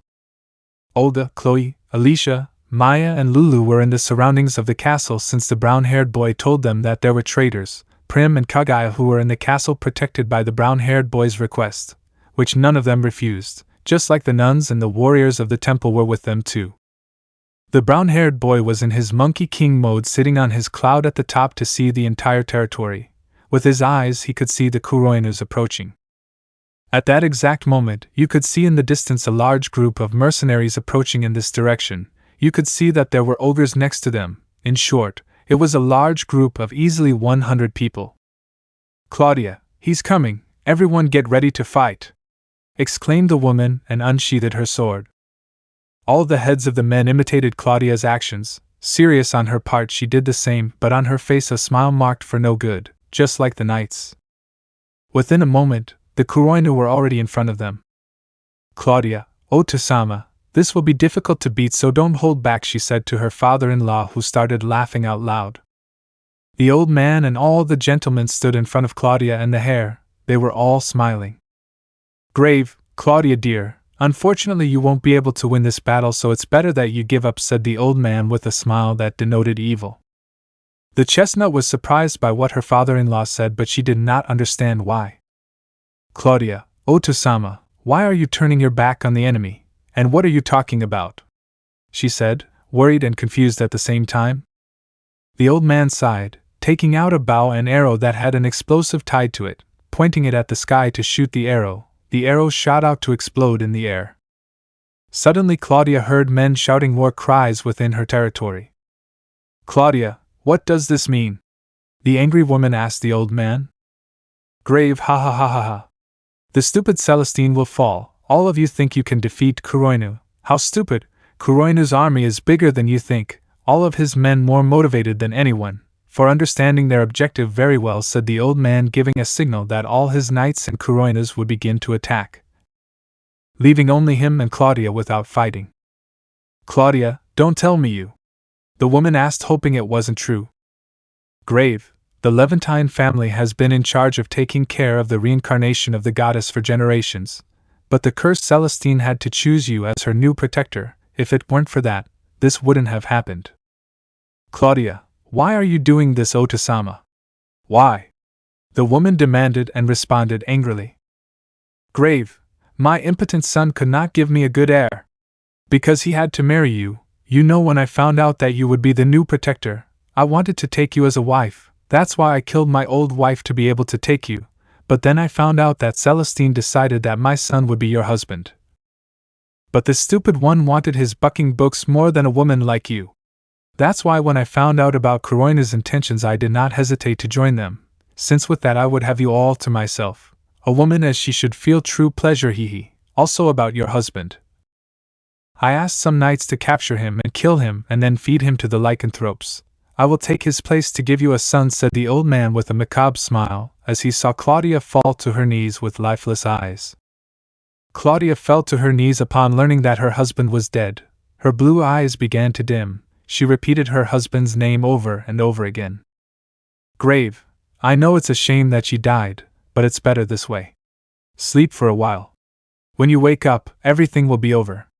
In a quick movement, he moved until he was behind Claudia to hit her in the neck to make her faint. He didn't want his future wife to be hurt. It wouldn't be pleasant to grape her. Before the blow reached Claudia, a hand managed to hold him, preventing the old man from achieving his act. The old man, upon seeing who it was, left him with his eyes open. It was the brown-haired boy, but now he had all the features that described Kuroinu's. A white halo around his head, a black suit with a tiger skin cloth around his waist. The same young man who saw him as a weakling was the same subject that Bolt described, the one who finished off his men on several occasions, or rather since he captured the two dark elves. "Issei, I knew you were up to something. It seems you finally show your true face," he said in a serious but calm tone. Claudia, upon hearing the voice, turned around to see who it was, to find the brown-haired boy in his Monkey King mode. Claudia, upon seeing the brown-haired boy's new appearance, was different from when she saw him for the first time. His lifeless eyes regained their shine. The woman saw the brown-haired man's gaze towards his father-in-law or ex-father-in-law very soon. His gaze was serious, but you could feel that he was calm, but you could see the hatred directed towards the former leader. "Grave, who are you really?" he asked with authority and malice, trying to intimidate, but it was useless. As a response, he received that his arm where he was grabbed felt like his bones were breaking. This made him grunt in pain. He was going to cut him with his sword, but with a kick he sent him flying. "Issei, are you okay?" the brown-haired boy asked with a worried tone to the woman, who continued looking at the brown-haired boy. She could only nod. The chestnut let out a sigh, to take out multiple clones of him. This surprised everyone present to see many copies of the chestnut. Some of his copies went to the castle, while others went to defeat the Kuroinu, and the original stayed with Claudia. In the surroundings of the castle, the knights saw the signal that was coming from Sirius. They began their betrayal, starting to capture the princesses and the dark elves as their main objective. The group of princesses was ready to fight. They would not let anyone enter the castles where the villagers and maids of the house were. Olga, being more into support magic, would be protecting her queen and killing anyone who crossed the defense line. Alicia, Maya and Lulu were the ones in front to fight. Each one had to kill each knight in the first blow. There were too many. Olga launched magical attacks. Chloe, with the little training she had with the brown-haired boy in the Lulu territory, had helped her improve her agility in addition to some sword techniques with the name of lunar sword style. It was very effective. They gave quick and precise cuts, but she still lacked the ability to master it. She remembered that the brown-haired boy told her that this style, despite being a copy of the original, was not as effective, but that did not mean that it was lethal. The three princesses took a look at Chloe and were surprised to see that style of sword. It was something they had seen before. Without further ado, they returned to fight against the knights. Maya, there are too many. I can't believe that all the knights of the Levantine family betrayed for something, Hex, said the girl angrily. Alicia, I've seen this before, so it doesn't surprise me anymore, said the Rua, stabbing with her sword every enemy that came near her. Lulu, if it weren't for my husband who said about this, we would be in bigger trouble, said the lowly, while with her great axe she split the traitor knights in two. It was true that thanks to the brown-haired boy saying that, they were more prepared. Just at that moment 3 beings crashed into the traitors, leaving everyone out of the fight, but no one could see, since at the moment of crashing they created a curtain of dust preventing them from seeing. It was during that short period of time, the 3 copies of the brown-haired boy at high speed kicked and punched vital points of the body. It did not matter if they were wearing armor, they were papers for them. Leaving all the traitors outside, the 3 clones vanished. The smoke screen revealed 3 craters. The traitors were out of combat. Some were dead from being hit in vital points, but there were no traces of the 3 objects that had crashed there. Alicia, Olga and Chloe recognized very well who had done that and melted everyone with such speed. The dark elves smiled, knowing that their man was protecting them. This attack by the clones was repeated in the surrounding areas where they found traitors. The princesses, without further ado, all gathered together and went to help Claudia, since the surroundings were secured. Back with Issei. The brown-haired clones had finished off the traitors and those of Kuroinu. Now only Garv Levantine was left, who was breathing with difficulty thanks to the brown-haired kick. He saw around him how everything was finished in a few moments. His soldiers, the mercenaries, everything was finished. His eyes fixed on the brown-haired who was still next to Claudia. Grave, you, for what purpose do you help them? Isn't it better to join this side? You could have all the women you want, said the old man, trying to attract the brown-haired man to his side. That would ensure his victory. Issei, I guess you're right, said the brown-haired man, surprising everyone present. Everyone thought that he had fallen into the ambition of enslaving women. Even Claudia saw this as a betrayal of the brown-haired man, or he was always one of them. The newcomers, Olga, Chloe, Alicia, Prim, Kagaya, Maya and Lulu had heard what the brown-haired boy said. They were all surprised, especially those who were his partner like Olga, Chloe and Kagaya, who could not believe what their partner said. They did not know if he really meant it or was joking, but they trusted the brown-haired boy. So they put all their doubts aside to continue seeing how it would end. Prim, who admired him, was incredulous. She couldn't believe she had heard that coming from him. Alicia, who had already confirmed what she felt for him thanks to the talk she had with Maya, could not believe it. Perhaps the same thing would happen to her as with the minister's betrayal. Lulu looked at her future husband in disbelief, but had to continue seeing how the situation would go. Maya saw this. The young man who rescued him from being raped by his former classmate was about to accept the old man's proposal? He didn't know what expression to show. He felt a small pang in his chest when he saw this. The former leader of the Levantine family smiled victoriously at this. It was a matter of time before the brown-haired man helped him finish off all the men and capture the women, especially Claudia. His victory was a few steps away from being achieved. But what the chestnut would say next would leave him without hope.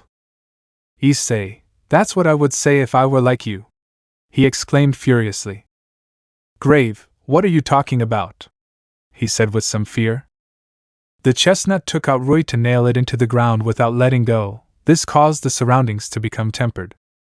Issei, I will never join you who only see women as an object. I am here to protect all of you, especially those who are important to me. I will eliminate any scum who tries to harm them. The brown-haired man said with hatred towards the old man.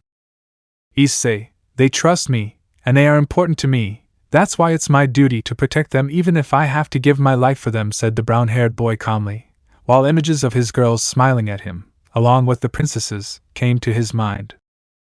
Olga, Chloe, Alicia, Prim Kagaya, blushed upon hearing that, especially those who were marked. They knew that because of the brown hair he was unique, the only man they would love. Prim's eyes shone accompanied by a smile and a blush. Upon hearing what the brown-haired boy said, his heart was beating 1,000 times an hour. Now he felt a very strong feeling towards the brown-haired boy. Alicia blushed. She felt a little bad for having doubted him. Now her feelings for him grew after hearing what he said. Lulu wanted to jump and hug the brown-haired boy. He was definitely the husband she was looking for, and she wouldn't let him go for anything. Maya was amazed. In addition to a slight blush, something inside her began to emerge. She saw the brown-haired boy with different eyes. For an instant she felt something that was much stronger than her feelings for the leader of Kuroinu. Claudia, who was closest to the brunette, felt a strong feeling inside her. It couldn't be described. Not even what she felt for her husband was like this. Seeing the imposing figure of the brunette, her heart began to beat rapidly. Her cheeks took on a slight red color. Besides that, in a certain way she felt protected by being so close to him. She felt that no matter what came she would be protected. Grave, you don't know what you're saying, aren't you a man? Don't you understand Kuroina's great motives? The old man asked in a desperate attempt to really attract the brown-haired boy to his side. Issei, I am a man, but I will not be that kind of man. I will be the one who will protect them with his life if necessary. With the nobility of Issei. The chestnut pieces had arrived in a world full of magic and guilds. Suddenly each one felt a feeling of protection in their hearts. Kunu, girls, is it me, or do I feel like I should reward Issei Dano? Asked a happy and blushing Kitsune. Ross, you're not the only one. I feel the same way. I want to hug Issei right now and never get rid of him, said the albino girl, blushing. Kuroka, I felt that too, Naya, said the Nico, also blushing. Griselda, maybe Issei-kun misses us a lot, he said the Queen of Hearts, blushing. Leifi, that has to be it. Issei-sama is missing us, said the happy magician. Ravel, that's why we must find him as soon as possible, girls. Receiving the assent of all. Ophis, we have to keep searching. I want to be with Issei as soon as possible. Just then, a guild explodes into pieces. But the girls didn't care and headed back to the breach to follow their man's trail. World of Heroes. In the laboratory of the former governor of Grigory, the rest of the girls felt the same as the brown-haired nobility. Venelana, I don't know why, but suddenly I felt like I want to hug Issei-kun, hold him in my arms, said the happy head while drinking a cup of tea. Grafia, Venelana-sama, I felt that too, said the maid while serving tea to the rest of the girls. Yasaka, maybe it's because Issei-kun misses us so much, said the yokai leader, blushing. Gabriel, that must be it.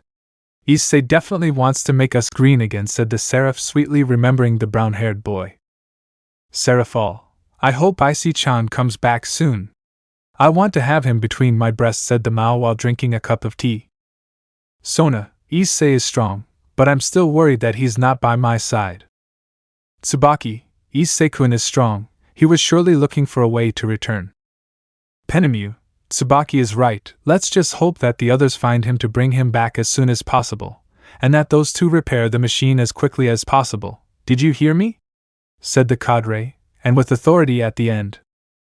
Azazel and Ajuka were frightened by the attitude of the most beautiful fall. Azazel/Ajuka, ha-hi Penemu-sama. The two said like soldiers returning to their work. Eostia, Levantine territory. Okay, it seems that Joker took a break. He let me discover what will remain of this chapter, me. The one and only, tender, fluffy and great Morgana. Ha! The entire battle that had started a few moments ago had ended with the pure intervention of the brown-haired boy. there was only one traitor left, who was Graves Levantine, who was cornered. His only door to victory was to get the brown-haired boy to be on his side. Unfortunately for him, the brown-haired boy did not accept.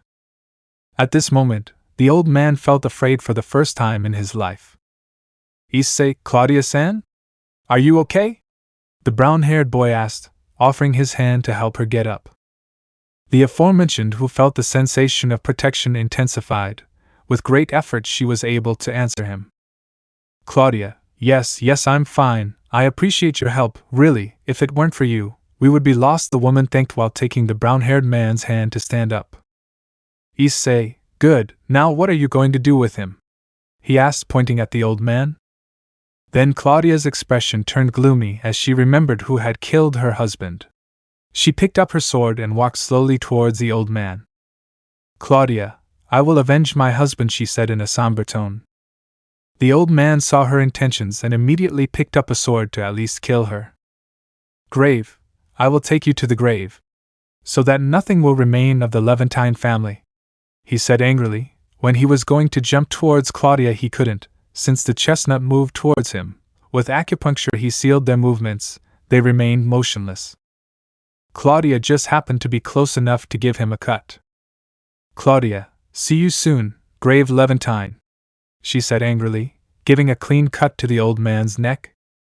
The head fell to the ground splashing with blood. Claudia dropped her sword, then fell unconscious to the ground, but she couldn't, since the brown-haired man prevented her from falling. Now she is being carried bridally. "Issei, well, now what will they do with the traitors?" the brown-haired boy asked.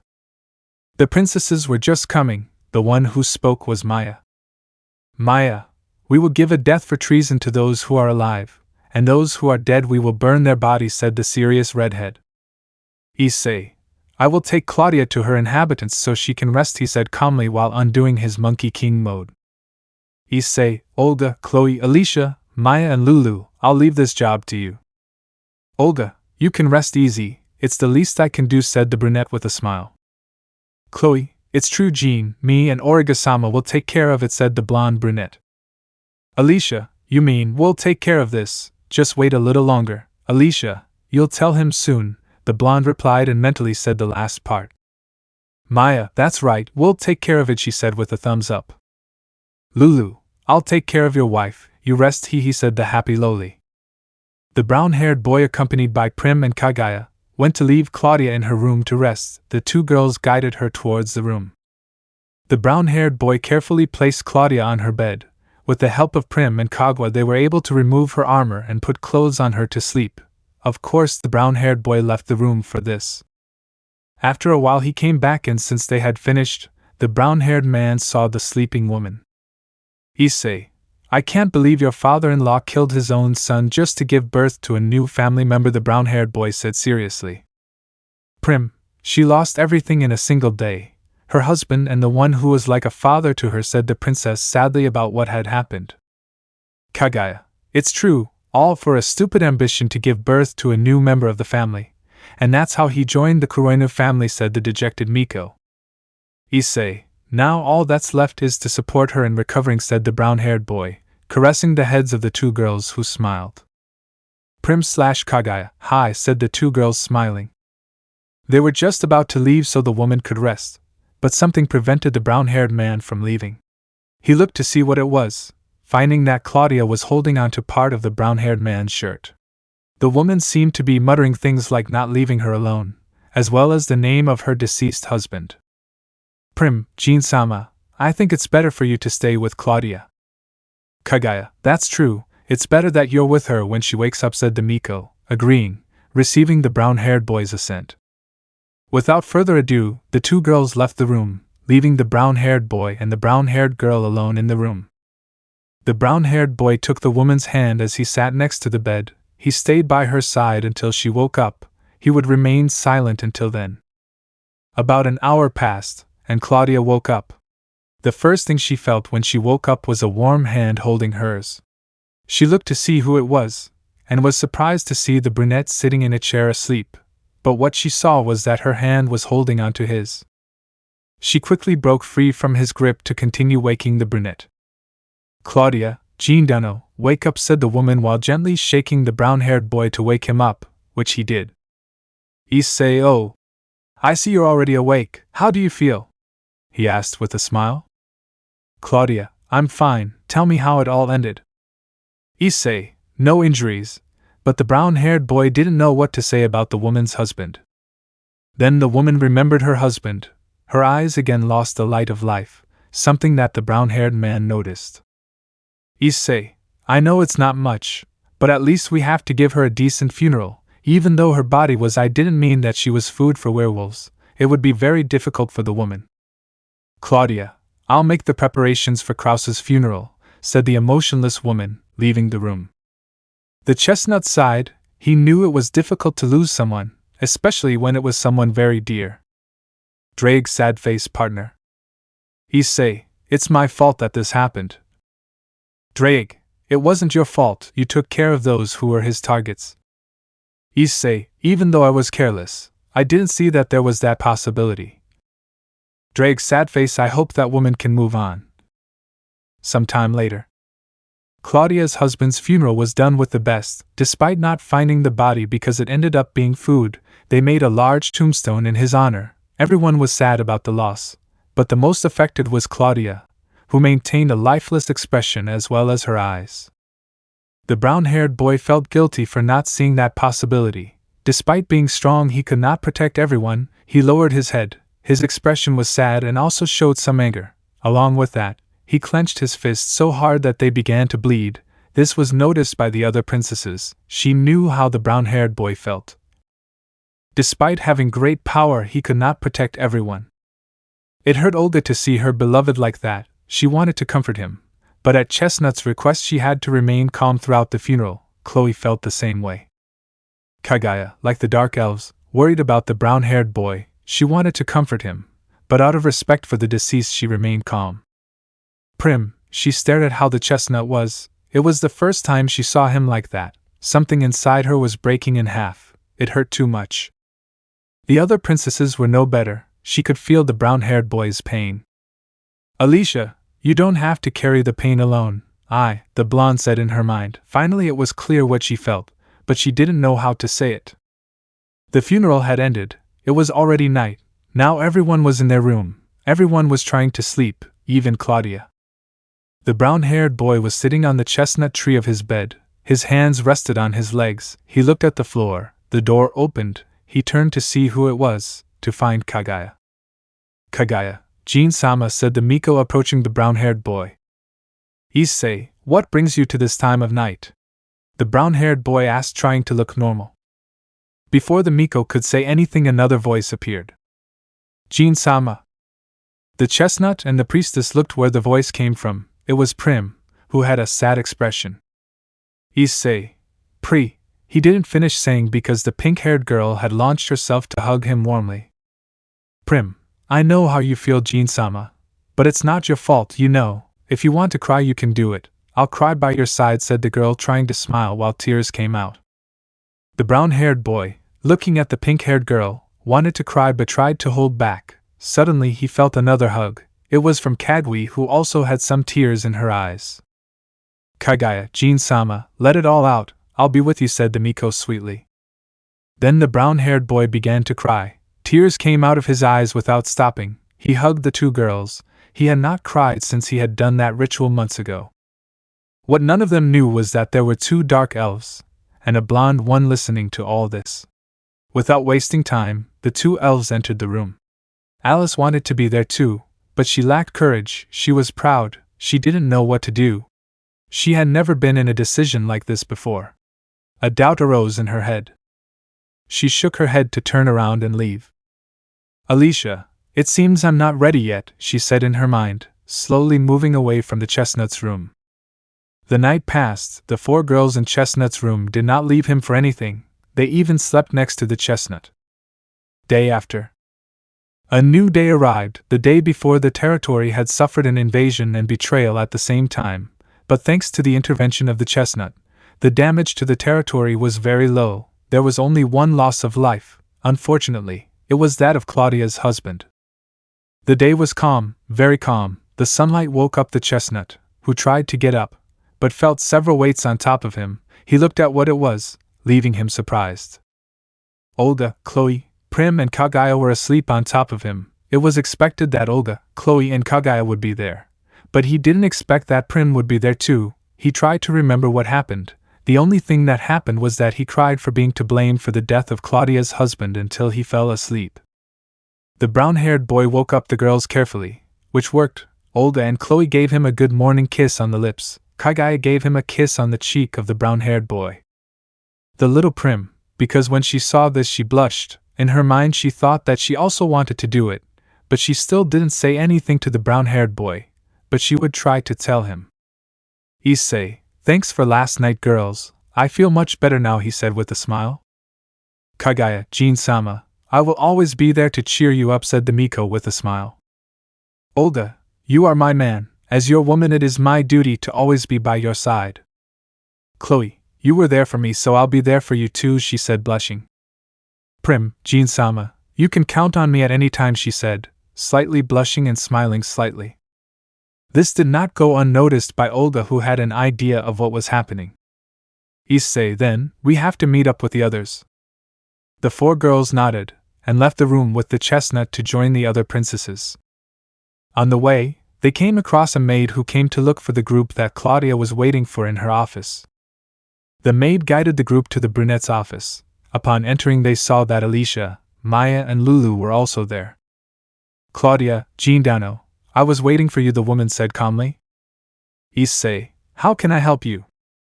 Claudia, you see, my husband is the leader of the Levantine clan. When he dies, the family will be left without a leader. That is why I ask you to be the new leader of the family. Of course the name will be changed to yours. Nobody expected that, least of all the brown-haired boy, who didn't know what to say. He was already the leader of his clan. Now he asked him to order another one. Issei, why not you? Being his wife you should take over the position. Claudia, the laws do not allow a woman to be the leader of a family, only men. Issei, what kind of stupid law is that? He asked in his mind, screaming, while he had a tick in one eyebrow. Claudia, so you will accept? Then the brown-haired boy came up with an idea. A smile appeared on his face. Issei, sure, but I have a condition. Claudia, which one is it? Issei, I want you to be the one in charge of the clan's Asintos like you did before, okay? The brown-haired boy asked with a smile. Claudia's dull eyes came to life again. The same feeling of protection was present again. Claudia, I do, she said with a slight blush. Issei, well then it's decided. I hope you help me from now on, Claudia, he said smiling. The woman returned the gesture with a slight smile along with a bow. Claudia, what is this feeling that he makes me feel? It is very warm, the woman said in her mind. Claudia, okay, now we have to announce that you are the new leader of the Levantine family. Please follow me. Let me know in the comments below if you guys want the next part. Also check out my other video that has been shown and left. Thank you for watching. If you enjoyed this video please like and share this video. And have a fantastic day. Bye.